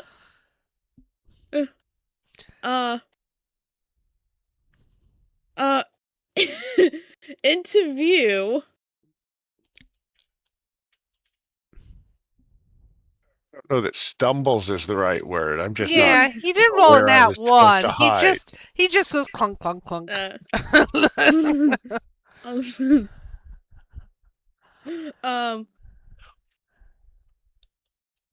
Clangs fairly loudly. So, clangs fairly loudly to a hiding spot. Wait, we're hiding? Oh, Well, the donkey disappeared. You He's could have also sworn we had a donkey very a second ago. shiny. actually, I'm not. I'm wearing leather, but it's polished leather, but still just leather. Nah. I see. Oh. Osmond clings. Oh, I didn't even. I couldn't okay. afford shiny armor. Who else now has the song stuck in their head? Which song? Don't. You I know would the assume it's the song. Moana song, and you know which one. I don't. OMG. It's sung by a crab. Oh, that one. Okay. All right. Um. Kellen failed her inference test. What? All right. Okay. What do we see? Let's keep moving. Retha.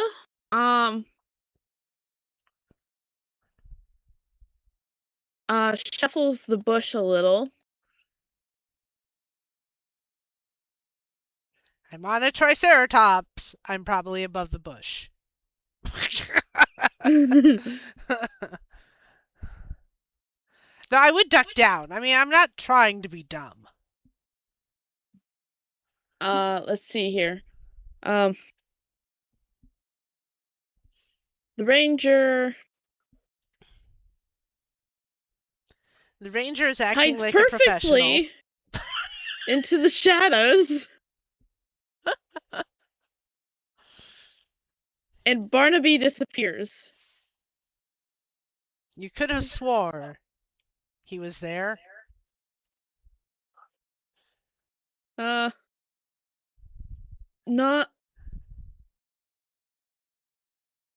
The halfling is not entirely sure their donkey is still there. I wouldn't send that. She will freak out. Okay. She looks on with pride that her donkey has learned so well. Okay, is only sure he's there because she's holding on to him. That works.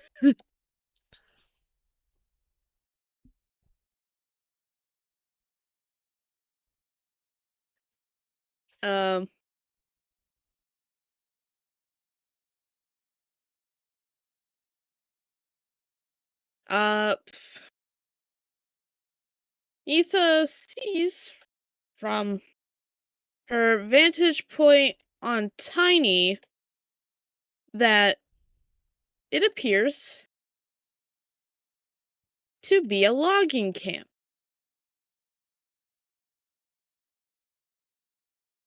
This also would make sense.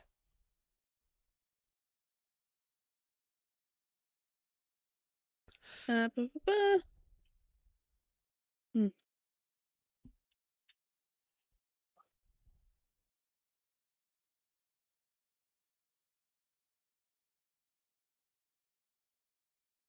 explain the fallen trees. There's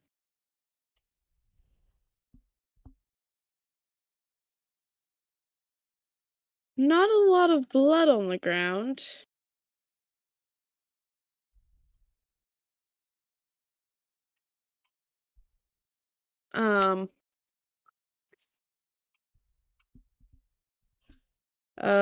Probably because it was drained out in the field.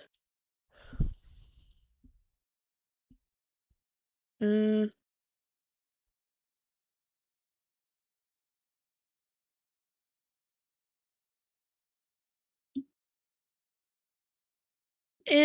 that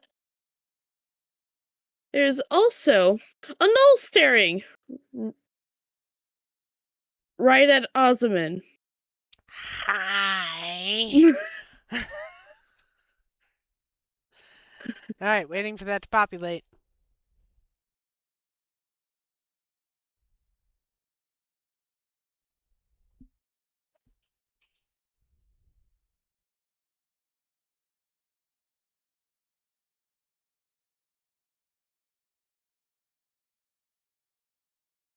Speaking in Knoll, I will say, hello. Nice camp.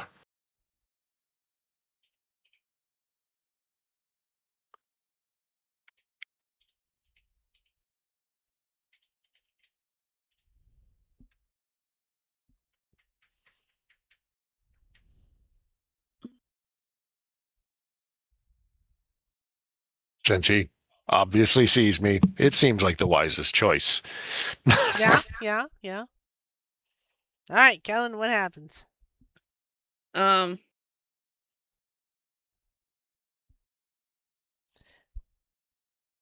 if it helps, So the Knoll isn't obligated to speak back. No.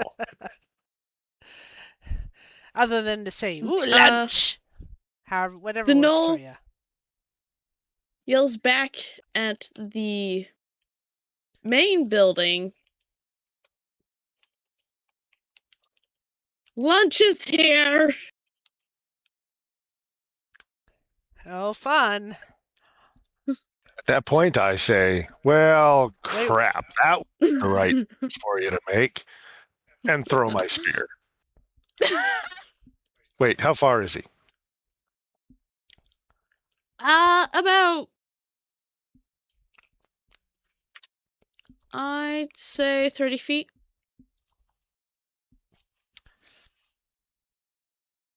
Yes, throw my spear. Okay. We probably all, I assume we all want initiative at this point. Yes. Initiative, Yes. please. Okay. Let's see here. Roll 1d20 plus 4. Oh, son of a frickin'! Really?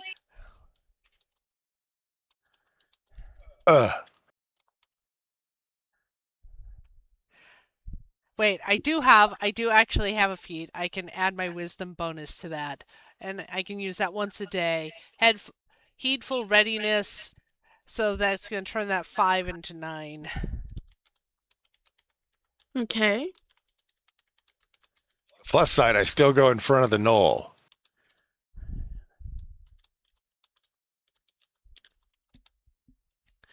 All right, and The knoll? her initiative is plus 2.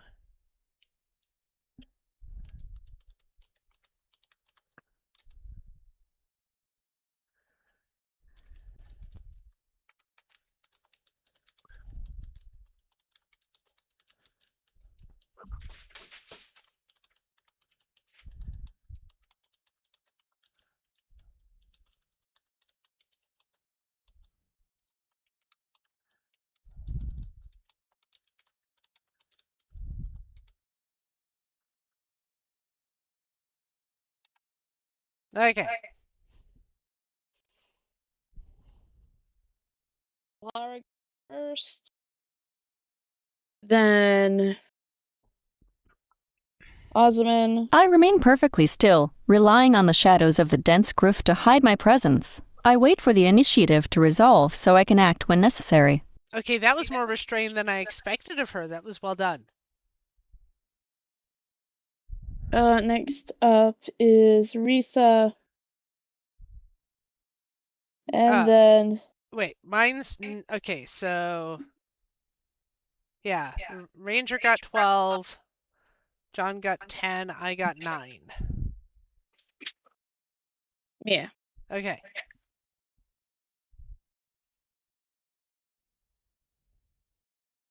Okay.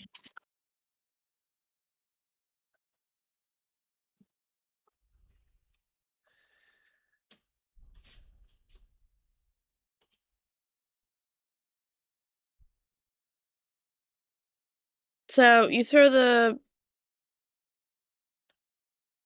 Can I get a to hit for that spear?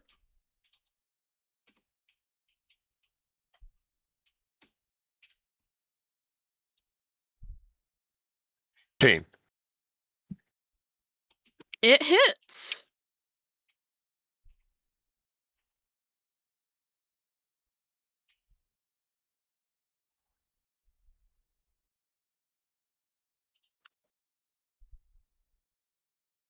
Nine damage. Ooh. Okay. Draw a sword and ready for melee. Okay.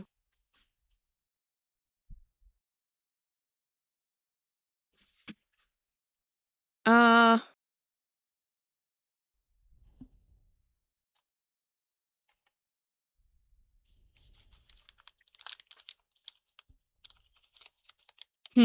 Right, Elara. Okay. Elara's up? Yeah. Okay. Alright. Elara, it is your initiative. What do you do in this combat round? Remember, you have one move action up to 20 feet, one standard action or attack, and one free or swift action.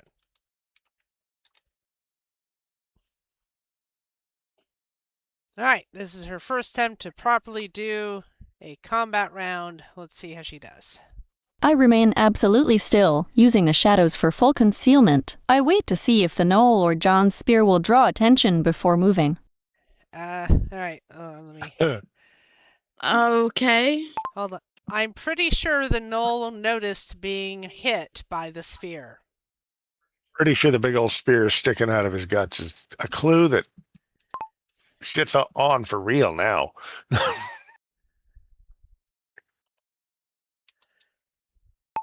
Go ahead and shoot your longbow unless you want to hold your action. There are going to be more enemies soon, so we don't want to wait too much.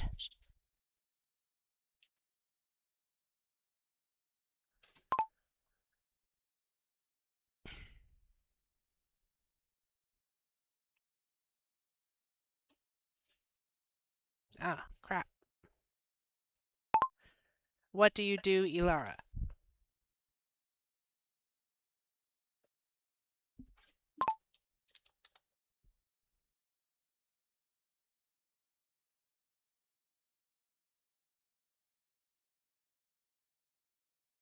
I draw the string taut and release. The arrow flies true toward the knoll.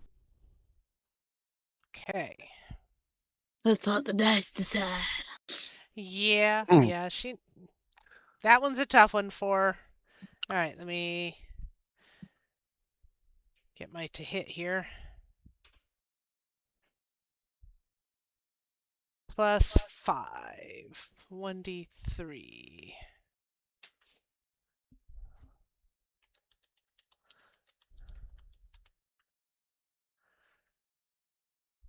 Alright, and then...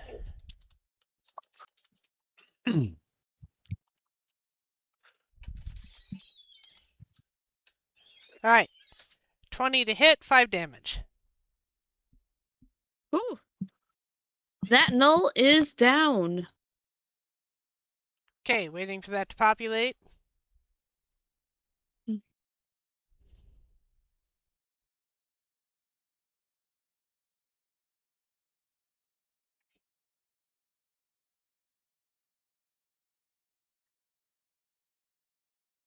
Retha, it is your turn.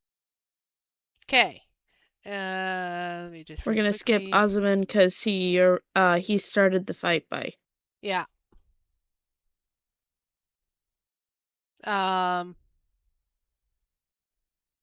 Do I see any other enemies yet?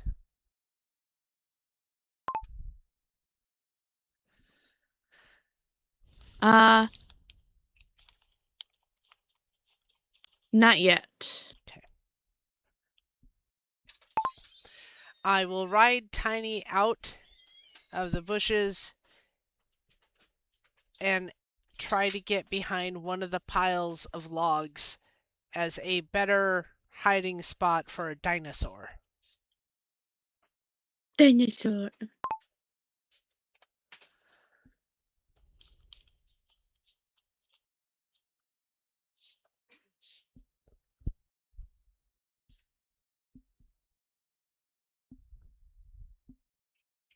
Okay.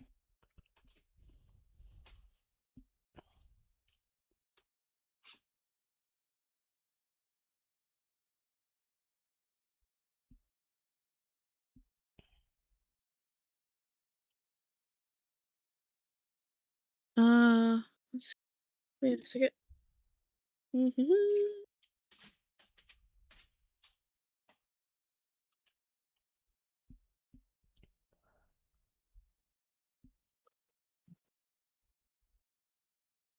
Oh, whoops. Okay, it's fine. It didn't change anything.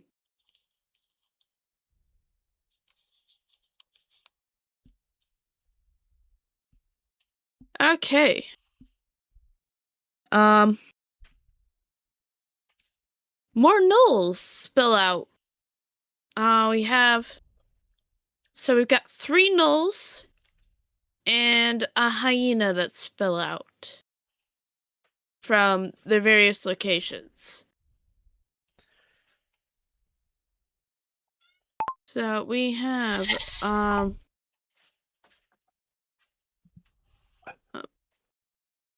4d20. I'm just gonna add their initiatives separately. Yep. So the order has now changed. Holy shit, one of them rolled a 1. You forgot to announce that 3 more gnolls came out.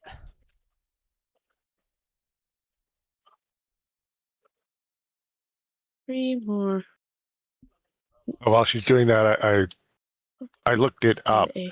Drawing a weapon is a move action unless your base attack bonus is +1 or higher. Then it can be a free action that is part of a move action. Okay. But it's never a free action. Okay. Except as part of a move action. Yeah, come on. Okay. I think I remember that. Been a while, but that sounds familiar.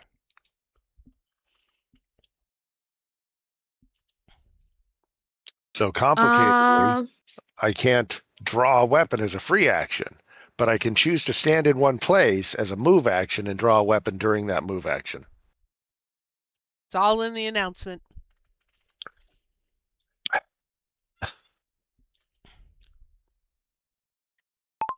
I'm starting to flash back to Baldur's Gate 3.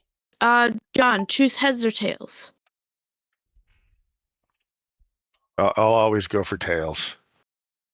Right, I need to... That was my cow. Aww.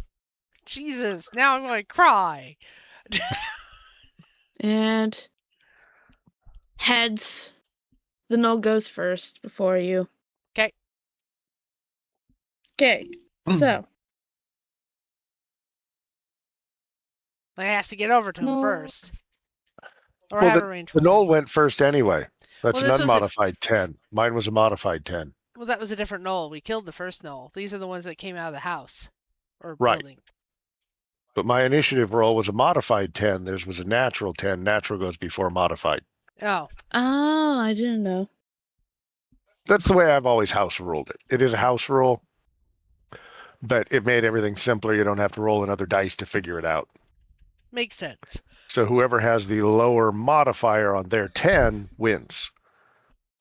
If I've got a modifier of +2 to get to 10 and they've got a modifier of +1 to get to 10, then they go first because they rolled closer to 10. So they're higher.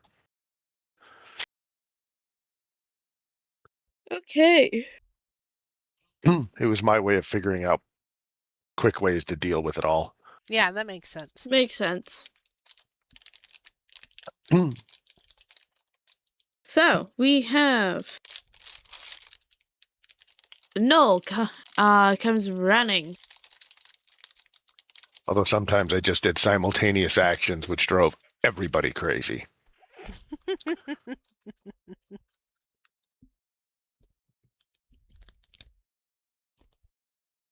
Ooh, I don't... I'm trying to figure out how far away So wait, if that null was about... So they're about 70 feet away. So they're gonna go ahead and... They can do a double move. Or a flat out run.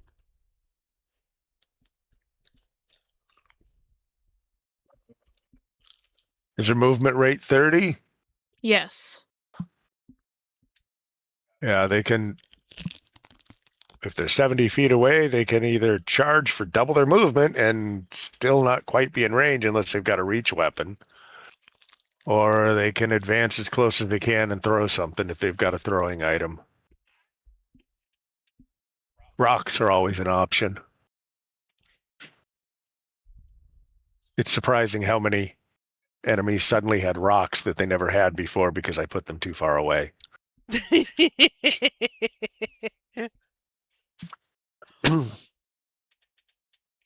Or they can advance 30 feet and take a defensive stance so they get +2 to their armor class and then wait for us to do something. They're gonna double move over. So So they are now 10 feet away, roughly. 10 feet away. It is now Elara's turn. Okay. Wait, didn't she go? She killed the gnoll. Oh yeah, Yes, then it I was your hid. turn. Right, sorry. I'm clearly already losing track of time. I'm fantastic. Okay. All right. Make sure that you state that the gnolls did a double move and they're about All right. 10 feet away. Sorry, they can 10 feet away now. they can choose to run, which gives them 4 times their normal movement rate, but they lose their dex bonus to AC, which would allow them to get into range, but it's a full round action. They get to do nothing else.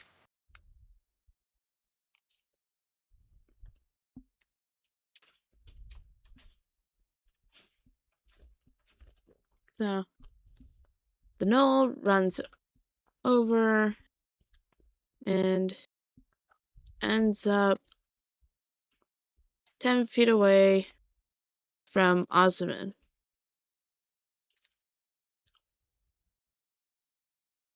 Does the hyena have the same movement speed as the gnolls?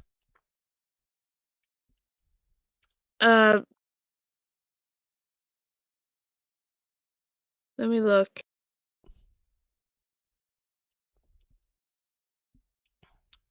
They have 50 feet.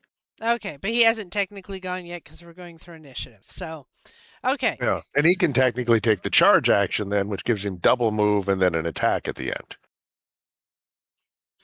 He'll be fun. Okay. All right. So, all right. Waiting for the text update, then we'll prompt Elara. Is it 10 feet from?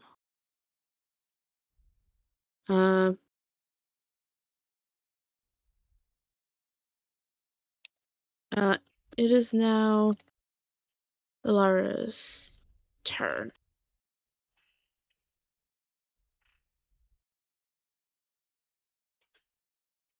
Okay. Here, llama spinning up. I raise my bow, aiming at the nearest knoll to keep them from surrounding us. I wait for John's command on who to target first before releasing an arrow. No, don't wait. Okay. All right. Well, it's okay. We'll just... Don't wait for someone else's command. We need to take these down as quick as we can, Elara. Go ahead and take your turn.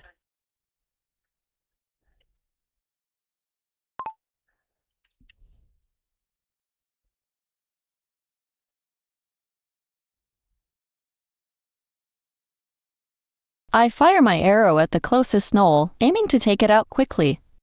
There we go. Okay. All right. Roll 1d20 plus 5. Ugh. That is not going to be a hit. No. You miss. Okay, go ahead and put that in text. Not hit and you miss. You could just say you miss. Okay. You miss. All right, who's up next? Next up is second no. Okay. Uh.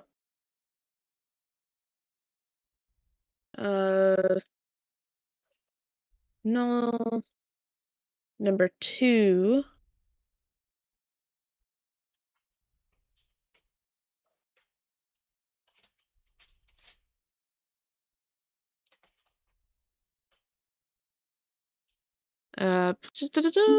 Let's see here.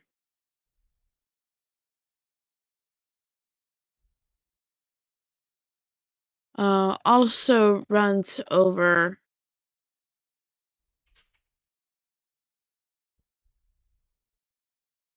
to try and flank Osman. So is he doing like a four-time run movement then?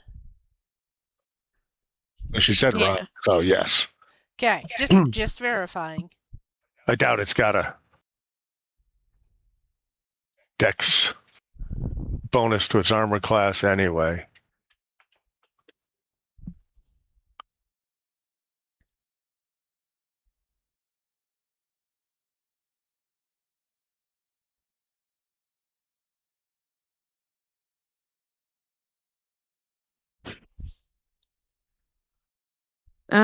It'll now be Osman's turn. All right, so I've got, one attempting to flank me? Yeah, one in front of you, one trying to flank you. Oh. I'm going to take a 5-foot... wait, the one in front of me is... hold on. 10 feet away. Okay. I've only got one actually in melee with me. All right, take a 5-foot adjustment to keep one from being directly opposite the one that's currently in melee with me. Sort of shift off to the side. Then while shouting in Knoll, it didn't have to be this way. Strike with my Gladius.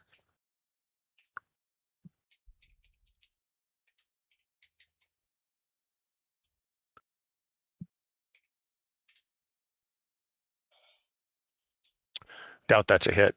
Mean dice. No, it's not. You miss. Let's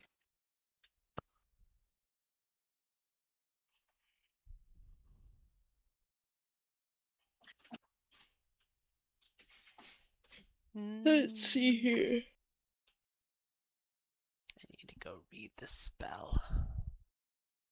Is this guy using a shield, by the way?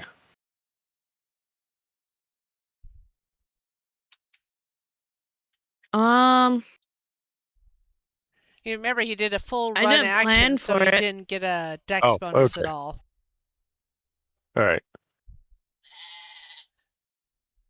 Because if he ran all the way over there and has no dex bonus, it is entirely possible his AC is 10.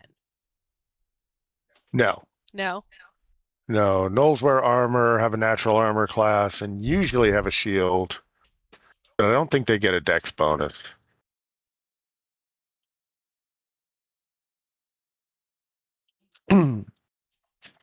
But that's not why I was asking. What is he attacking with? Battle axe.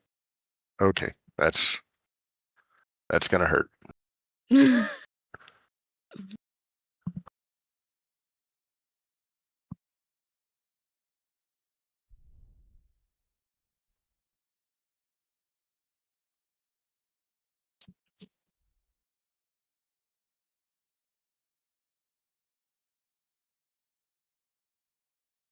I'm not sure I understand what this, I'm looking at it, I'm not sure what I understand. This is 1d8, plus 2, /x3. Okay, the X3 is if he Right. rolls a nat 20, and it confirms. That's crit damage. Yeah. Ah. Okay then. Don't roll a nat 20. And then don't confirm. You are allowed to roll a nat 1 and confirm that one. Now that we have the ground rules settled, go for it. It's, Retha's turn. My turn, okay. So, what I'm about to actually cast has a 40-foot radius spread, which means I can target everybody who's piled out of the house and at least the one knoll in front of Ozyman, but I can't get the other one without hitting Ozyman. So I can hit everybody but the mister I want to flank. And I will. This is a spell called Crop Circle. Is an evocation. 40-foot radius. Not all of them came out of the main house. Well, okay, the 3 that piled out plus the hyena, I can get 2 of the 3 plus a hyena. 2 of them are over by John.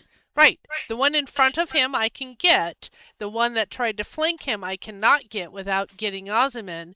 And the other knoll and the hyena I should be able to get based on how you described it. It doesn't mean it's going to kill them. It's not that big of a spell. It's first level, and I'm first level. No, I'm the first knoll was 70 feet away, and he moved 60 feet. Yes. Okay, so let's completely forget the knoll that flanked Ozyman, because Ozyman's in the way, so the spell needs to end right in front of him. I'm counting the one in front of Ozyman. The one you're talking about. Yes. Give me a second to explain. He moved 60 feet. Yes. It has an 80-foot range. 80-foot entire circle. So he only moved 60 feet, which means the other ones that came out with him should be within that 80-foot circle. Because there's no more than 60 feet between that one guy and the other ones who came out of the house. Does that make sense? Yeah. Okay, that's now that we're all on the same page there. The spell is called Crop Circle. It summons an invisible force that instantaneously use an invisible blade to hack all grasses and underbrush, and they're not insubstantial. They will deal 1d6 points of damage plus 1 point per caster level to any creature or an animal object within the spell's area of effect. And DC 15 reflex for half. Spell resistance, yes.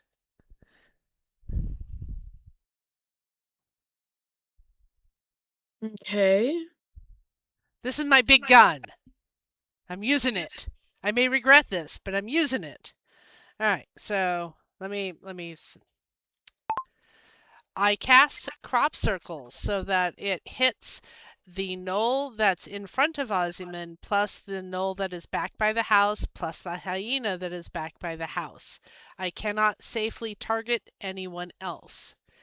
There is a DC 15 reflex for half, and it will do 1d6 points of damage plus 1 point to anyone that does not save.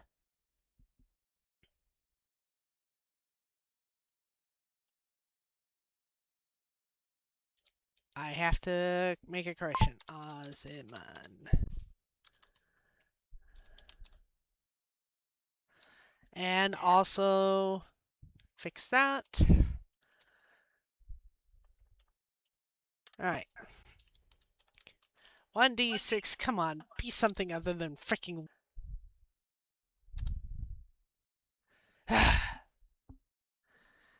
Thank you, Big Gun. You did such a great job.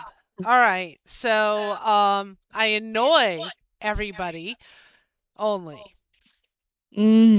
So you have 2 gnolls and 1 hyena that need to make a reflex save of 15 for half. Okay, let me go ahead and roll 1. Actually, I'm gonna do that. One of them makes the save, the gnolls, and let me do the hyena.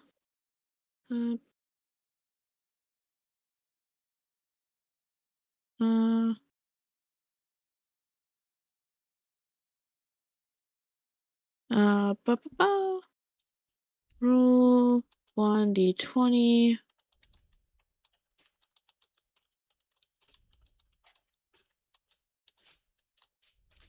$21. The hyena makes the save. All right.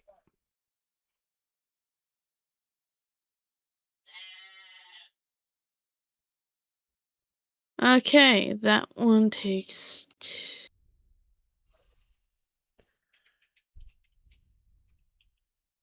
So that one's. And if there was 9. any grasses or underbrush that had not been trimmed back, they have now.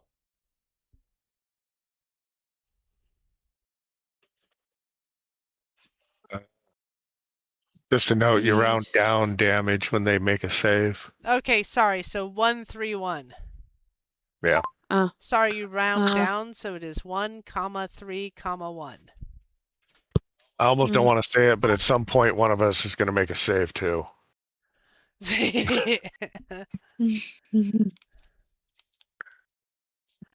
I Okay. rolled a freaking 3. I don't. Yeah.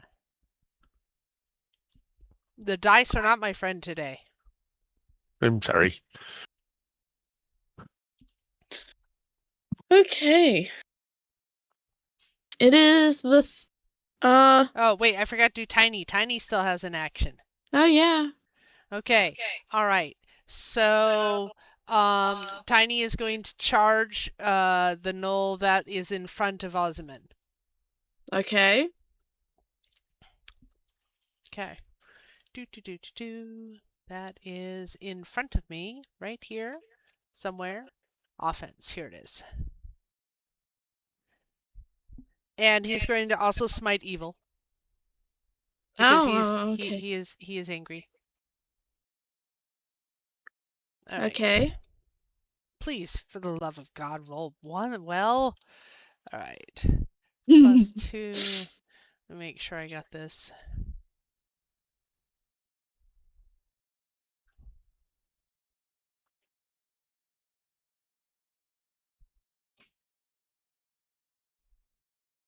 Okay. Plus.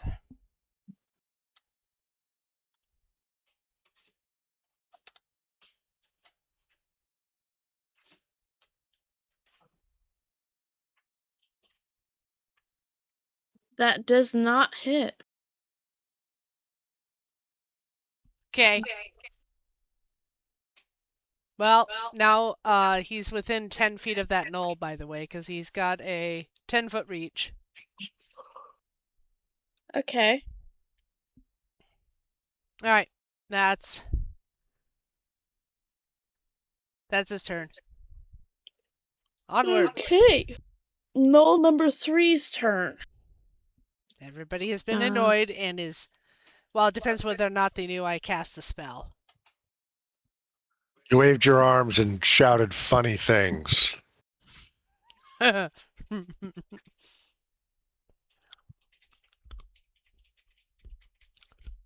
then they got a mosquito bite.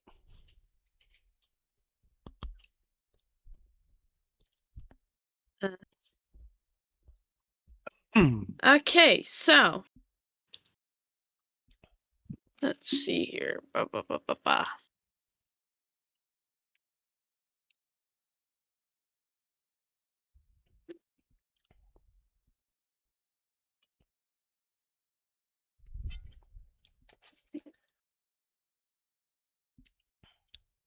I hope there's no more gnolls, because this is not going to go well. How far does a sharp reach? I forgot. What was that? How far does a sharp bow reach? You can shoot that far, but I'm not sure what the range increment is. What's On that? a short bow? Well, you can shoot up to 5 range increments. Short bow range increment.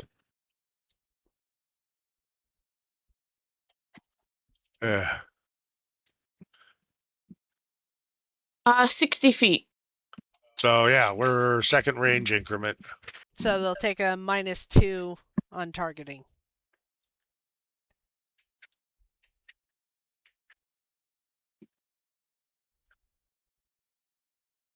What do you mean?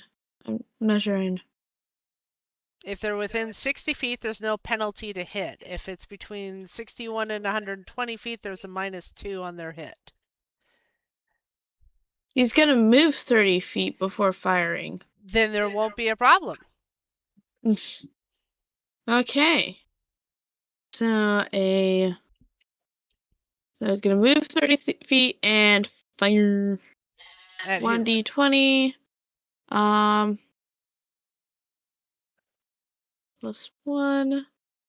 If I can actually put the plus there.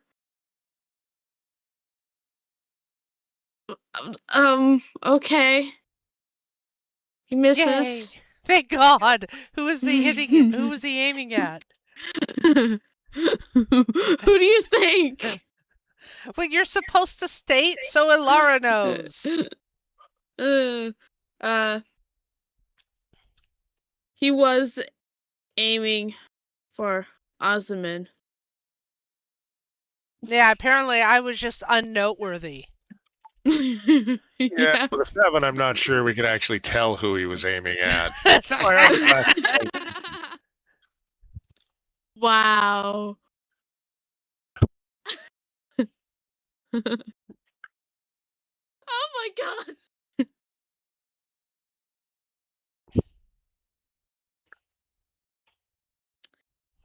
Well, that one's done. Okay. Hyena next. Okay.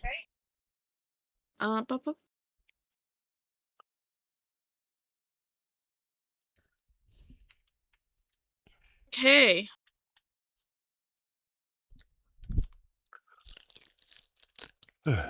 Let's see here.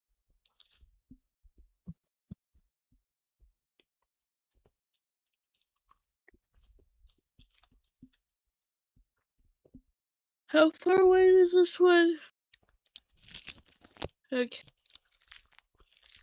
The archer would be 40 feet. Oh, 70 feet. Hyena. So movement of 50.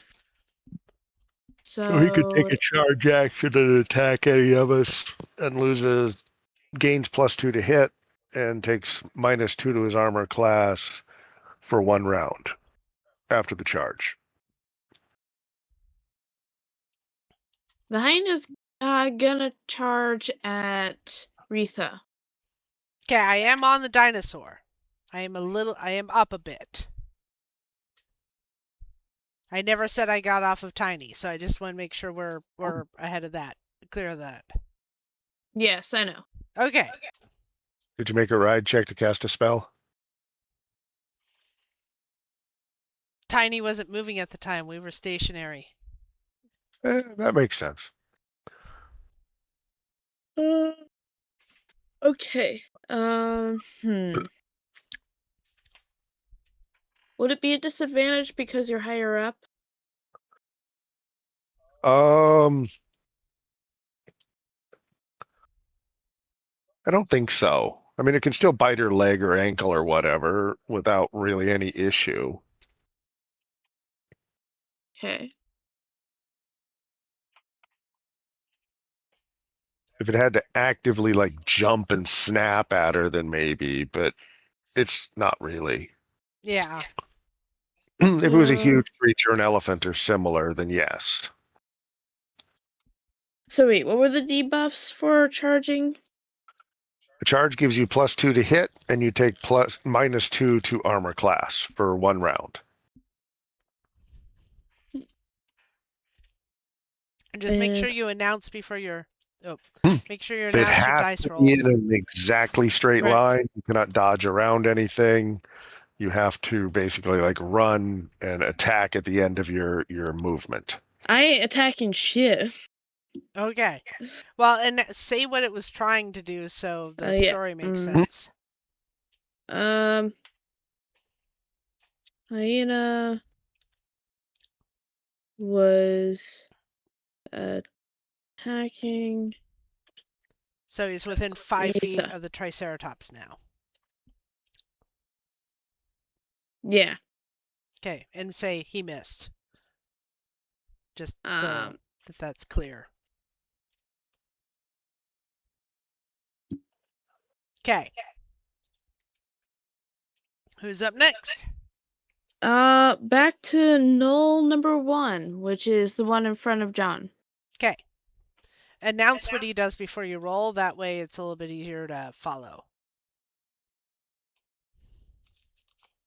Null number 1. Turn.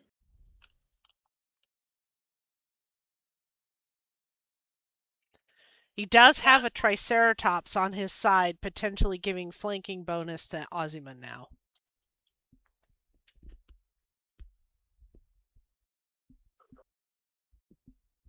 Up, I put the wrong number in. Okay.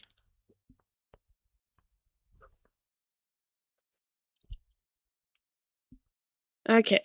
So, he's gonna go for the attack. So it's a roll. Wait, how does flanking work again? Okay. Flanking, John, isn't it correct that flanking gives a +2 bonus Hit. to hit? I think. So, yeah, that's what I remember, is that Ozyman will get a +2 bonus to hit on his turn because that knoll is being flanked.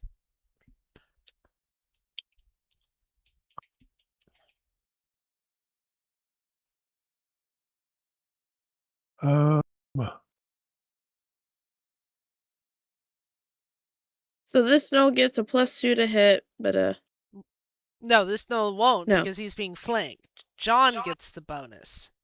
but isn't this knoll and another knoll flanking John? John took that 5-foot step to get out of the flank. So until that knoll moves back into position, he is not at the second flanked.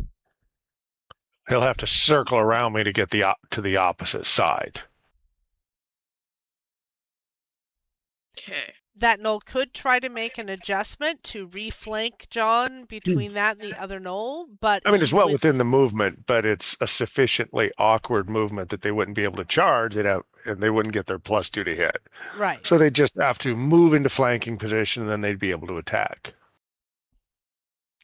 But they are moving possibly out of the threat zone of a Triceratops, so it gets a little extra complicated because of attack of opportunity.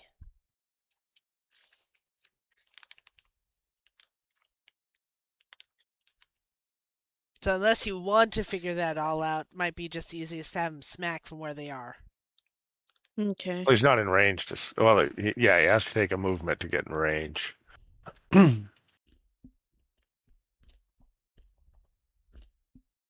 Okay. Wait, I still gotta. So. You might be best off turning and hitting the Triceratops. I don't know.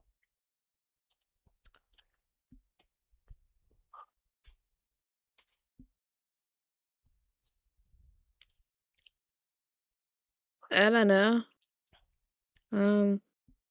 If you want my Triceratops to get an attack of opportunity, have it attack John by moving forward. Otherwise, just have it try to move and attack the Triceratops.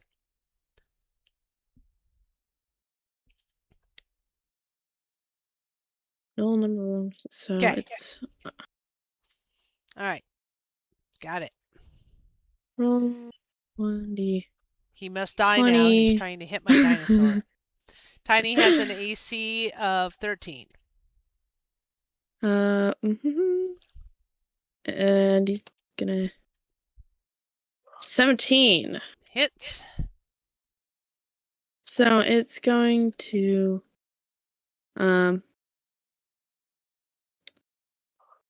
How much damage? 1d8 plus 2. 7. Ow. All right. Tiny has 11 hit points left. He is annoyed.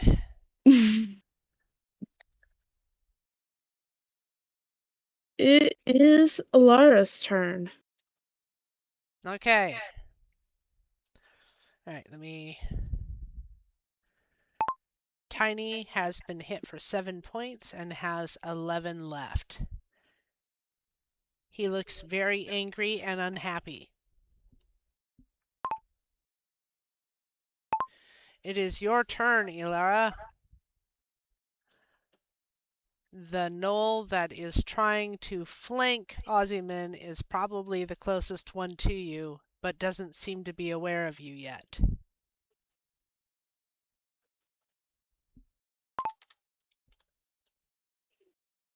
Fixing spelling of gnoll.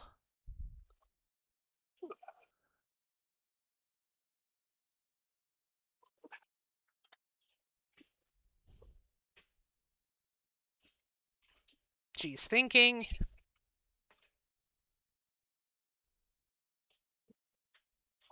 I raise my longbow, aiming for the knoll that is flanking Ozyman. I focus on a clean shot before releasing the arrow. Okay, she fires at the gnoll. Roll. 1d20 plus 5.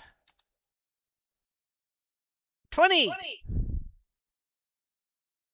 That null is hit. Roll. 1d6. 2. How disappointing.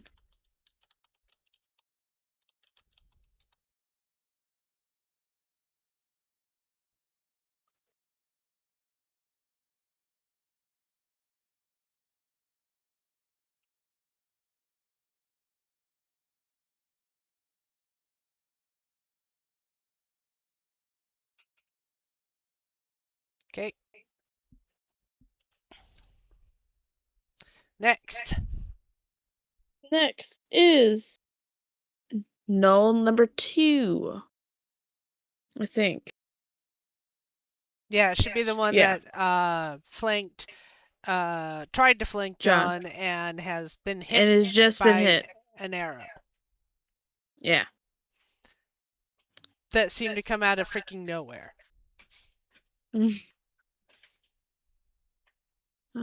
Number 2. Turn. If I can ever spell turn correctly. Might want to make a perception check to see if you can figure out where the hell the arrow came from. Since he Okay. was looking at John.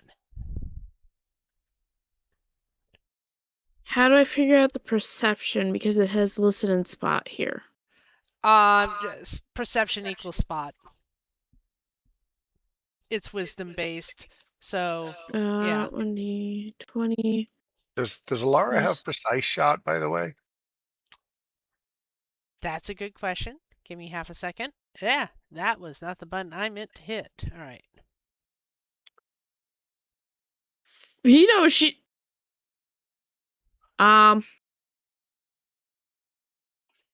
The...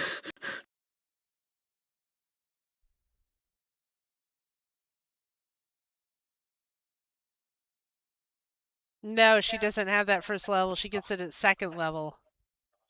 She's -4 to hit then, when firing into a melee. Okay. All right. Still had a 16 On the flip to side, hit. so is that gnoll out there with the bow. Yeah, 16 still hits. Okay. I assume. Oh, you forgot to yeah. announce what the gnoll was trying to do. Right. I assume he was trying to stab me in the back with a battle axe, which is Ooh, why I roll screwed him a so nat bad. 1. You'll have to roll to confirm that. This could be funny. The null Self-disarms. tries to see where the arrow Oh, this was the came arrow. from. Yeah. He kept at a 1. I would say no, he thinks the arrow came from a completely non-occupied point in space-time. So, just the how wrong do I do... zone. Nobody's there, but that's where he thinks it came from. 1d 20. Do I also do the +3 again for the confirm? You don't usually confirm a skill check unless John. It's usually on the hits that you do the confirm to find out if something. By the rules, a 1 is not always a failure on skills, and a 20 is not always a success. It's just usually it's a house rule that It always is. There's no critical successes on skill checks. He just didn't see it. So I would say thinking it just came from a completely wrong area of the bushes is a reasonable critical failure. Yeah.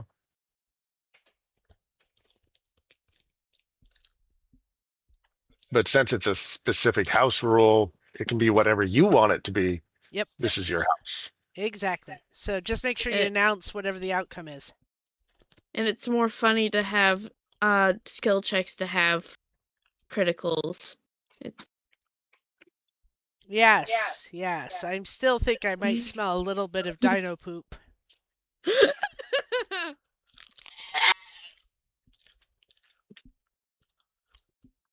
Um, On the plus side, so does the dire wolf. Yeah. Just be careful with allowing natural 20s to always have a skill succeed, because then you have players like gather up a bunch of gemstones and start cutting stones with the assumption that, well, 1 out of every 20 times I'll succeed, even though I have no idea what I'm doing, or similar nonsense. There are other ways to smite the players for that kind of stuff. Yeah. I'll just make potions. I don't have the skill, but 1 out of every 20 times I'll get one right. You'll need it after you blew yourself up 5 times.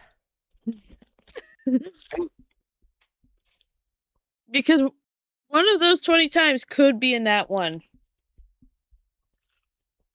Oh, they'll find a way to deal with that too. Mix the potions via a long tube. The Null thinks the arrow came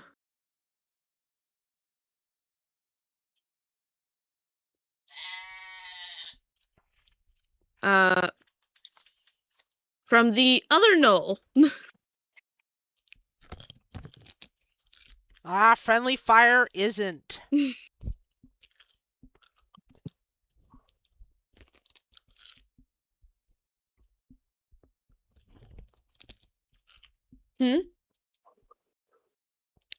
Okay. And what do they do?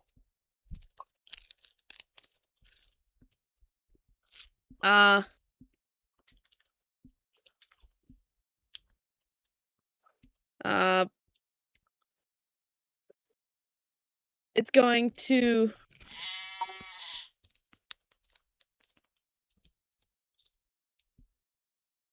yell in rage to the other Null to watch it.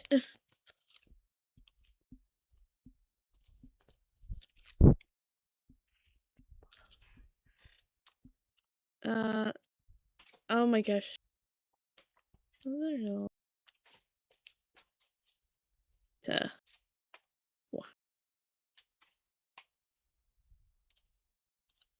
And then it's gonna swing at John.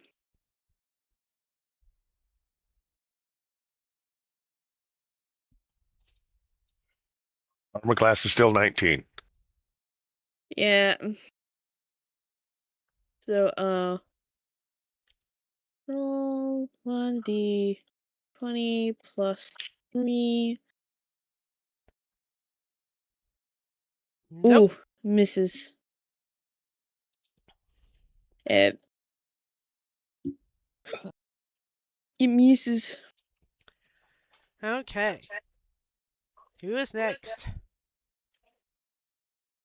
Next up is Ozaman. You just had a Null swing at you.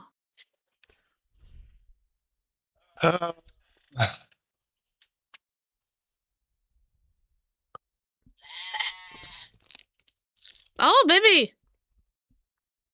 Right, he doesn't have much damage, but he's been hit for a little dink twice, so I'll take a swing at the guy that just attacked me. He's the one that Becky hit, or Retha hit, and I forgot her name. Elara. Elara hit, right?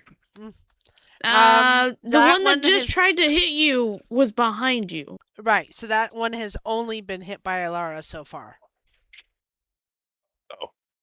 That was the one I couldn't target without hitting you. Okay, then I'm going to make a standard attack with my Gladius at the one in front of me.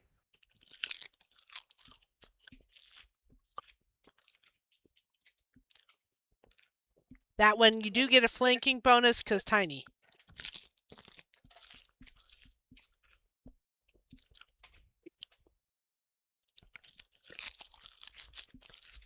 Well, that probably hit. Yeah.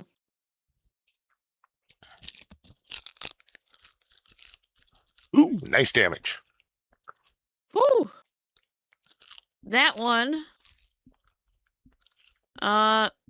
is dead. Nice. As it slides off my sword, I say, we could have done this diplomatically in Knoll. Oops. As it slides off my sword and falls dead, I say, we could have done this diplomatically in Knowlish.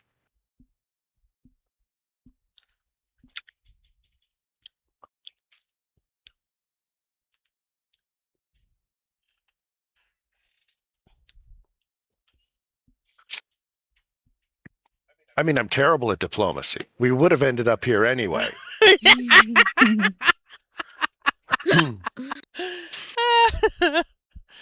All right, what's up next? Retha. Okay. All right. I closed my character sheet. Okay, it's up. It's up.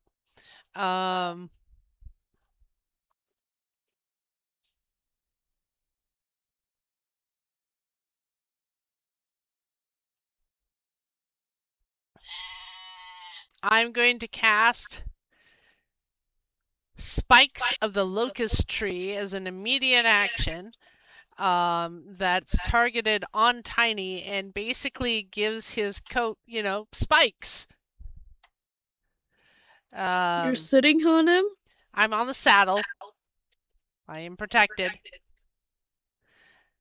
It's but long woody thorns erupt, damaging those who touch or grapple him. It's not a big huge spell. It basically is only going to help if he hits somebody or somebody makes the mistake of hitting him. They'll get an extra point of piercing damage. If the Gnoll is unarmed, they'll take an additional point of piercing damage past that, and Tiny gets a +2 circumstance bonus to combat maneuvers.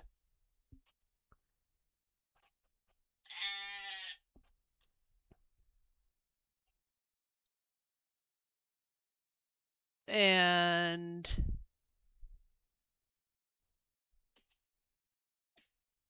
that's an immediate action, so I can also attempt to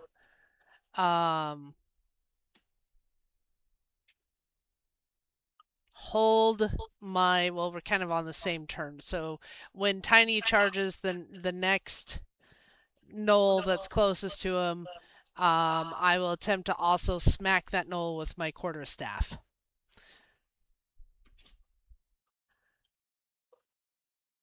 Okay. All right. So you said that one of the Gnolls had moved forward 30 feet so that they could shoot an arrow. I don't. Well, let's see here. I guess there should be a straight shot between Tiny and the Gnoll that Elara fired at right past Ozymandias. So I'll actually dart in there. It's not full charge because it's not 30 feet, but I'm still going to try to move over and smack him. As Tiny. Let's see here. So, all right. Tiny will move and attempt to smack the Gnoll that Elara hit. No, I'm going to say the ranger because it will trigger her. Oops.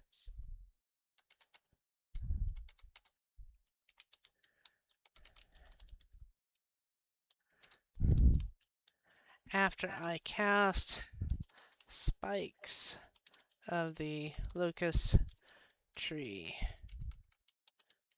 on him. Alright.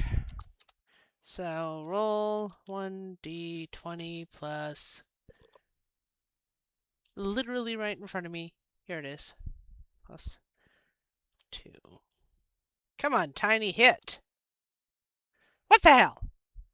Tiny misses. I will attempt to smack the same knoll with my quarterstaff.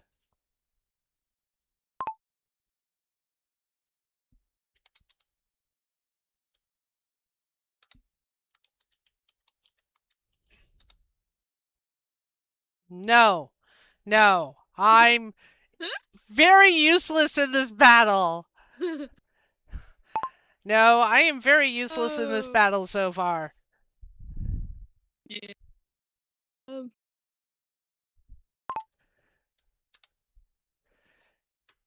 Who's next? Next up is null number 3.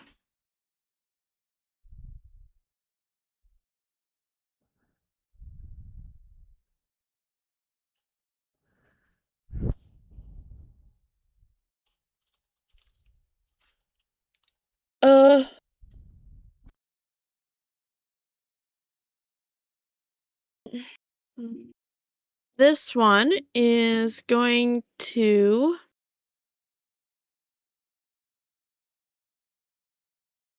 fire at Retha. It's going to be a Announce first, then roll. this null is to fire at Retha. So roll 1d20 Minus the 2 for not having precise shot, unless they have precise shot.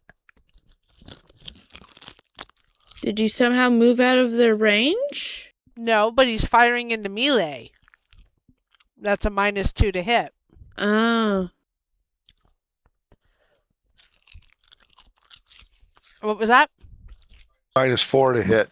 Oh, sorry, minus 4 to hit. Because they're working to avoid hitting their buddies. Otherwise, you can just fire kind of randomly and you pick which one it hit.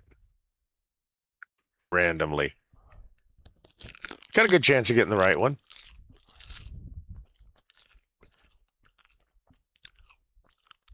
Ain't hitting shit. Thank goodness. It misses. It is.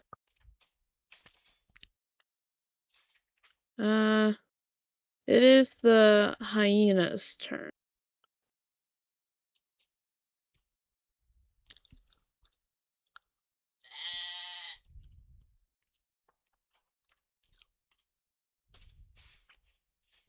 The hyena's still gonna try and go for Retha. Fine. Be that way.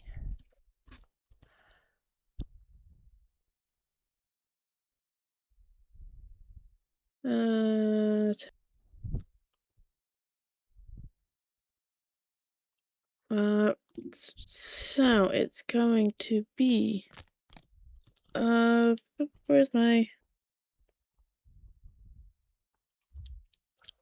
275 plus, so roll 1d20 if I can plus 3 20. Not gonna hit. Okay. No, I actually have a decent AC. I have 16 AC, but that hits. How much damage? So it's going to be a 1d6 plus 3. 7. Okay, I have 2 hit points left. I am really grievously hurt. Oh no! I'm first level. I have 9 hit points. I'm sorry. No, you're not, but you will be. All right, give me a second here. Retha is grievously injured and has only 2 hit points left.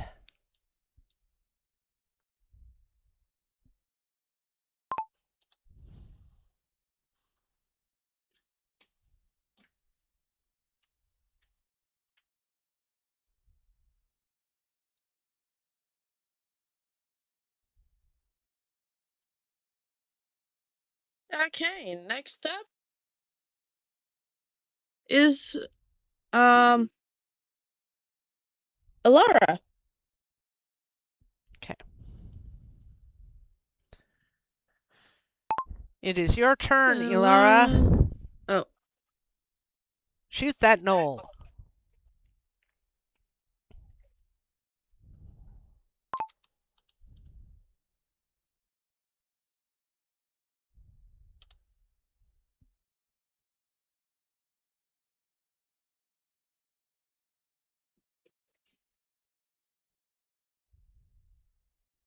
I draw the string tight and loose, sending another arrow toward the final knoll.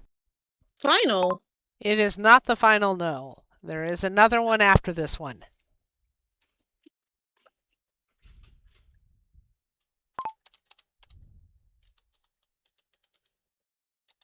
All right. Okay. Roll 1d20 plus 5. Jesus! She misses. Oof. You missed. Okay. Next. Next up on the list is knoll number 2.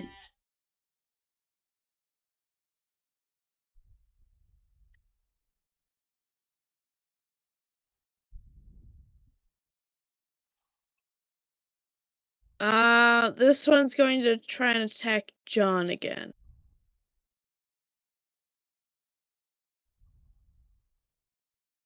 To attack. Oh, to attack John again. So it's a roll D1d20 plus 3. 16. This is Dang it. Dang it! It misses. Yes. Dang it.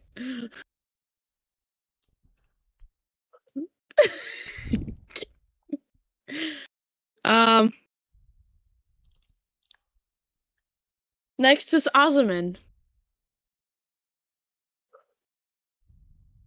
I'm currently only in melee with one knoll, correct? Yes. The hyena is not in melee with me. No. All right, and I'll hit the. I will attack the only knoll remaining in melee with me.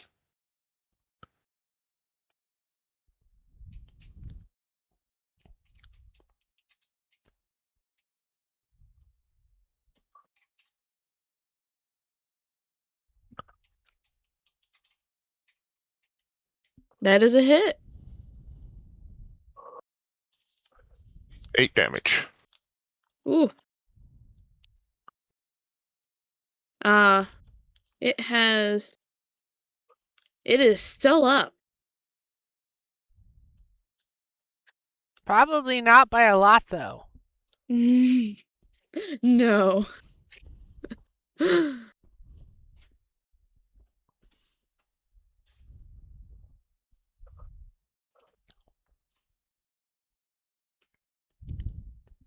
The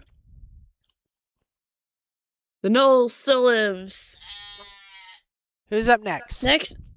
Retha and Tiny. Tiny is going to focus on the freaking hyena. I am going to attempt to pull myself up out of the reach of the hyena. And basically kind of hide up on Tiny's back. Because, yeah. I can't take another hit. I mean, I could cast Stabilize, but I have to be awake to cast Stabilize, so I'm basically effed. Alright. I will attempt to pull my feet up and hide on Tiny's back, and Tiny will attack the hyena. Okay. Let me go ahead. Come on, Dice, be nice to me.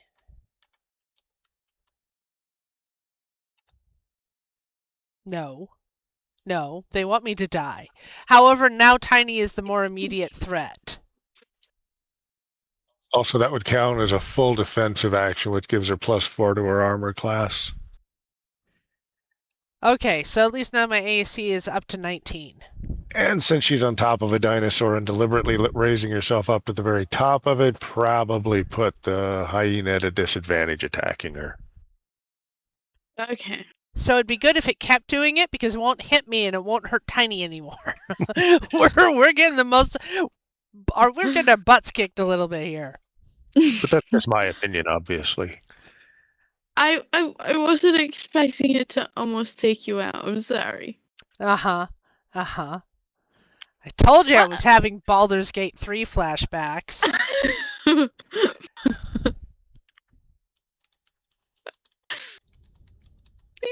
Okay.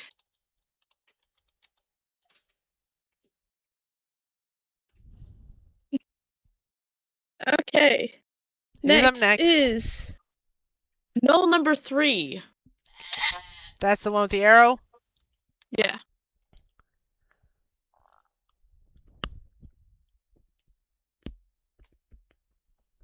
Who does he shoot at? He's gonna move up 30 feet closer. And try Please and shoot hit at you John. again. Okay, well, if he's got to try to hit me, I understand. At least my AC is freaking 19 now.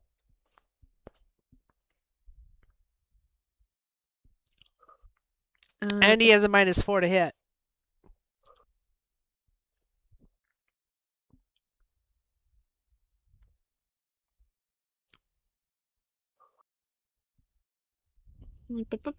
Okay. Roll 1d. 20. -4. No, he doesn't hit. It just zooms off into the trees. Back there, the donkey twitches an ear.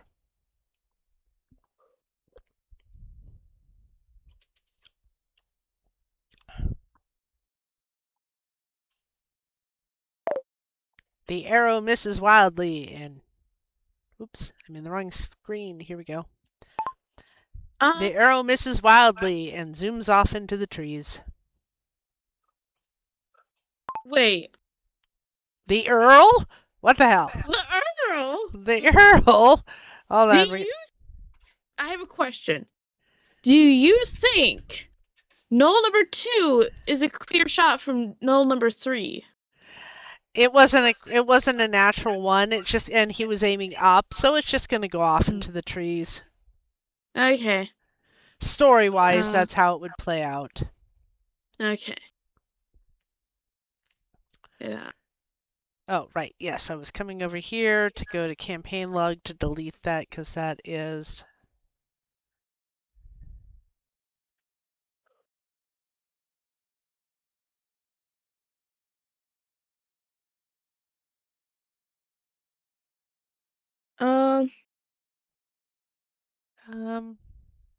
It is... It is the hyena's turn.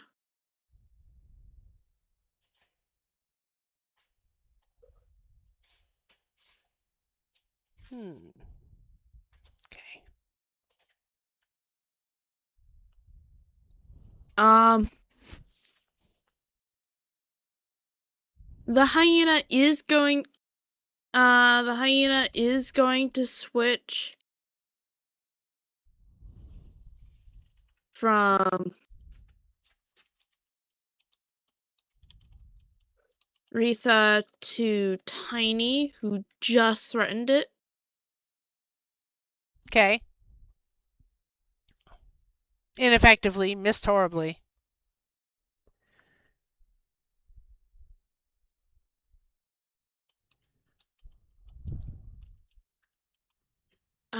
And try and bite his leg. Roll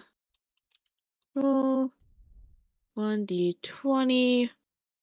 It's going to be. How does the thorns affect the roll? Or is it just the damage? Oh no, it's going to, if he bites them, he's going to take like 2 points of piercing damage. And would change things if he was going to try to grapple.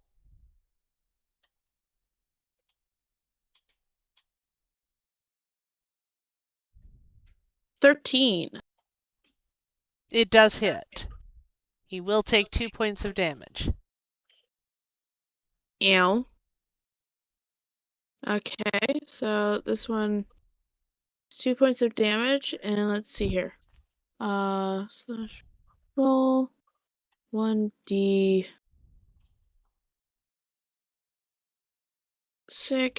plus 3. 6. Ow! Jesus, picking on me.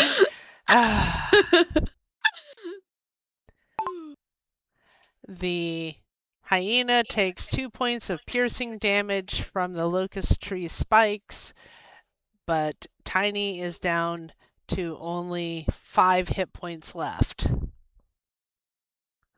And is looking doing the quite most hurt. damage out of everyone.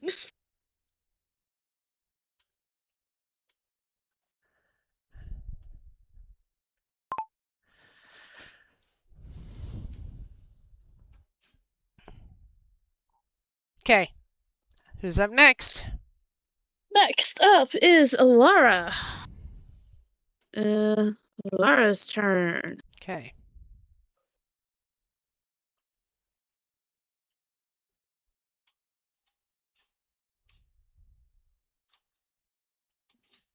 I draw the string taut and release another arrow at the remaining knoll.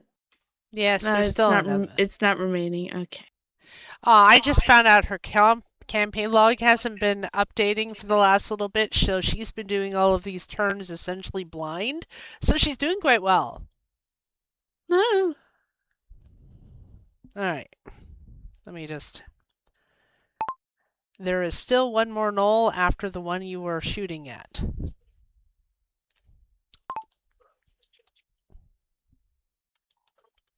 $1d20 plus 1. I forgot that she didn't have precise shot, so that would have normally hit, but nope. Misses. You miss. Oh my gosh, what is with these dice?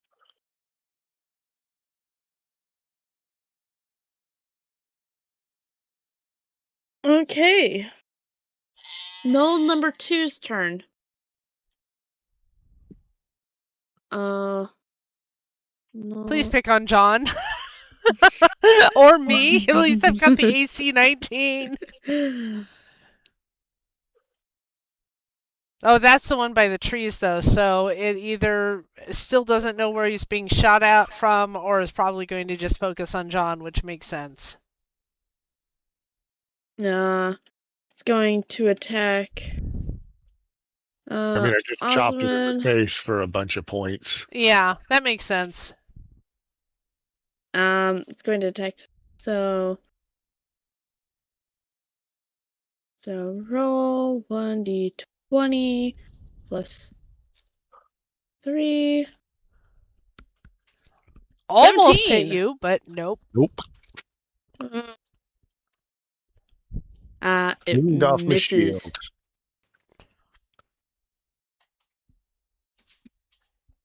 It is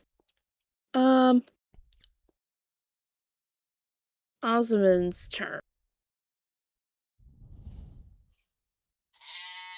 I will once again attack the knoll in front of me.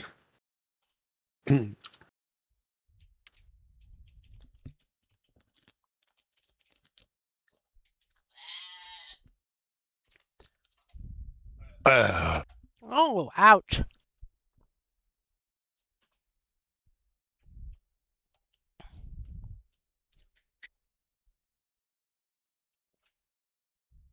Then I will take a 5-foot adjustment to start moving in the general direction of the hyena. Then I will make a 5-foot adjustment to start moving in the general direction of being able to get to the hyena.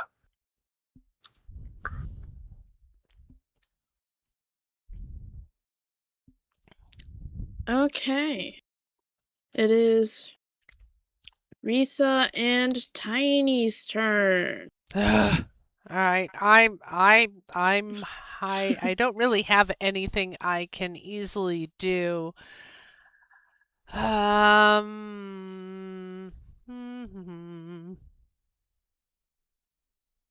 me check one thing super fast here. I have my list. Minor. You should have some orisons you can fling at it. Have some what?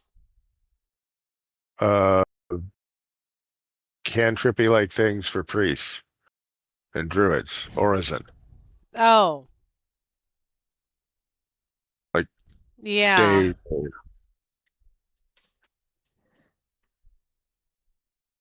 Let's see here. I don't think there's anything that does great damage in it, but you could probably like daze it or something. All right, so I use, there is in fact a Summon Nature's Ally Minor, level 0 spell. Yep. I summon a tiny viper that attempts to bite the hyena. Okay. It's a level 0. None of them really have any damage, but it will do 1 con damage to it, which is something. It was either that or the weasel that just holds on. It is very distracting. All right. I cast Summon Nature's Ally 0 and summon a tiny viper who will try to bite the hyena. And Tiny will attempt to attack the hyena. Polaris left the call. Oop. Thank you for noticing.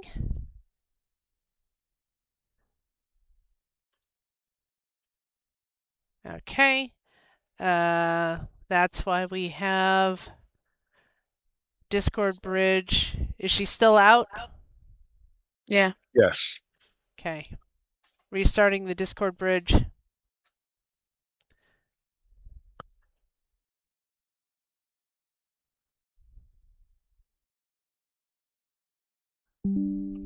Oh, I have to restart the session. Here we go. Ooh.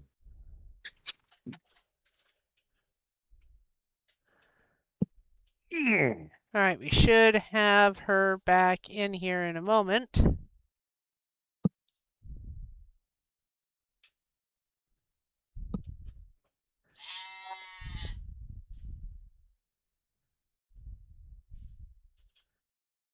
Discord bridge unreachable, restarting. Come on, Retha. Come on, bridge.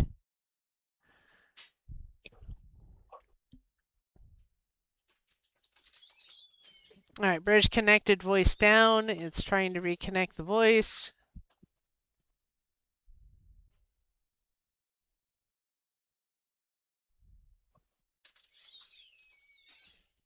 Okay, she should be back now. There she is. All right. We're back up. Thanks for noticing. Okay, Viper. Roll 1d20 plus 4.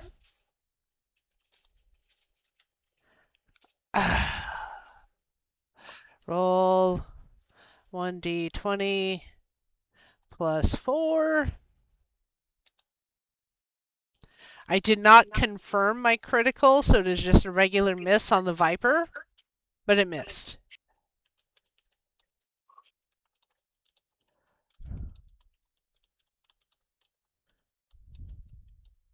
Fun. Okay. No. Alright, all I gotta do tiny now. Roll 1d20 plus 2.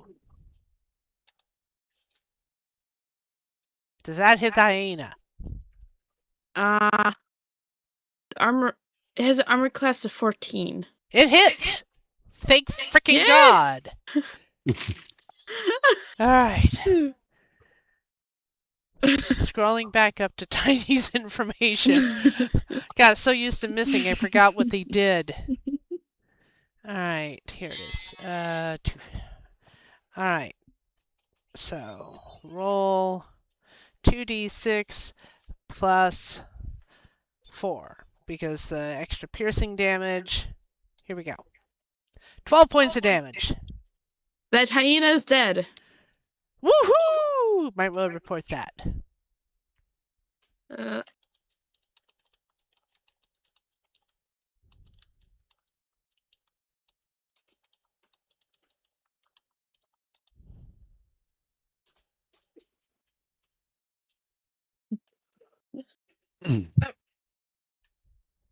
Cat, what are you doing? Maybe Okay. not. All right. No. That is our turn. Okay. It is Null number 3's turn. Okay, that's our turn, Noel, right? Yes.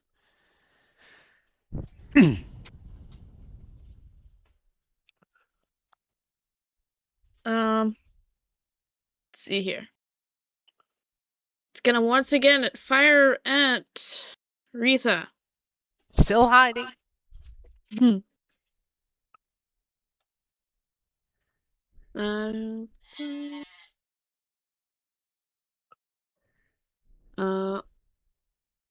Roll 1d20. Minus 4. No, it's minus 4. Okay. 8. Oh my goodness. Okay, It who's up basically next? needs a 20 to hit at this point.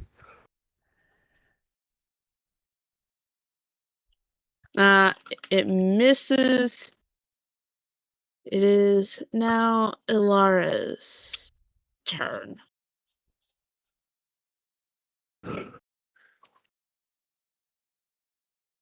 Okay, she's thinking.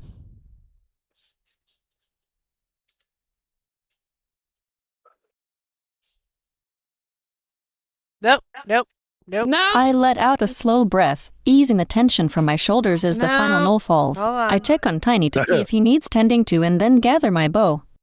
She wishes. No. Is she still There not are receiving still. combat information? She should now. Oops. Let me start that over. There are still 2 enemies left. Shoot at the one you've been shooting at.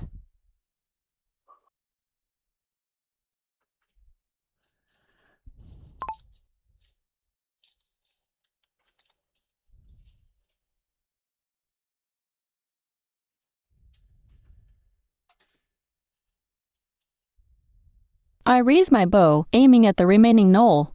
Oh my god. Alright, that's fine. She corrected. Whatever. Alright, roll 1d20 plus 1. No, that's a miss. Oh god. The dice are hating us. It needs to go into the timeout corner. Okay, next.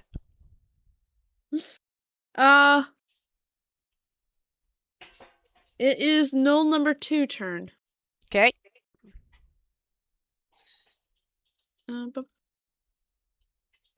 Null number 2 turn. It's going to attack John.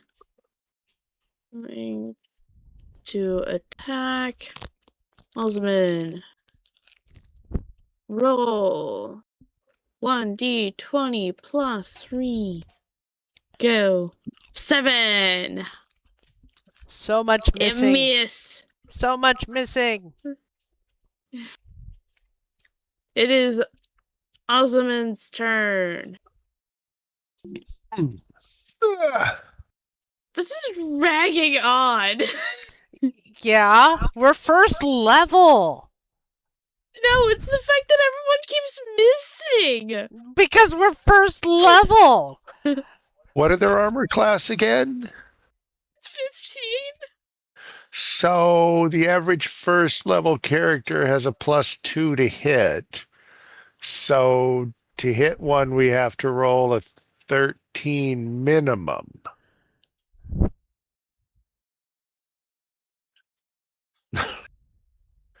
I feel like people should have hit it more by now, though.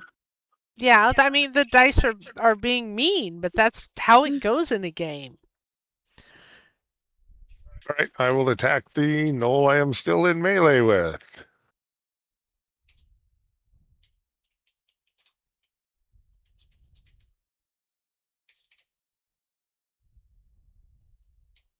It hits.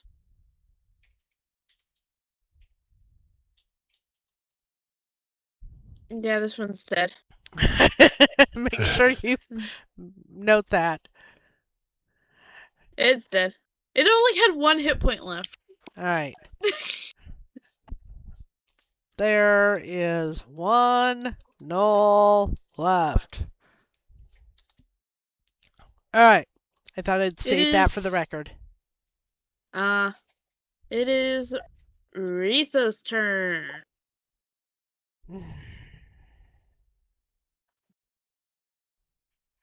Okay.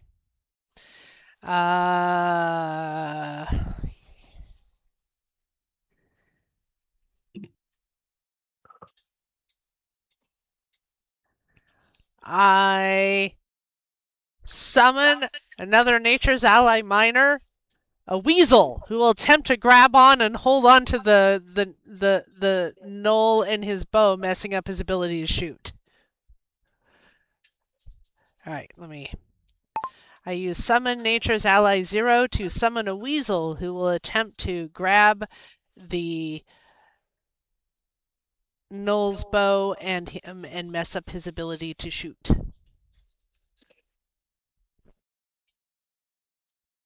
Yeah.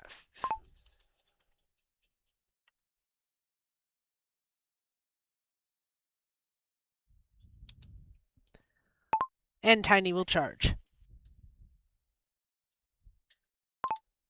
Okay, so weasel first. D20 plus 2. I'm trying to see why the other adventurers never came back. All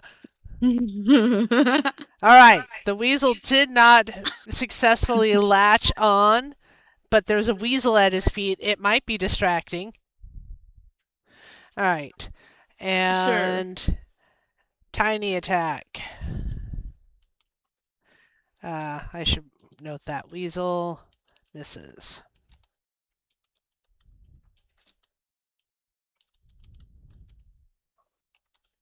Plus charge.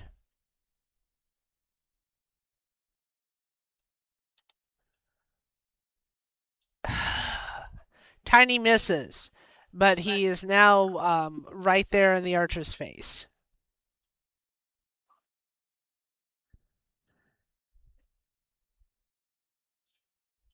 Oh dear. All right, and that's our turn. Okay. Who's up next?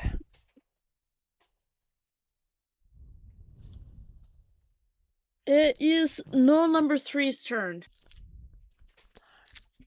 He may want to rethink this whole idea of using a bow in melee, because I believe that generates an attack of opportunity.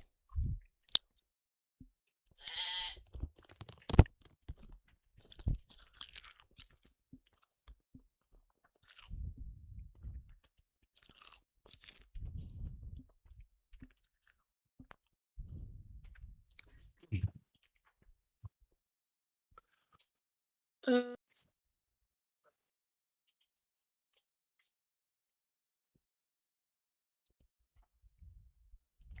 hmm.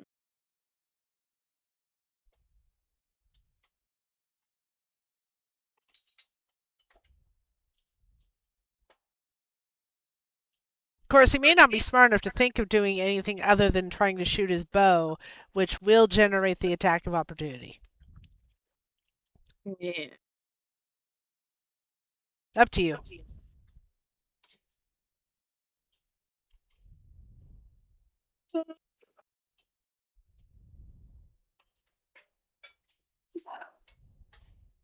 Yeah, they're gonna try and shoot their bow again. Okay, who are they shooting at? So far, Ozaman has been killing the most amount of people. Huh? So far, Ozaman has been the one killing the most gnolls. So...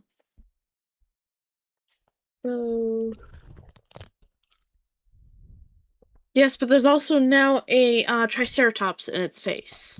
Well, technically 10 feet away.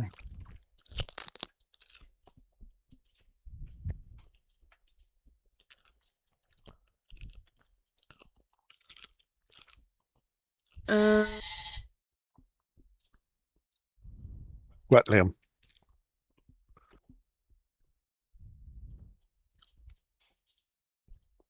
Oh, you're being shot at.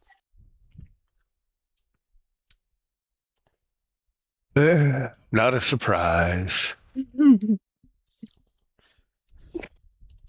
Is there any disadvantages or?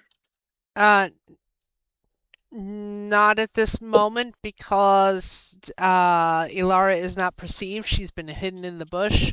So from his perspective, it's a clear shot to Ozaman. Yeah, I'm a clear target. He just Yeah. gets an attack of opportunity by a giant triceratops. 13. Okay. It misses.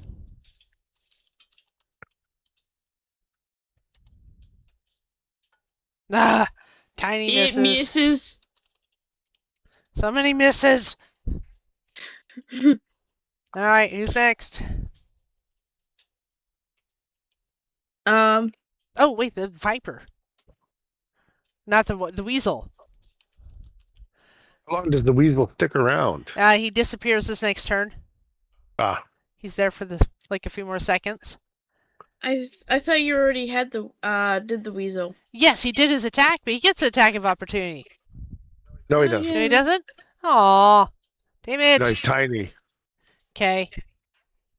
Fine. Next is Elara's turn.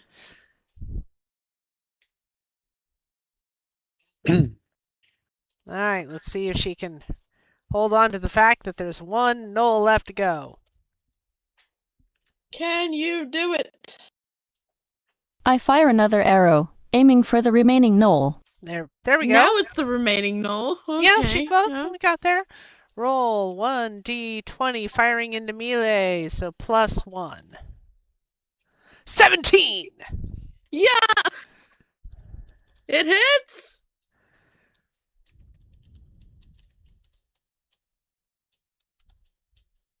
Five damage! 5. The knoll still lives. Yeah, it's not surprising. He hasn't been damaged. Well, he did take a tiny little whack from my crop circle. He was the one that didn't make the save. It was 3 freaking points. It was a tiny little whack.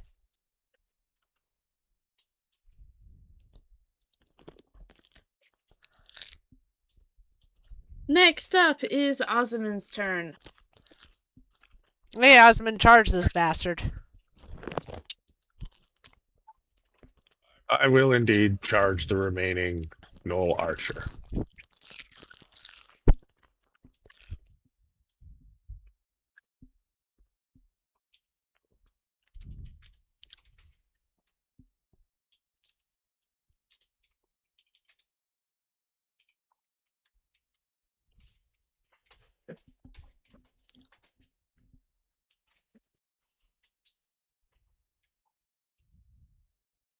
It does not hit.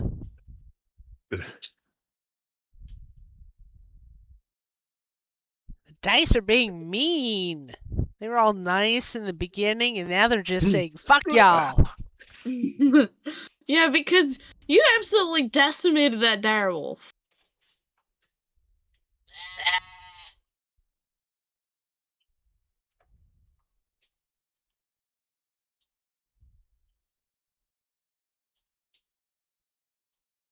Okay, who's next?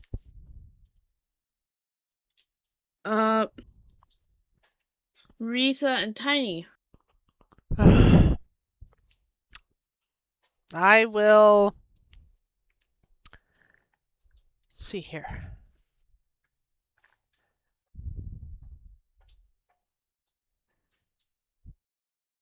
Summon a tiny viper to bite the thing. Alright, let me see that. I will use Summon Nature's Ally 0 to summon a tiny viper to bite at the archer. No archer.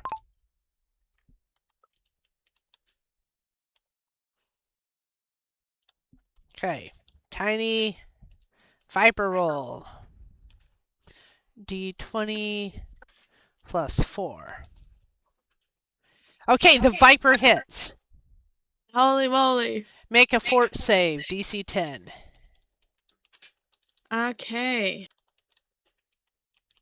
So it'll go ahead and roll 1d20 plus 4. 19! Take 1 point Oh my con. Take 1 point con damage. Look and see if that affects his hit points. Wait, he made a save. Yes, still take 1 point con. Oh. It's got a con of 13. So that takes it down to 12.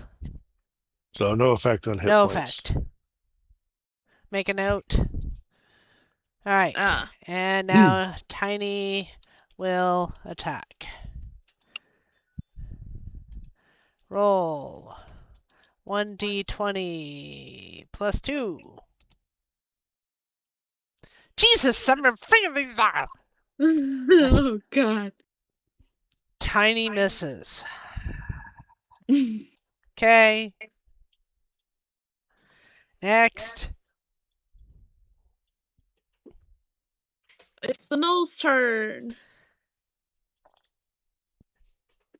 He's got a triceratop on one side, a tiny little viper that popped into out of nothingness to bite him on the foot, and he has a really scary fighter in front of him. What does he do?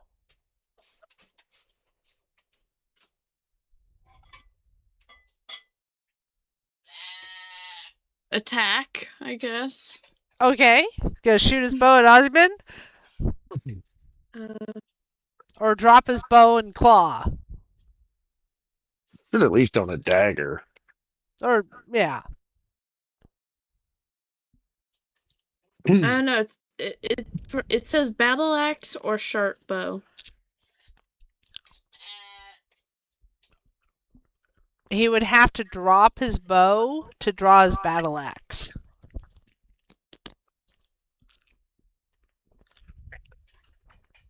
He could do one or the other. I thought you could drop things and still pull another weapon. I just didn't think you could, put it down nicely. Oh, yeah, you're right. Drop it. Just drop it is free action. Okay. He's going to drop his bow and pull his battle axe and attack Ozyman. Okay.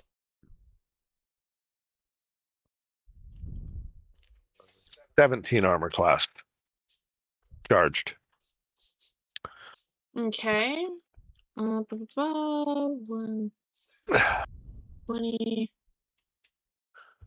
plus 3.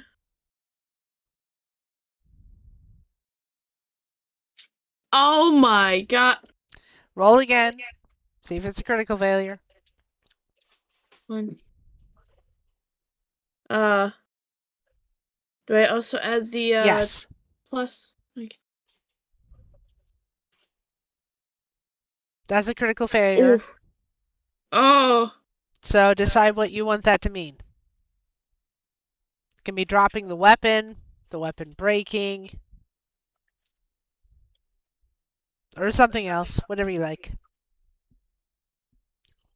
I'm thinking kind of like that. You know when person would swing their weapon at someone indestructible and it just shatters into shards. Yeah, you could do that. So the null swings, and the weapon shatters against Osmond's shield. Osmond's shield.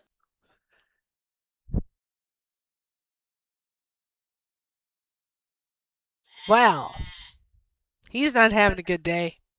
No. Alright, who's next?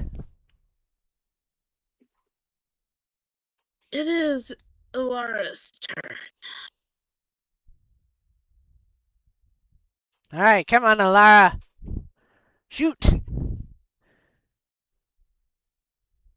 I knock another arrow, aiming for the remaining knoll. Okay, we'll take that as action.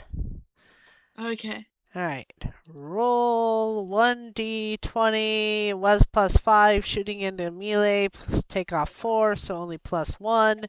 Roll well. Yes! Yeah! Oh. 1 point of damage.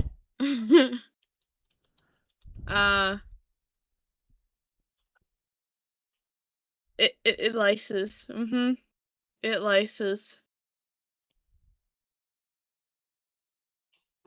Okay, who's next? It is Osmond's turn. All right. Card round is passed. No longer +2 to hit. No longer +2, -2 to armor. I will attack the remaining knoll.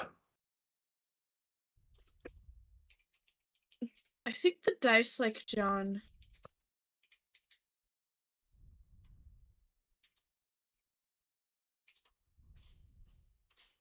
See?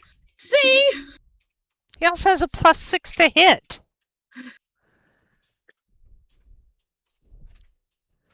Nine points of damage. The remaining knoll is dead. Oh, thank freaking God. Alright, announce it. It is dead. I will Thank advance all to the their gods. building to check for. Oh, Sorry. I just realized I don't have my thing up.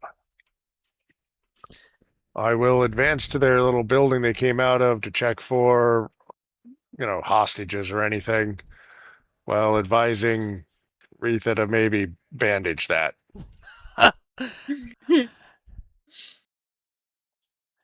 I will cast good berries, and then I will eat them.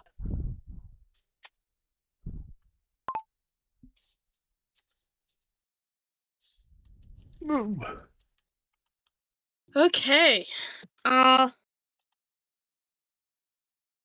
you enter the building, I have 5 hit points now.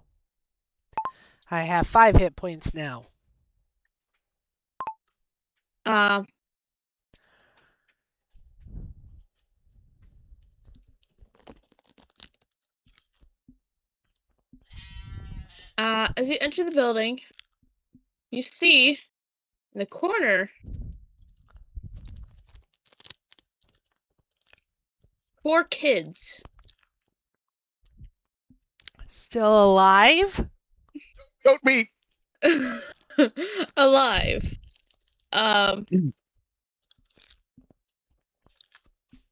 That's atypical. I mean, I'm grateful, but that's atypical. In another corner, You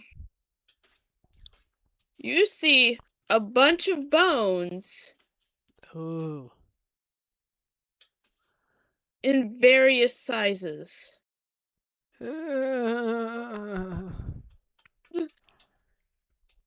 Well, are the kids like tied up or locked in a crate or something? Well, that's horrifying. Uh,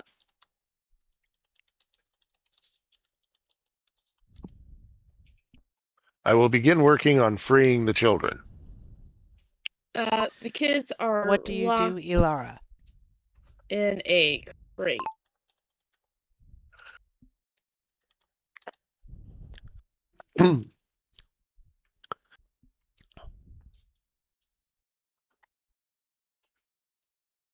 Locked. I watched John begin work on the crate, keeping my position near the entrance of the hut to monitor the surroundings. I remain alert, listening for any sounds that might indicate more threats.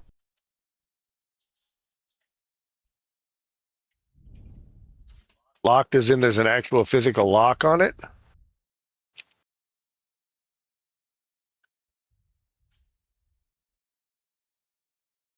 I don't think I have. No, I don't have disabled device.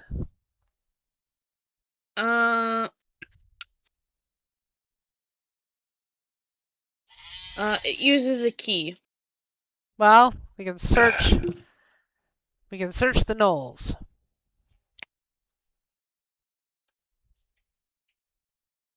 Elara, Retha, search the knoll for a key, please. I climb down off of Tiny and begin looking for the key on the corpses.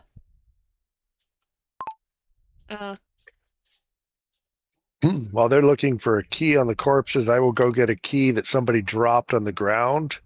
It's large, two-handed, and has a big wide blade on one end. Well, that's the It's one that guaranteed shattered to against your keep. shield, but the other knoll might have a battle axe. Well, there were Oh, there yeah. were three others with battle Oh. axe. I know because they chopped me with them. Okay, I'm sorry.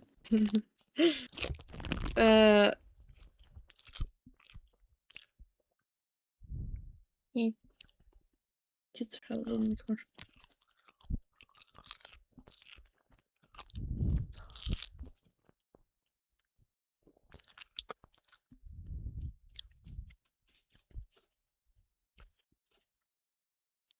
Isn't that right, Lamb? We are looking for the key. Period. Do we find it? Question mark. The key is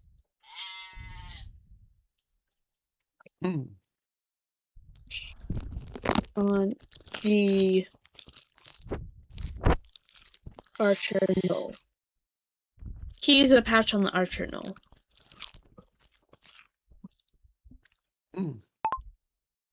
I take it hurriedly over to the locked crate and unlock it. Hey, little ones. We gotcha. We'll get you home. You're safe now. They look out from the crate at the blood-soaked person standing there. This is some new kind of safe we haven't heard before, isn't it? I hand them some of my travel rations for them to have something to nibble on slowly. Well, they probably haven't been starving too long. The gnolls would not keep them around that long.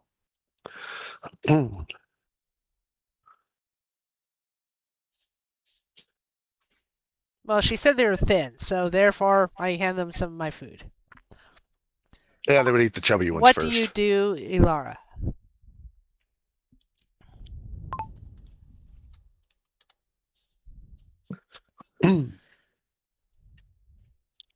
I watch the children as they begin to eat, ensuring that no immediate threats are approaching from outside the hut. I keep a quiet vigil at the entrance of the building while John and Retha tend to the other matters inside. She's hedging her bets. She isn't sure how to handle the social interaction, so she's keeping watch.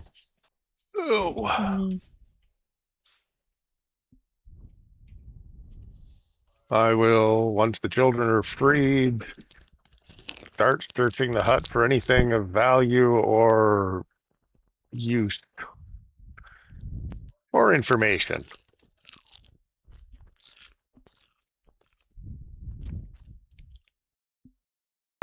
I will assist.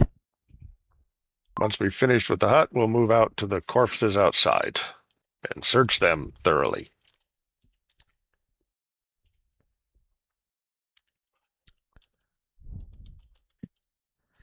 I can't see shit. I apparently still have blood in my eyes. I can't see anything, period. I apparently still have blood in my eyes.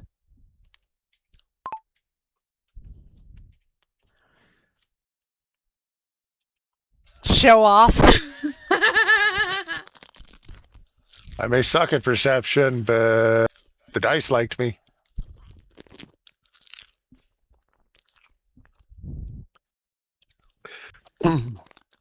And since we're working together, the lower person's roll just gives a +2 to the higher person's roll if they roll over 10. Which I so did. 11 is fine.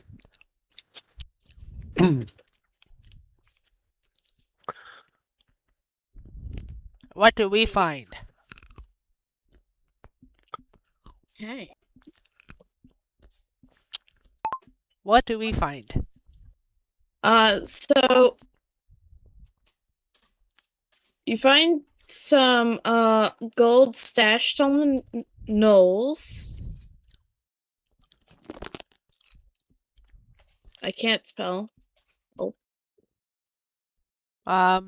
My screens are fairly full, so hopefully you can throw that on a notepad for us and just give us the total summary of what was found.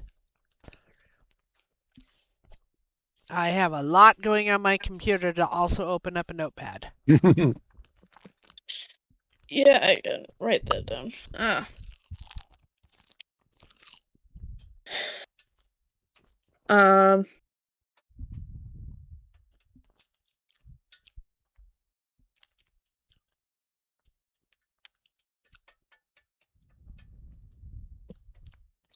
Wait, do you want me to just write it down and Yeah, well, I mean, paste kind it or of, something?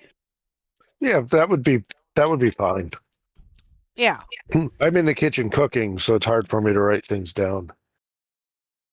Yeah, just Okay. read it and write it, and we will sort it out.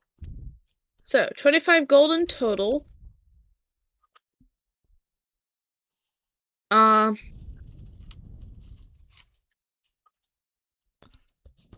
Heal potion would be nice. Huh? A random heal potion would be nice. Are you still outside? Yes. Let me go on some shoes on. I can go get him. All right, Okay, Kelly, go that might ahead be a and good time. announce. I'll be right back.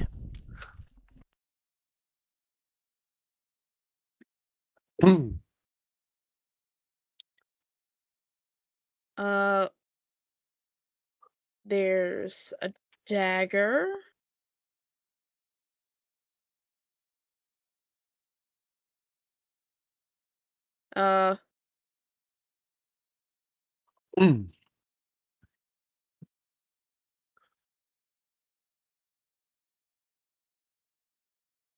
It's lightly enchanted to slow healing.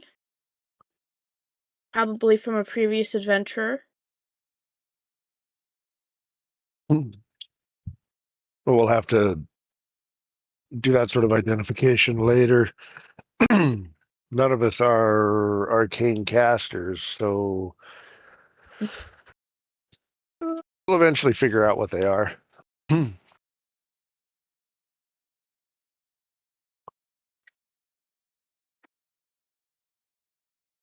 A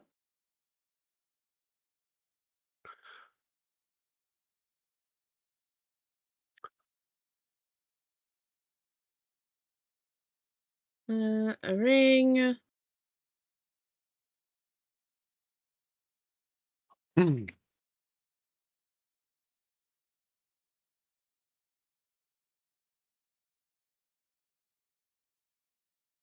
I didn't think of the treasure beforehand. Whoops. It's okay. Take your time. You can get it worked out. Like I said, I'm simultaneously cooking, and your mom is simultaneously looking for night.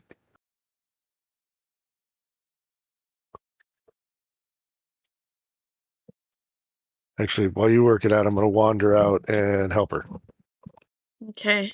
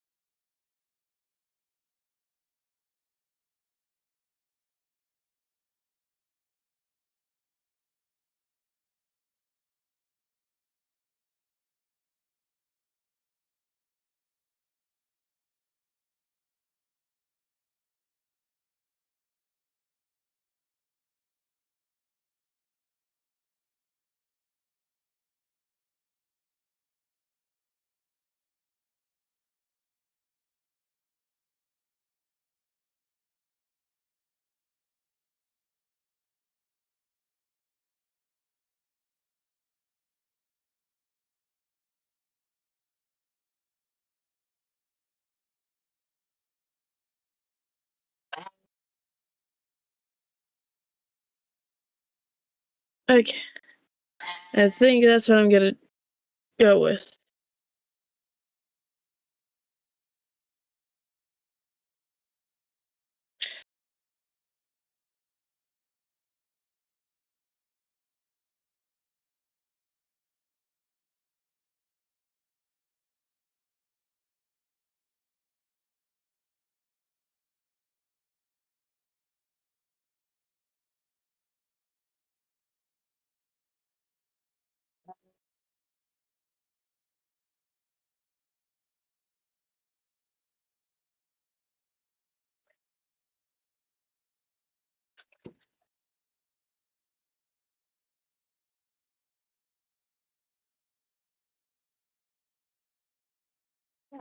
Ow.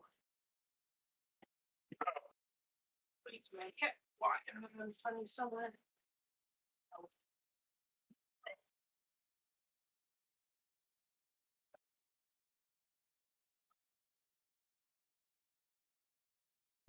I am back. Night is back in the house. Okay, all right. Ooh, we got 25 gold in total, a dagger, a ring, a battle axe, and a rabbit foot. Is that in addition to the other battle axe that was on the knoll? Was this just like one lying around the house? The one that the Knoll used. Okay. Shouldn't there have also been a couple of one or two short bows laying around?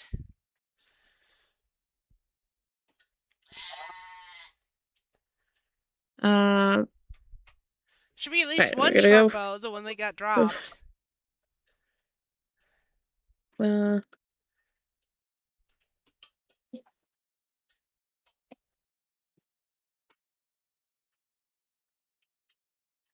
There. But most importantly, there was not a heal potion. Oh, There. oh, all right. Make sure you delete the other one. I will go delete that one from the log. All right, got that first one out of the log so that it's not confusing. All right, out.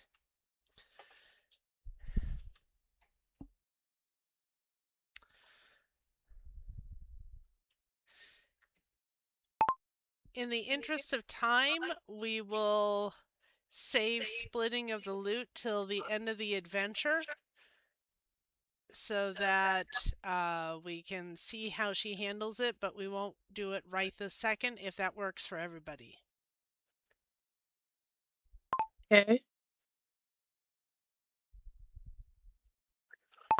Our next priority is to get the kids out of there and back to the village.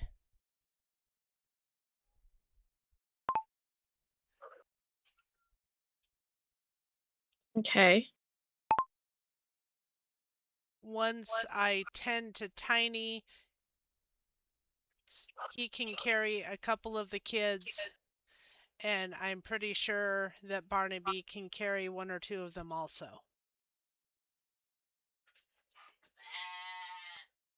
Okay.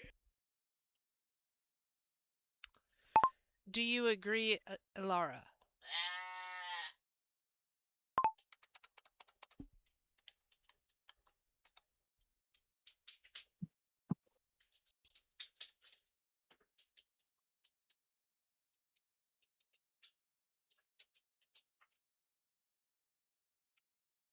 I nod, confirming my support for the plan. I step toward Barnaby to prepare him for carrying the children. Okay. Elara is on board. Let's get everybody back to safety. Okay. If you agree, John. Oops. Yes, Yes, I agree.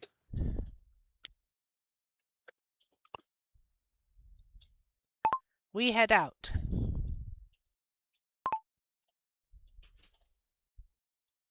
Okay, and you guys make the journey. You guys make the journey back to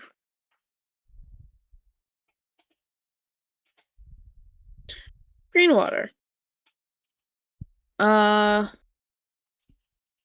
You want to stop by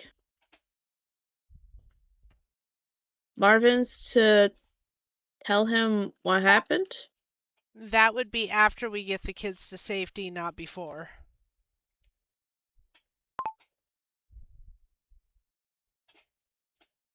Okay.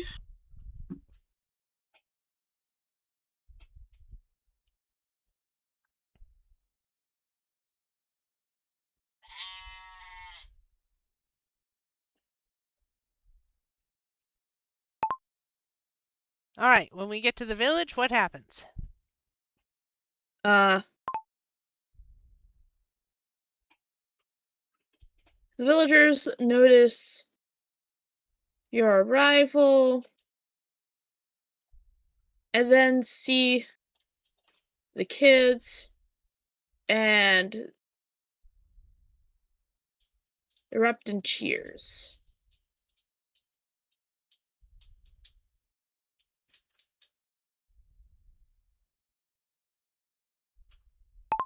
Hopefully, we see kids and parental figures finding each other correctly.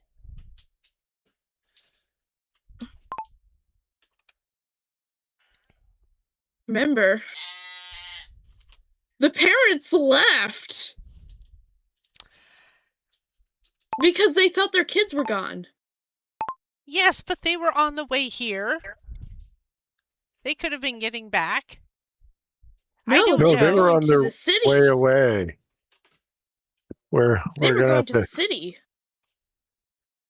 we're gonna have to take the kids to the city if we want to return them to their parents. I'm sure there are family members in the village because they're usually a close-knit community, so we can leave them at the village and, let the parents know if we can find them on the road. They're likely already at the city. Our best bet is probably to take them to the city with us. if we can borrow a cart. We're a little beat up. I'm not entirely sure how safe of an escort we are. I think they'd be safer in the village. That's my only concern. Well, obviously we're gonna stay and heal up.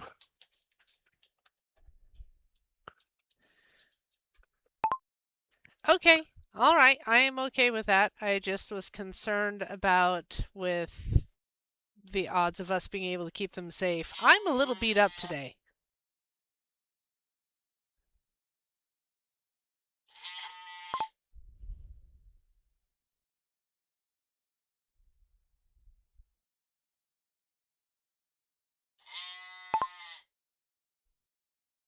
I do ask the village if they have a healer or anyone who can help tend to Tiny's wounds.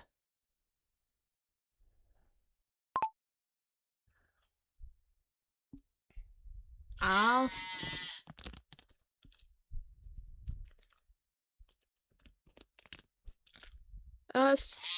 Someone does step forward.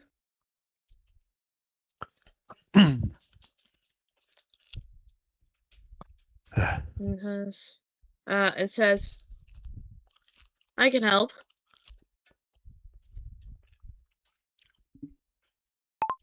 I would be very grateful. He and I took a bit of a beating.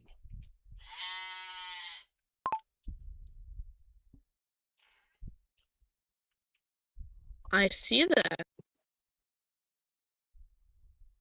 What? I'm fine. I'm fine. Ow. What was it? In a low voice, I would give them the details about the gnolls and the hyena.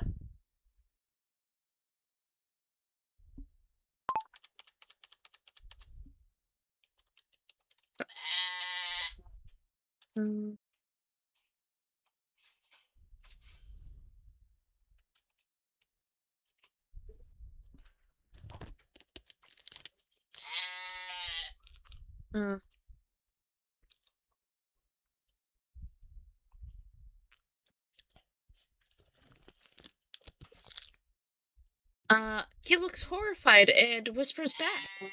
Gnolls? Here?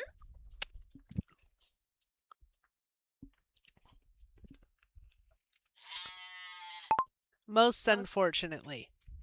Period. But we did take care of the problem.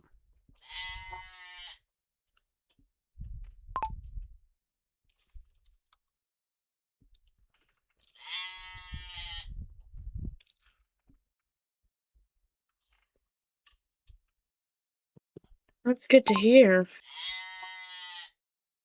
All right, we need to actually wrap this at this point, so we need to fast forward to the point that we get back to the jerk who hired us and see if we get paid and wrap this up. Rest up, Goodberry, everybody, to full health again, and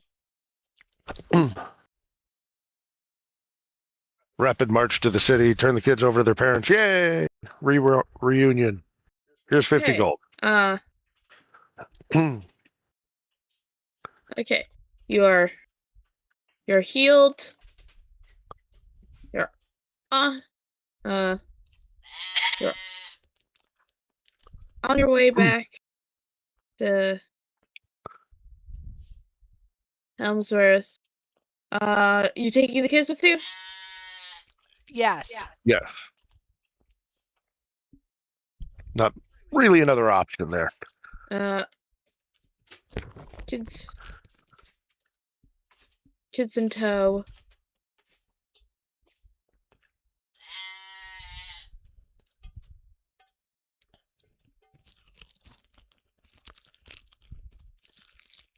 Luckily, by some divine luck, Plot by 4. encounter no troubles whatsoever. That's good, or I was going to have words.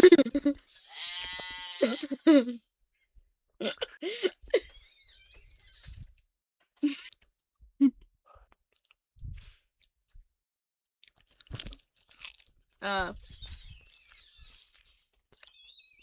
make it back. You ask the guards at the gate if they've seen the parents or the caravan. Reunite the kids with their Charge him $10 a parents. child. Ah, Okay, maybe not. we would accept a reward if they offered it. We are not hostaging the kids.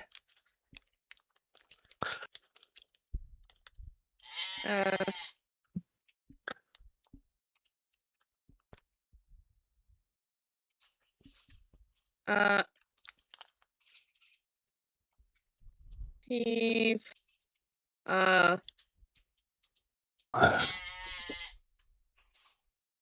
what little gold they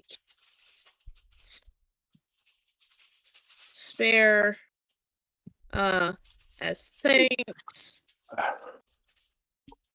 Ransoming the children.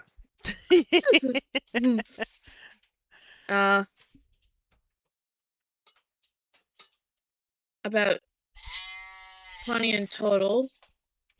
Okay. And make your way up to Lord Faldrin's.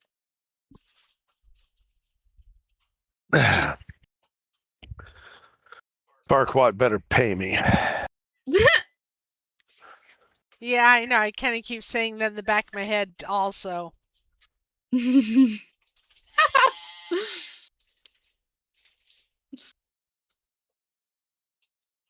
Okay, all right.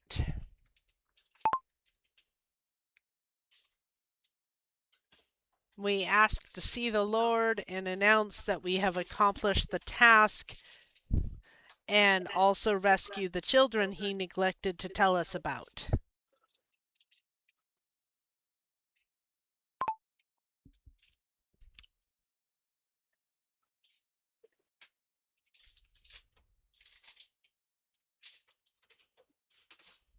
He'll respond and say,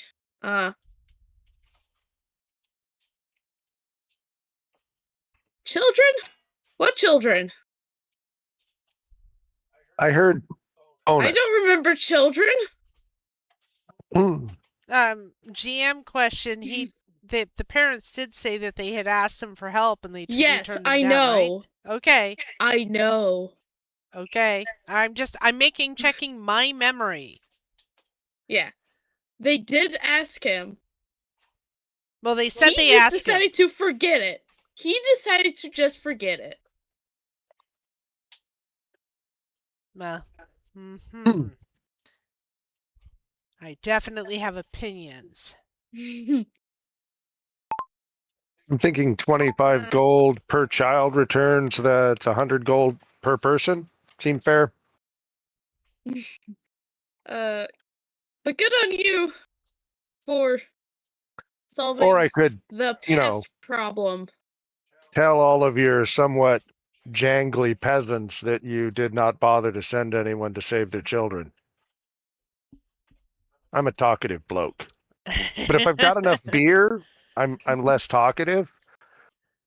And 100 gold, that'll buy me a lot of beer.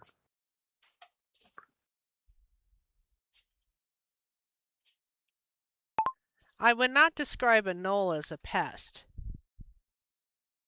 And I would not describe someone who ignores the perils of the children of their populace as a leader. I do believe you owe us a reward.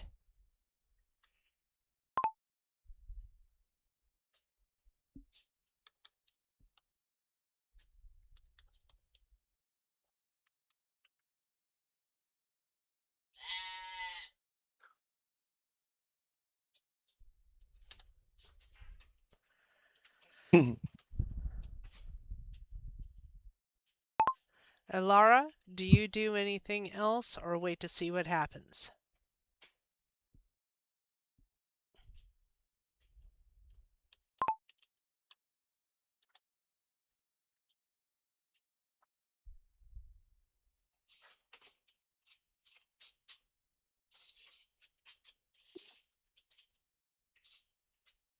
I remain silent, my hands still resting at my sides. I allow the tension in the room to settle after the Lord's dismissive response. Well, she at least saw it was dismissive. And she sensed the tension that I failed to mention. I mean, they didn't take away my short spear or my sword. Okay, My what shield. happens? Or make me not I'm come in trying to remember fully how armored. much he offered. 50. I can't remember 50. how much he offered. It was 50 gold Okay. per person. It was 50 each. I'm asking that he triple it to 150 gold each. All right. Hold on a second. Yeah. The fighter suggests that the 50 gold fee be tripled to 150 gold to account for the necessary rescuing of the children that he was responsible for.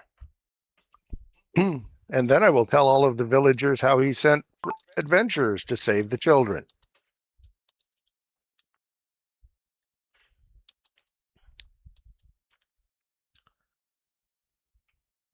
I think that's very reasonable.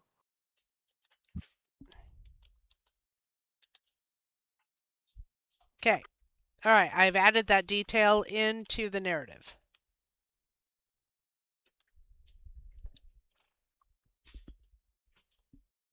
Let's see here. He's a lord, so he's probably a standard human. Maybe has one rank in warriors. So 10, 12 hit points?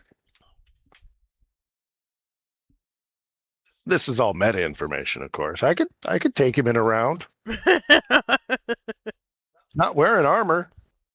Probably sitting in a chair, flat-footed.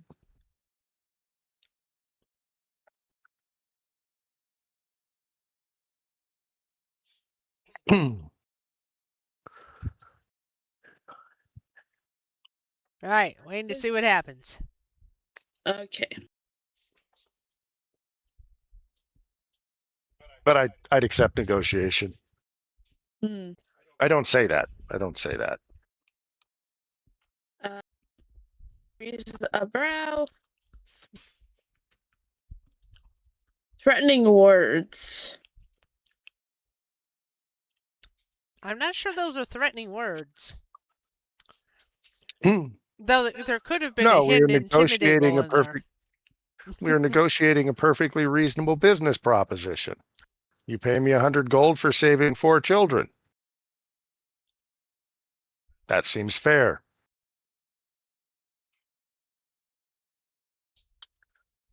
It is also enough that I will simply tell everybody that you always paid me to go rescue the children, instead of you paid me to go rescue the cows.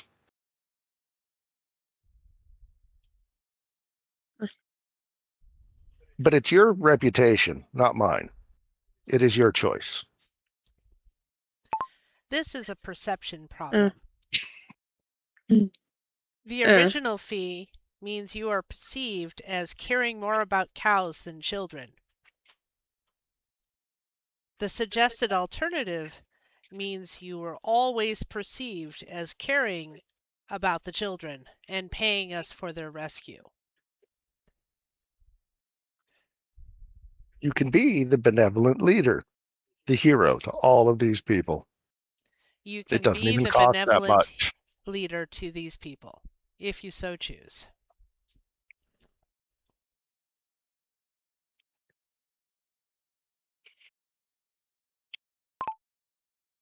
There, I attempted to paraphrase what you just said.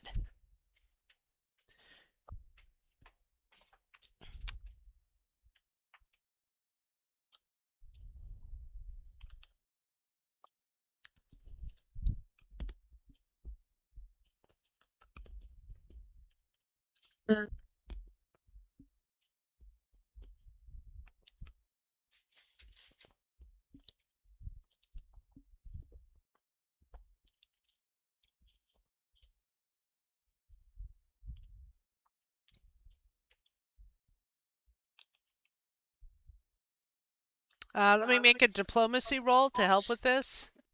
It is something in theory I'm good at. As soon as I find my character sheet. Here it is. Wrong sheet. I'm looking at bats. I summon a bat and it smacks him. Okay, I don't do that. Diplomacy. All right. Roll 1d20 plus 3. Okay, there's a decent roll. 21 diplomacy. Take that. Frickin' dice. That would be an opposed roll against the Lord's diplomacy. I don't know what his diplomacy is. Oh my god. Roll Assuming a dice I'm and see right. what it says. Assuming I'm right about being first level, he's not super charismatic, then it's like +3. Or even Because less he's a than that. lord and probably used to that sort of thing, so he's got a rank in it. So it would be a 1d20 plus 2 or 3. Yeah. He does appear to be an asshole, so that will in fact reduce his diplomacy a little bit. Yeah, he's kind of a douche, so he doesn't have a lot of ranks in charisma. Or a lot Yes, of... but he was made lord and other people weren't. I mean, all he has to do is Yeah, be that's because his born to parents it. had sex. It wasn't a voted position. Yeah, I don't think he beats me.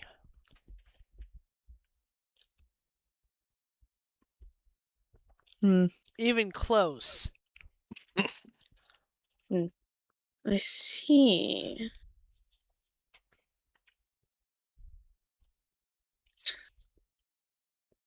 Fine.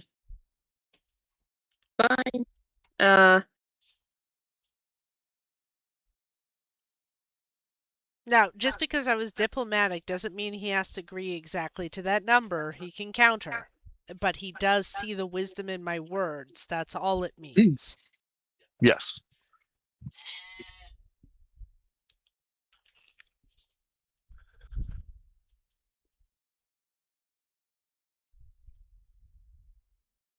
Pay them.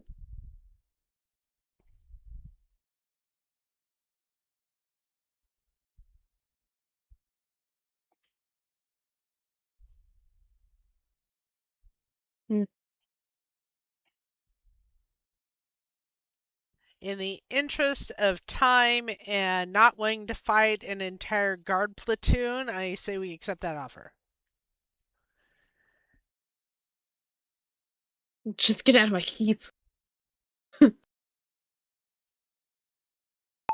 I will accept the money with no further words, therefore not binding myself to further obligations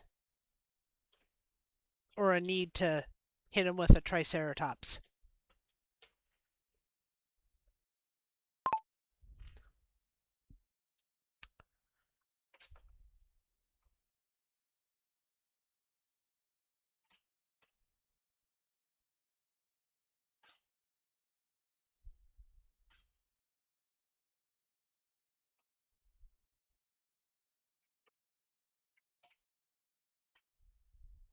Okay.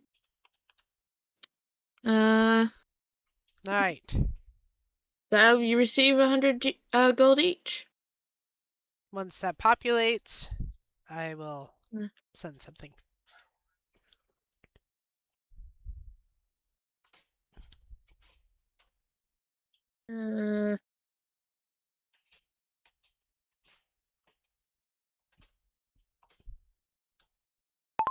We will exit the keep and then we will find someone to sell the loot we acquired to, and then we will split the value of the items equally between the three of us. Damn, okay.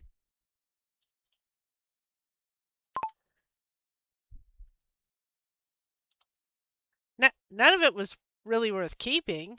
Let me go up and look.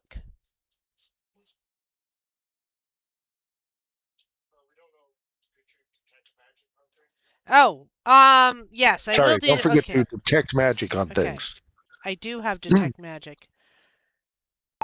I will detect magic on our findings to see if anything is worth keeping. Okay.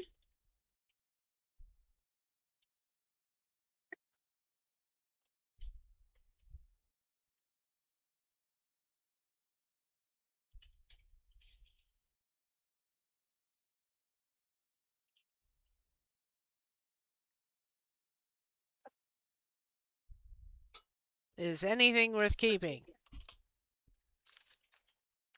Don't you need to roll? No? No, the detect Oh. magic just works. You see magical auras. Okay. It would be So, rolling to determine what they are. Yeah, identifying is another step. Seeing the magic is I just get it. the dagger is magical, and the rabbit foot is magical. Okay. All right, let me pull up.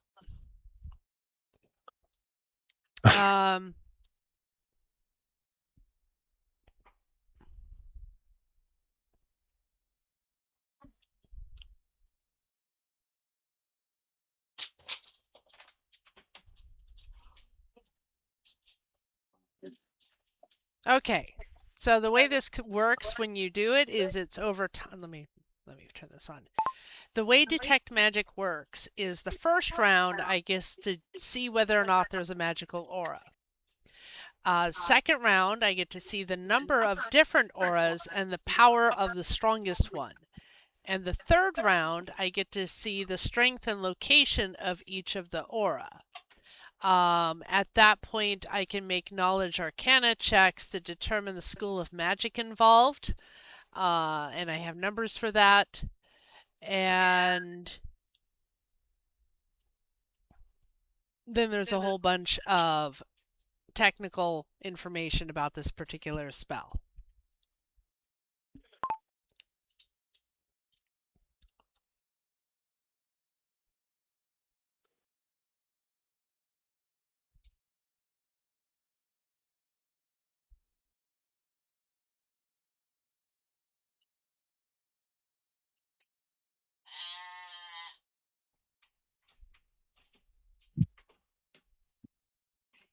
I don't know how to figure out what exactly the magic items are in this school and whatnot.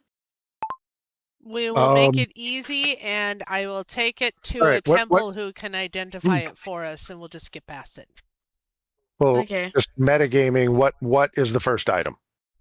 The dagger is a it minorly slows healing. Necromancy. Okay. And the rabbit foot gives a small bonus to reflex saves. Uh, Probably like a +1.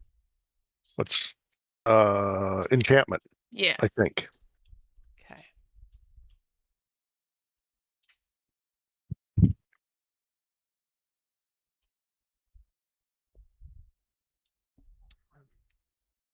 Would that be? I just kind of made those shit up.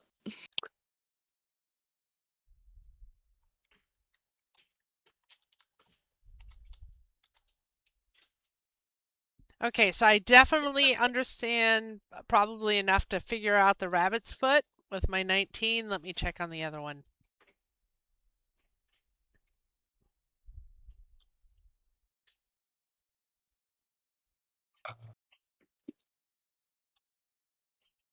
No, I don't understand what the knife does other than I know it involves necromancy and that it's not terribly strong, but I do figure out what the rabbit's foot does.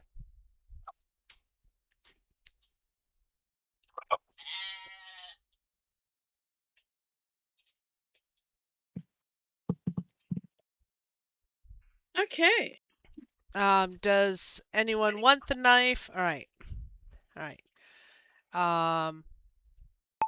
So I don't figure out the nature of the magic on the knife, other than I know it's necromancy and not terribly strong. Period. I do figure out that the rabbit's foot does give a probable +1 to a reflex save. Does anyone want either of these things?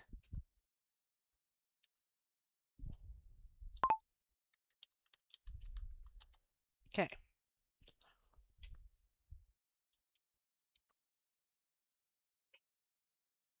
Abjuration. The rabbit's foot would be abjuration.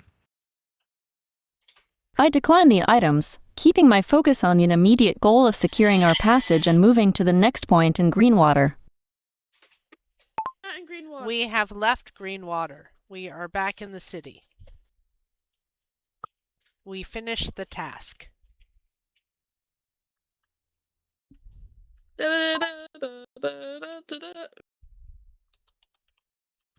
Now we are dividing our rewards equally.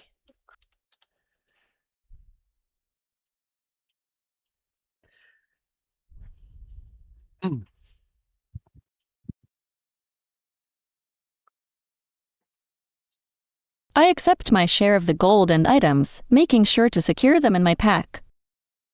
Okay, what She doesn't what want items the do you want? she doesn't want the magic items, so she just wants her share of the gold. Okay. I would also feel weird about keeping the magic items from the gnolls and would prefer to sell them and just accept my share of the gold.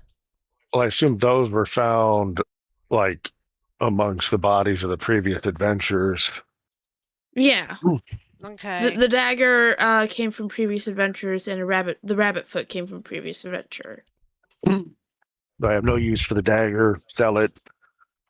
Probably get a couple of $100 gold out of it. Not sure what the foot's worth. I will accept the Weird. rabbit's foot if no one else wants it. I'm good, thank you. I will accept the rabbit's foot if no one else wants it.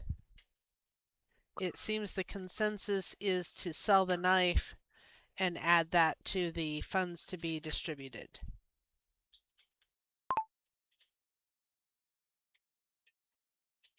So, Kellen, if you just want to give us a total three-way split, we will send that to Elara and get her feedback before we shut it down, the session.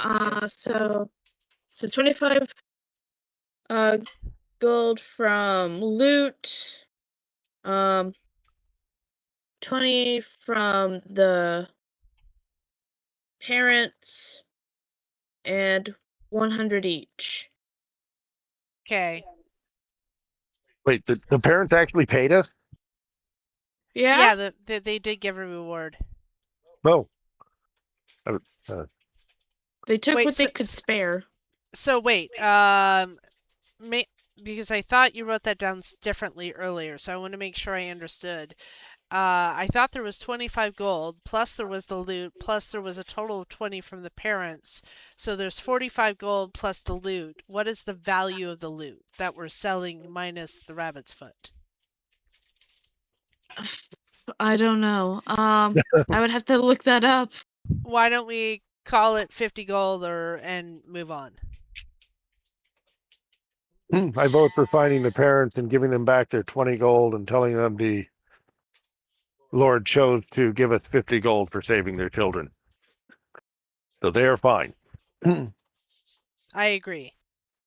They're going to need that money Okay. I agree. when the revolution comes.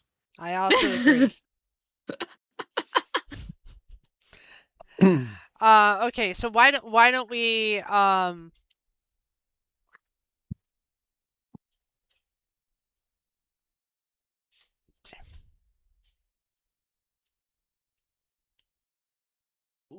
change the 25 gold up to 45 gold, so that's what we get from selling things, which we can divide 3 ways into 15 very easily, and then we each get 115 gold. Okay.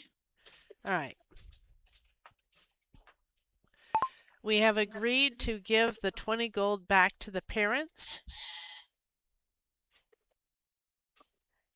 We sell the loot and are able to divide things so that we each end up with a total of 115 gold to take with us on our next adventure.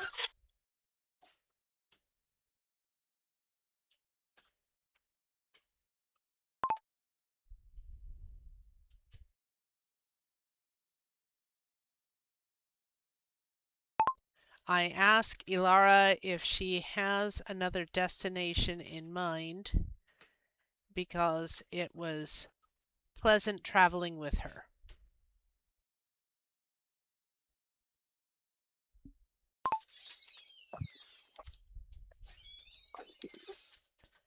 And she was good to have in a fight.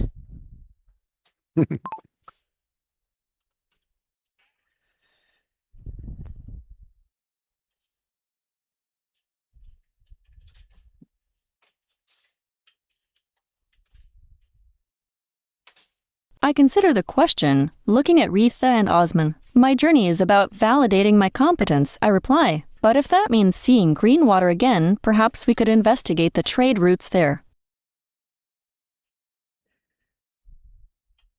She's talking about that track that we didn't follow. That led to the Same cabin. the wood camp. I think she missed that that's what that happens when that was being written. It wasn't terribly clear, and so I think she missed that nuance.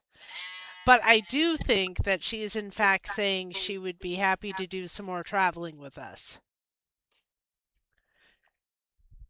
Sounds like it.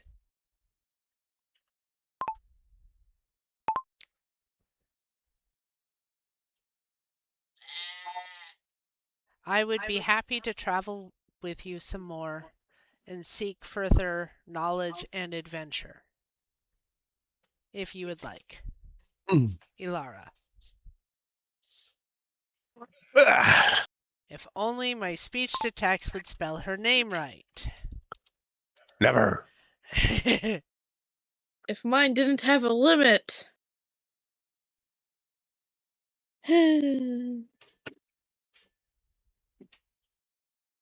I look at Retha and Osman, a small nod confirming my willingness to continue our journey. The path remains open, I state simply.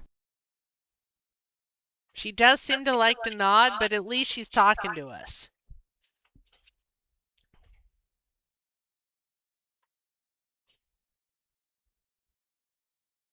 Okay. I declare this adventure concluded. Please tell me that you are granting us a level. Yes.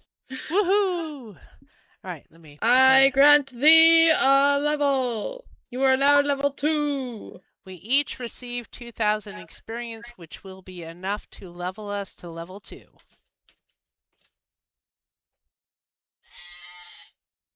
Because that fight was more tough than I was expecting. Well done, Polaris.